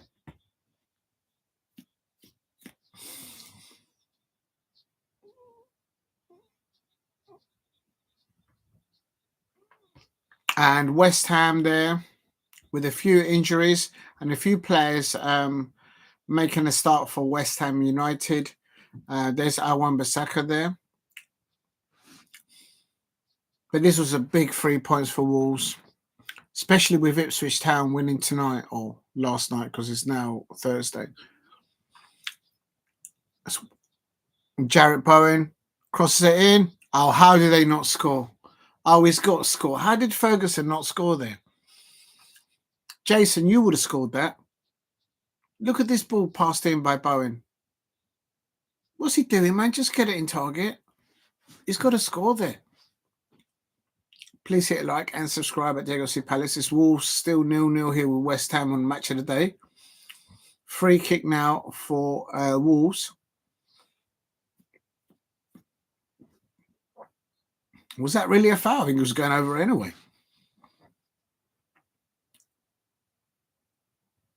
Oh, the header. Oh, no one's there for seconds. No one there seconds for Wolves.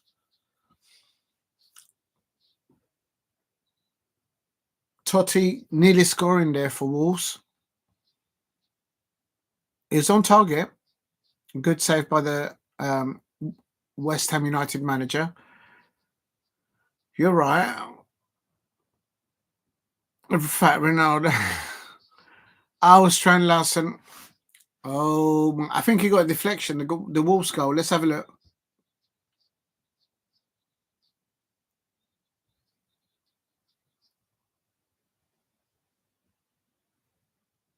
There's the Wolves fans celebrating.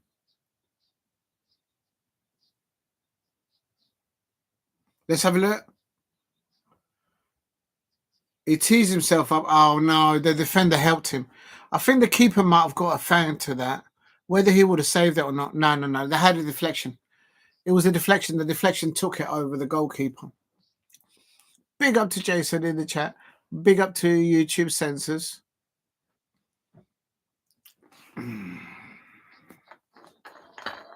João Gomez. Oh, he hit the crossbar. I think they ended 1-0, didn't it? That should have been 2-0. How close can you be? I don't think you can get any closer to the goal. Oh, hit the underside of the crossbar and it bounced out. Second half now. Triple substitution from West Ham. Wolves are still in the ascendancy here to score. Oh, Strang Larson.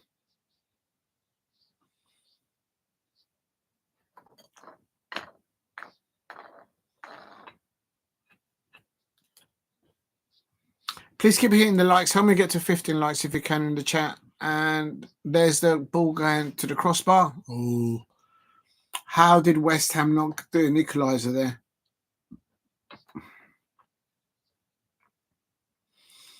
Wolves nearly gave it away there. It hit the crossbar, and then the West Ham player. Has Graham Potter lost his magic wand? Lola, how are you? I hope you're doing well. How are the bling, the Chavy dogs, and the parrot? They're doing well. I'll show them to you. They're doing well. I think Graham Potter has lost. Oh, how did How did they not get the? How did they not get the equaliser? West Ham.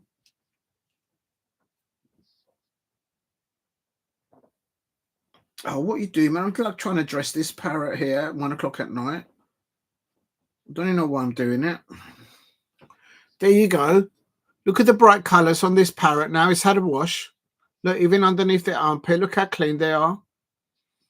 And you can't even see the feet because they're like all wrapped up there. There's the comical expression of the dog. Oh, I think it's shy. I think the dog is a bit shy. The parrot's not shy. The parrot is all about the bling bling. I think the parrot must be a St Helens fan, showing off. That's what they are. It's probably a Liverpool fan, maybe. Dog is not impressed. Dog just wants a biscuit.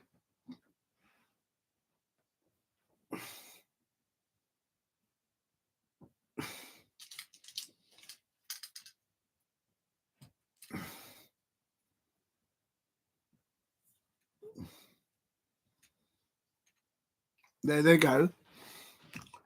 Lola, they're doing fine. That's Victor Herrera, the new Wolves manager. He's doing a Jurgen Klopp celebration. Now people are copying Jurgen Klopp's celebration at the end of the matches. What's the world coming to? Jurgen Klopp stopped talking about Oliver Glasner about becoming the RB Leipzig manager because it's not going to happen. Jason said, please like and subscribe for the real bands and not the full language, just for the pure laughter of football bands and the jolly pets. Yeah, it's nothing to do with the football, isn't it? It's nothing to do with the football. Football, what? Okay, no hablo. Wolves seem to be turning the corner there under the new manager, Victor Pereira. Maybe it's because it's coming towards the end of the season. Yes, they're looking fabulous, the both of them. And I'm leaving the cow there because she's eating on the spinach. You can see the comical expression of the duck. But yes, definitely the parrot is all clean. Right, here we go. Liverpool are top. Arsenal are second. Another bottom, Crystal Palace. How can we drop points against the Saints? Unbelievable. But we're 12th. Manchester United stay. Oh, we got a gaming match against Newcastle United.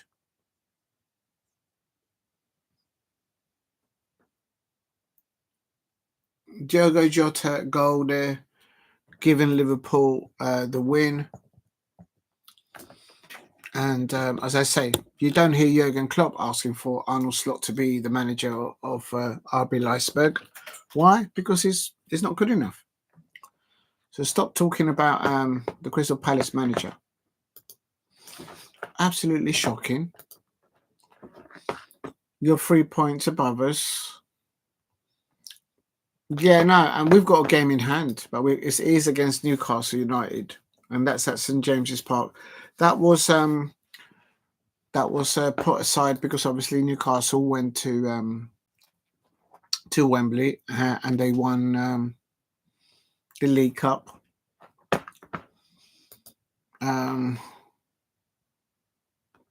Against Liverpool. I'm just going to try and find what they said about the Crystal Palace manager. Hold on.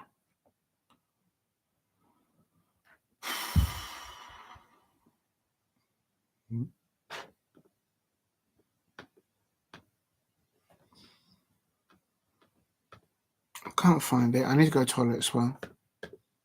Here it is. Oliver Glasner talking to Sky Sports. It says it was a very difficult game. We were not at our top level.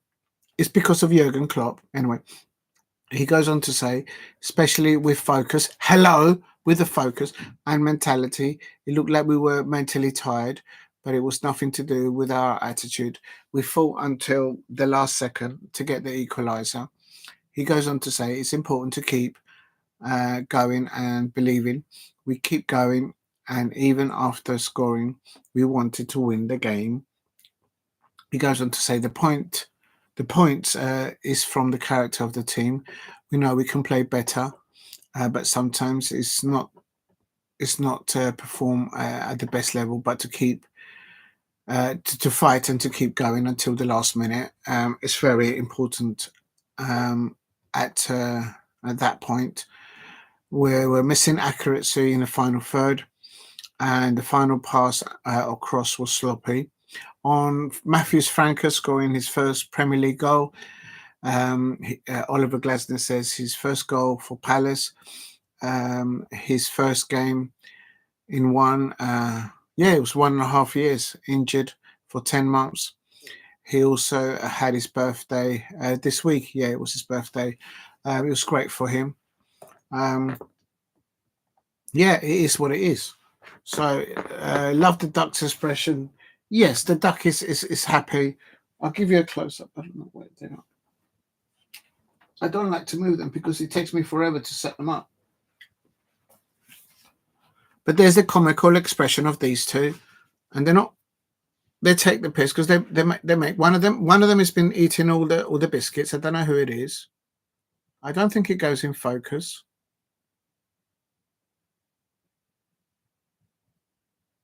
There they are.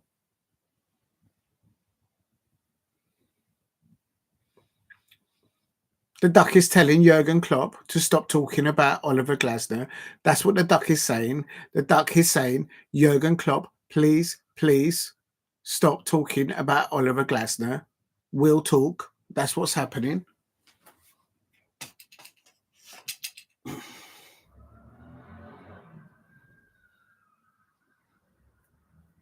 Oh.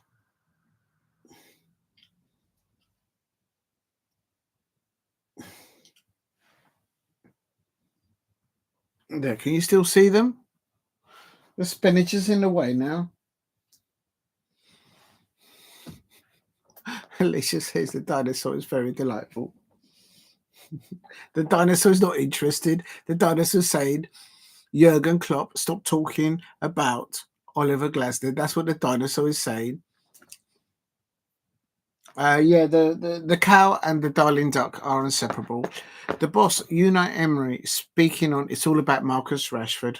It's Rashford this, Rashford that. So, Manchester United fans, don't listen to this. Go into your tent and zip it up and don't listen to this. It's all about Marcus Rashford. This is Unai Emery. Manchester United fans, just go into your tent and don't listen to this.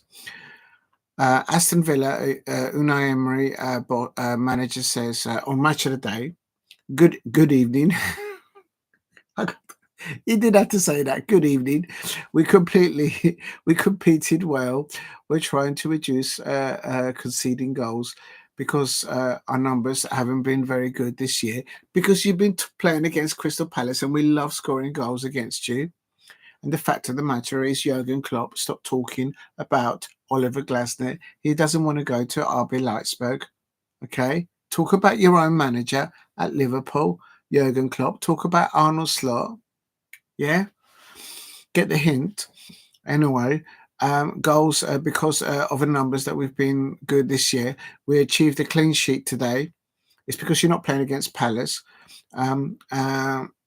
He plays a clean sheet today. It's fantastic on how we competed against a very good team. When is Brighton ever a good team?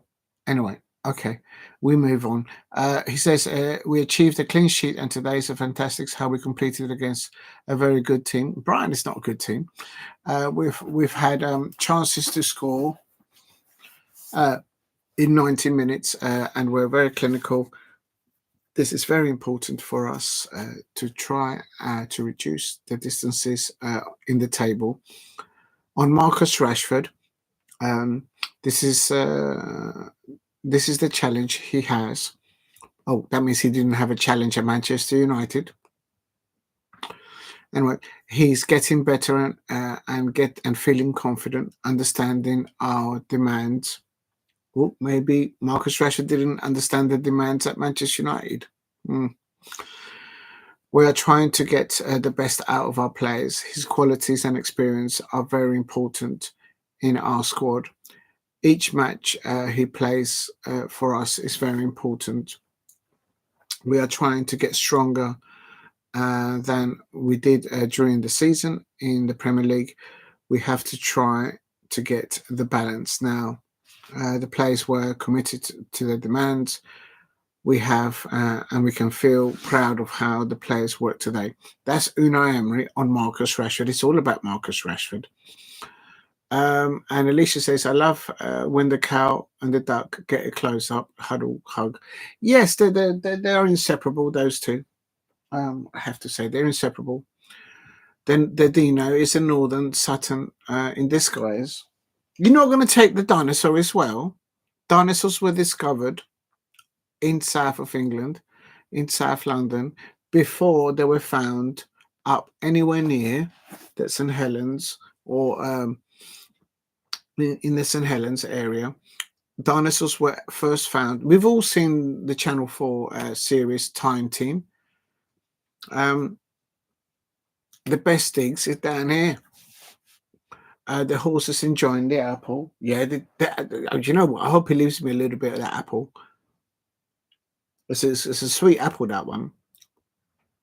I do. I like the Granny Smith apples as well. I don't just like the sweet ones. I think that's it, people. I don't know what else I can go on to. Oh yeah, did I do my prediction? Oh no, I haven't done the. Is there? Yeah, I haven't done the prediction for tomorrow. I'm going to do it now.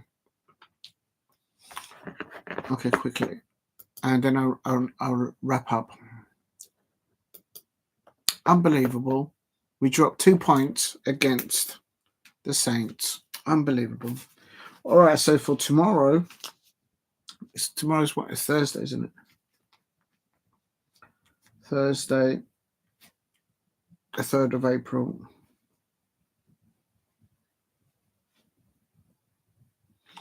And it is Chelsea versus Tottenham.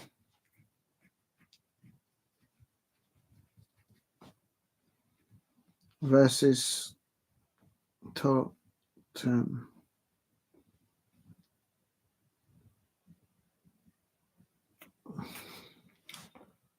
Right, Tottenham Hotspur. Chelsea versus Tottenham Hotspur. And I can tell you that both have lost their previous matches. Arsenal beat Chelsea 1-0. And Fulham beat Tottenham Hotspur 2-0. But before that, Chelsea were on 4 matches winning. Both of them coming from the Conference League. 2 legs away, 1 home and away to Copenhagen. They got through that. But they beat Southampton 4. See, look, if Chelsea can beat Southampton 4-0, why can't Palace do it? Oh, my days. Unbelievable. Anyway, and we beat Leicester City 1-0. Tottenham Hotspur, however, the only win is AZ. They drew against Bournemouth because they were trying to get Iriola. They're going to try and land Iriola. And obviously they lost to Man City. Baby Spice versus Chelsea. There's only one winner there. Baby Spice will win. Yeah, I'm in your corner, Alicia. I'm going to go for you. Yep. Only one winner. Only one winner.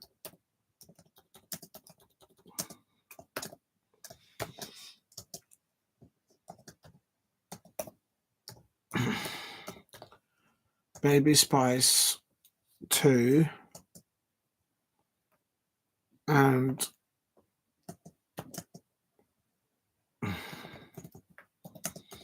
Jamie Chelsea 0. There you go. That's my prediction. I'm going Chelsea.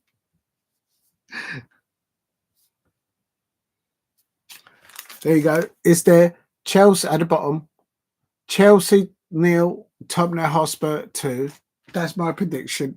I'll be chilling a bit. Spice. Oh dear. I've made that prediction, not on the football, but on what Baby Spice would have wanted. What is this channel coming to? Please help me get to 50 likes. I need help. Help. And Jason is going for Jason is going for a Chelsea win 3-1. They shoot on paper, but it's just Enzo Maresca. I don't think he's a very good manager or a coach. He's just there picking players and thinking, oh, I'll have him. I'll try that one. Oh, okay, I'll try that one this time. I think that's how he does it. You ask any Chelsea fan. Cole Palmer is injured. Cole Palmer is injured. I don't think he'll be playing. Let me go into it. I don't think he'll be available.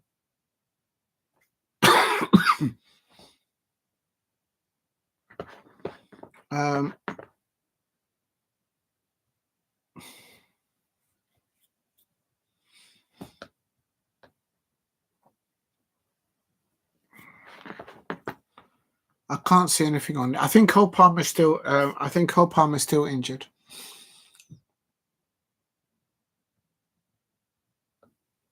Okay, let's go into.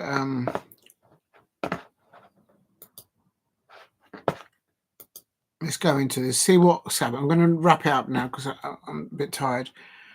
See what's going on here. See who's linked to what and what not. We all know that Arsenal have a new sporting director, Andre Barreta, and apparently he's met with Atletico Bilbao winger Nico Williams. We've all seen him. He'll be in the Europa League final, possibly against Tottenham Hotspur in the next rounds before the final. And apparently Andres Barreta met with the winger's agent in recent days for a potential summer move for the 22-year-old winger. Remember, there's two of them. The source there is The Guardian, so it could be.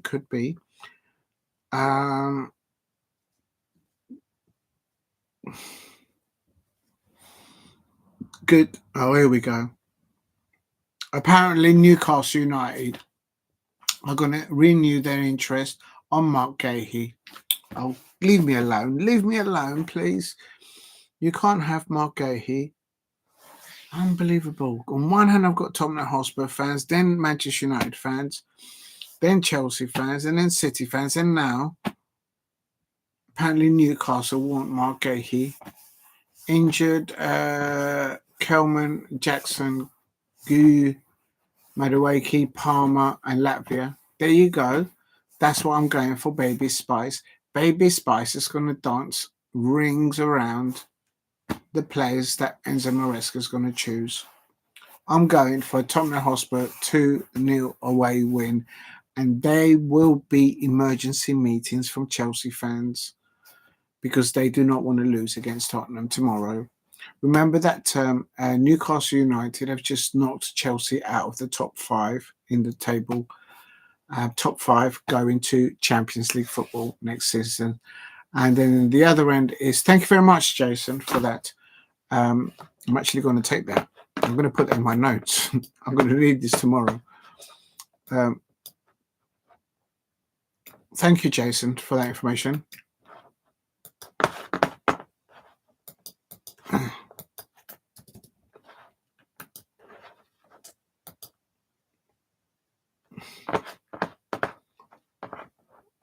And then injured Dragostin. Richarlison hasn't recovered. Oh, then it might be a draw then. No, but I've written it. I've got a rule that once I've written it down, I don't flip flop. I don't flip flop. Unlike those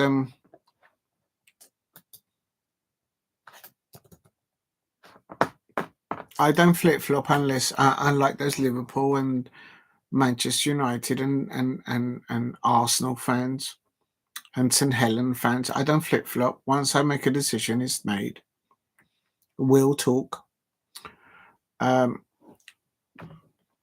Injured Dragons. I think Richarlison is the one. Kulowski, I think that's another one. That's a big miss for them. And Cole Palmer, Madueke. What's he done to Madueke? Oh yeah, I remember. Yeah, and so all his attacking players, Palmer, Madueke, and Nicholas Jackson, they're all out injured. So really, it's going to be Jadon Sancho. Could he do what Anthony? Could he do that? Could he do a number tomorrow?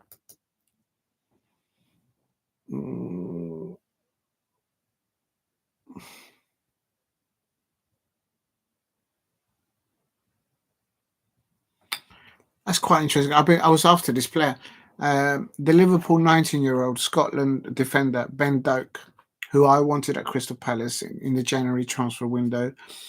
He's on loan at the moment to Carrick at Middlesbrough.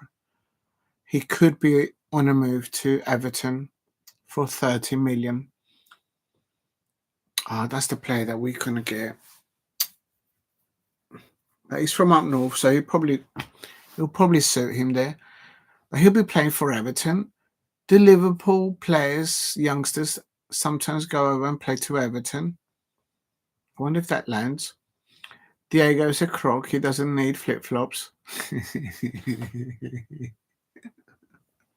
Exactly, Alicia. You said it, Alicia. I don't know where they are. I'm wearing different slippers today. They're over there somewhere. I like the look of Ben Doak. I think he's a good prospect. I mean, if Crystal Palace lose Mark Gahey to Liverpool, I think we should make a bid for Ben Doak. I like him. He'll never come down south, I suppose. This northern and south thing, I'll never understand it, but it is what it is. Oh, here we go. Liverpool might be interested for Tekfusa Kubo for Real Sociedad. I'm not surprised there. I thought he was the man of the match when he played against Real Madrid, actually, earlier on in the season when I did the watch-along. Aston Villa. No, there's nothing there.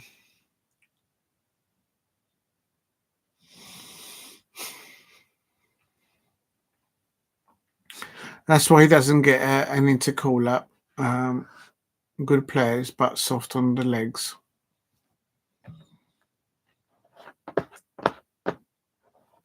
Who's that? Who doesn't get a international call up?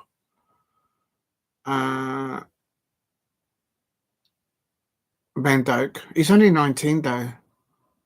It's because he's on loan to Middlesbrough. If he was on loan to a Premier League club. Yeah, because I noticed that in the last two games he wasn't in the squad, was he? Because I did look at it. Because I do players that I'm interested that Palace to sign. You tend to look at the clubs, but yeah, he was. No, I think he is still a Liverpool player. He's on loan. Hold on.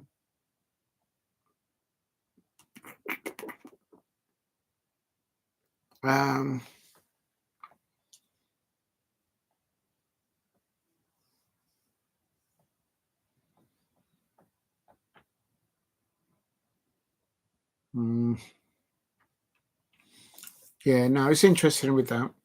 There's going to be so many players, fringe players in teams that are going to be linked to so many football clubs like Manchester United, Liverpool, Newcastle, could go in for that 19-year-old Senegalese Sane Diao. And players like that could be transformed into the Manchester United squad, into the Liverpool squad, and the Newcastle United squad, and boom, it's like the next big thing. And they won't have to, break the budget on somebody like that. So it'd be interesting to see which football club lands those type of players in the next transfer window between clubs like Manchester United, Liverpool, and Newcastle. Messi. Doak was Messi. Yeah, I mean, this is there's a lot of. It's not just me. There's a lot of Crystal Palace fans that have got an eye on Ben Doak for a long time, before the January transfer window started. Actually, we have got Crystal Palace Chadid Riyad waiting to come back from injury, and now we've got Chris Richards injured.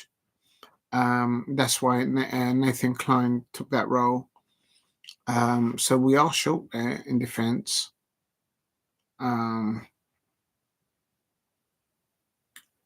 There's going to be big dominoes, as I call it, when the big players, big teams like Liverpool come along and they take a player. It starts a domino effect elsewhere.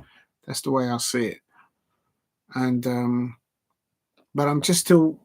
Look, I'm happy that Crystal Palace got a point against Southampton, but I still think it's got something to do with Jurgen Klopp rabbiting on about trying to get Oliver Glasner for his RB Leipzig.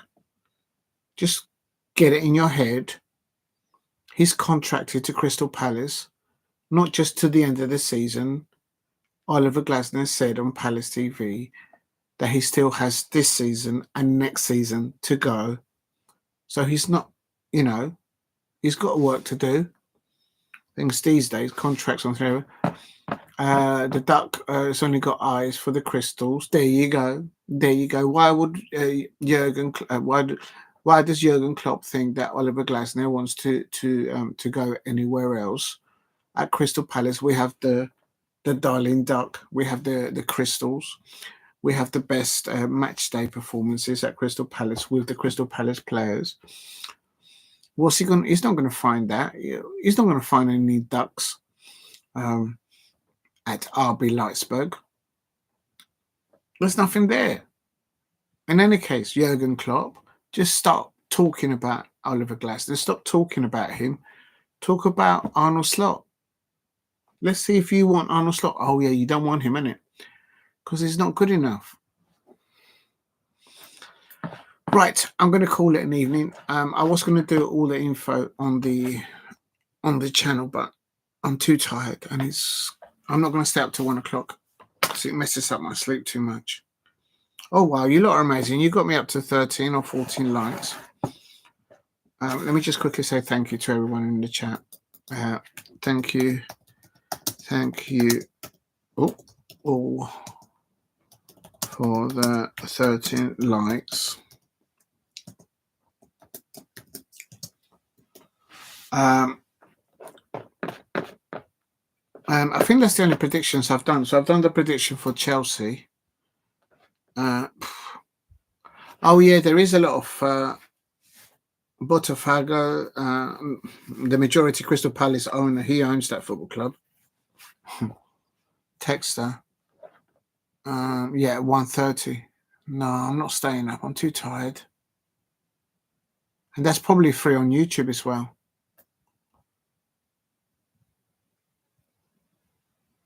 Big up to Alicia. Only again, pal. Good shoot. Yeah, thanks a lot, Jason, for that comment. Yeah, thank you. I appreciate that. And thank you for dropping in. And also, Alicia, you look absolutely fabulous on your new portfolio picture. And so does Lola as well. Thank you very much for dropping in, both of you. I'm sure the animals are happy to see all of you. Even though it's me that has to pick up all the poo. You guys don't have to pick up anything. And I've got freedom as well. Lola is ready to rumble. Lola and Alicia, I can imagine Lola and Alicia at the Spice Girls concert. It'll be absolutely seen. There'll be security around them trying to get them calm down. They haven't even started the first song. I can just imagine lovely Lola and Alicia Sinikova going absolute bonkers out in Wembley Arena. And I can just imagine the security saying, can you two just sort of, the first act is about to start. The Parrot is St. Helens fan. Oh, don't start. Don't give them ideas. I don't really know where the ears are on parrots, but Don't say that. I'm covering the ears. I'm covering the ears. No, no. I've already lost 2 points to the Saints today. I'm not losing the parrot to the Saints on the same night. No, it's not happening. No. Alicia's Lola, you're gonna get me in trouble saying things like that. Lola says, Alicia looking fit and yummy. That's what Lola said. Okay. Oh my days. How does this doesn't happen to any people out there on other channels? I'm sure it doesn't. How is this ever happening here? I think that's the only one I'm going to do. Is your horse a Spurs fan? I'll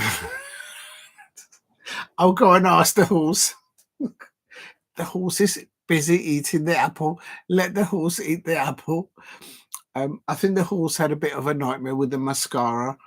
It was only a white horse, but maybe he was watching a match against Chelsea the last time, and then he got out of hand, and now it's got black stripes around the back of it. It's these things. These youngsters, they get these things on social media, and the next thing they do is a big trend. I don't get it. Can we have a lock in then? Talk about Alicia and Lola. Jason, I've got to get up tomorrow at 7. Are you mad? I'm pretty sure that lovely Lola and Alicia can carry on all night. We'll be like, we won't stop talking about them. Oh my God. Don't even give them ideas. Oh, here we go. Unbelievable. On Friday, oh no, Friday there's loads of... No, Friday I'm going to be busy. We'll see. I don't think I'll be able to do anything on Friday. I'm going to be busy in Scotland are playing.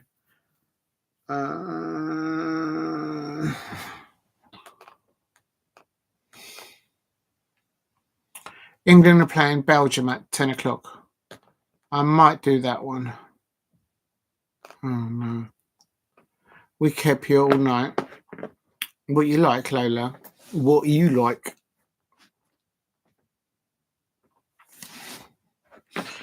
Right. I think that'll be it. Well, you look. Big love for Lola. Yes, big love to everyone in the chat. Not just Lola, but everyone in the chat. Thank you very much. I'm going to go from the top.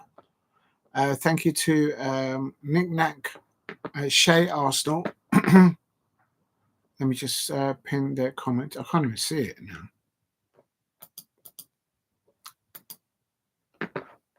I'm going to pin some message. A massive thank you to Shay Arsenal, who said earlier on, remember to hit the like button and subscribe if you are new here.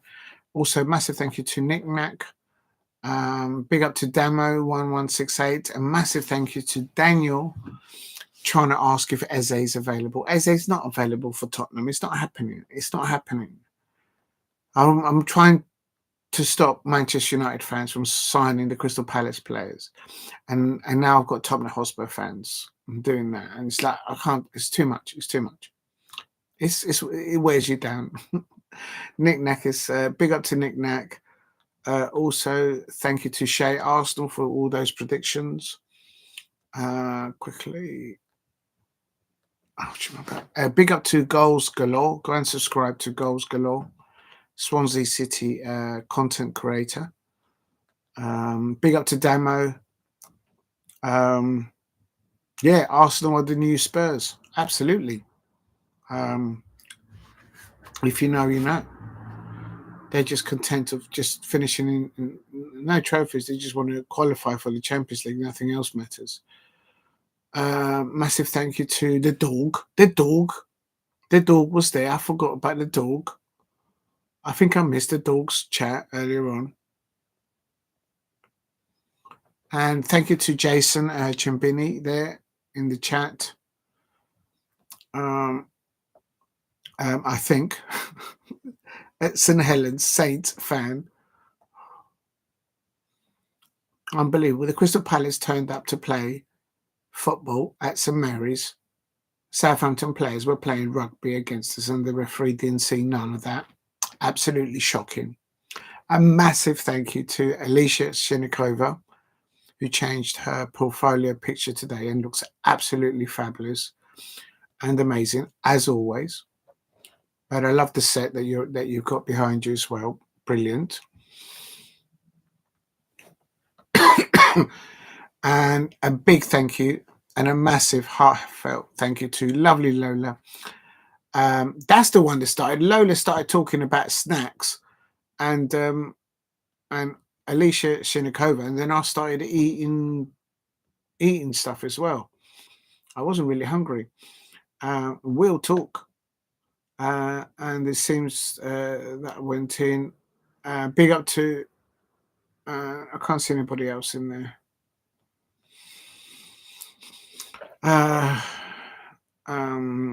Lola pork. What's that? Lola pork pies and pork pie scratchings. Yeah, nothing wrong with a little pork pie. Pork pie. Big love for Lola, says Jason. Yes. And then not pork pies, it's Wigan pies. You're not going to take the pork pies. The best pork pies are from South England, not from North England.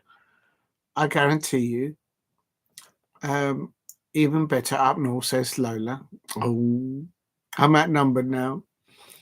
Real entertainment up here, Lola, once you Merseyside. No, the best entertainment is in the south of England. It's all love down here. All you do is get a headache up north.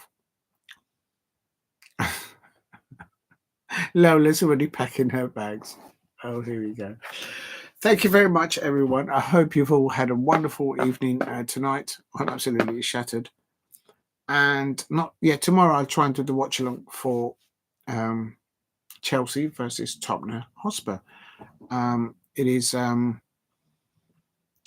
going for Tottenham Hotspur, Spice Girls, Emma Banton to win 2-0 away at the Bridge. Imagine if that happens. Imagine the meltdown from Chelsea fans. I think it might be a bit closer than that, but I'm going for a 2-0. I do love Lola. What you can't. Lola says, I do love going down. Oh dear. Lola, if you know, you know. If you know, you know. Unbelievable. So let's see what happens tomorrow. It's a massive game tomorrow. Not only for the bragging rights between Chelsea fans, I expect, and Tottenham Hotspur fans. They're both going for different two things. Tottenham Hotspur players don't want to get injured because they've got a Europa League fixture around the corner. But they don't want to finish where they are in the Premier League. Whilst for Chelsea, they've still also got a fixture around the corner. They've got loads of injuries. All their attacking players are injured. So they will also look to be doing well or getting their injured players, especially their attacking players, back from injury for that Conference League next fixture in the knockout stages. And no doubt they don't want to just leave it a chance of not winning the Conference League. They need to make sure, I expect the Chelsea fans finish in the top 5. If you finish in the top 5, you get Champions League football because of the fair play. It's usually the top 4, but it'll be the top 5. Tonight or yesterday, because Newcastle beat Brentford, they are now on 50 points. But they've got a game in hand. Newcastle United, they haven't played Crystal Palace because the game was postponed because that weekend when they went to play in the League Cup final, which they went on to win. Newcastle United they have played 29 games, but they're on 50 points. Chelsea are in 6th place. They've played 29. So tomorrow is going to be the 30th game, or today, I should say, later on. But they're on 49 points. They lost the previous fixture, Chelsea, against Arsenal. So I expect sides like Aston Villa, Brighton and Fulham will be hoping that Chelsea drop 3 points tomorrow. And I expect Newcastle United, Manchester City, and Nottingham Forest, that Chelsea don't get any points tomorrow, that they remain where they are in 6th. For Tottenham Hotspur, I would have thought that they're coming off a loss, a draw, and a loss in the Premier League. So I'm going to go against what's going on at the moment. I'm going to go for a Tottenham Hotspur win. Just got a feeling. And I love to go. 2 becomes 1. That's the song that they think that she sang. I remember. I don't know if it was Emma or the whole group. I can't remember. I'm not that an expert over it, I have to say. Mate, brilliant. Lola. Yes, they are regulars, Jason. Yes, they are. Big up to the Sutton Stunners. No, the Sutton. Listen, it's all South London is best. When you know, you know. Big up to the Northern Suttons, lol, says Jason. The windows up Wigan. Tier. I don't get that one. Christ, it'll be Moldly windows in Wigan Pier that shut down years ago. Oh. I'm not getting involved. I think that's a northern chat going on there. Right. Thank you very much, everyone. Please keep hitting the likes. If you haven't hit a like and you're watching this on playback, please hit a like and subscribe. There's some banging going on, so I don't know what's going on. And yeah, look forward to meeting you all tomorrow, hopefully. Please leave the notification bell on at Diego C Palace. And if you haven't subscribed, please subscribe at Diego C Palace and drop a like. And I hope to catch you tomorrow later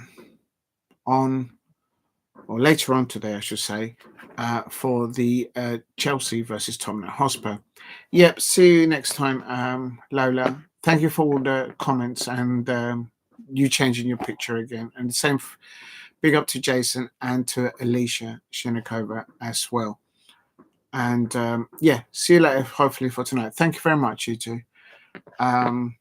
Yeah, I'll leave it on this thought. Crystal Palace dropped 2 points tonight because 2 reasons.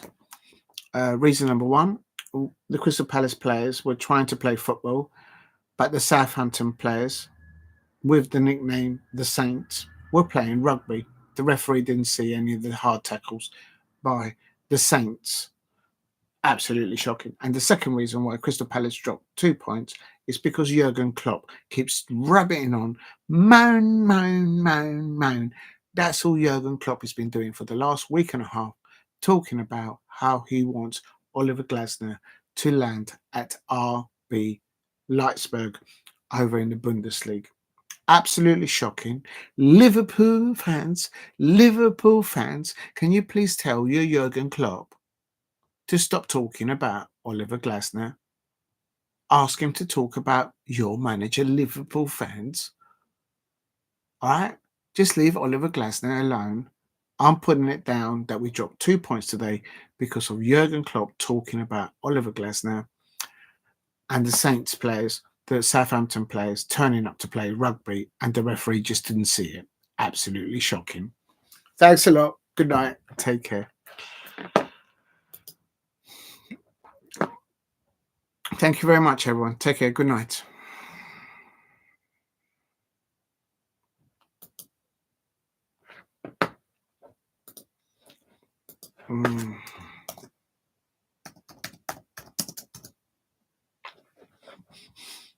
Well, I can't do this.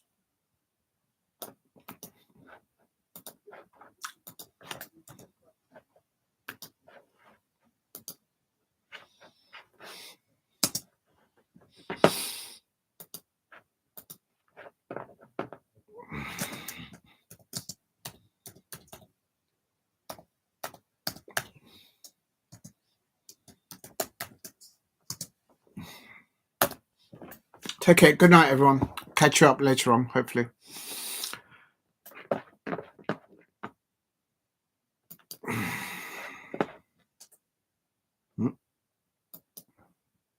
Oh,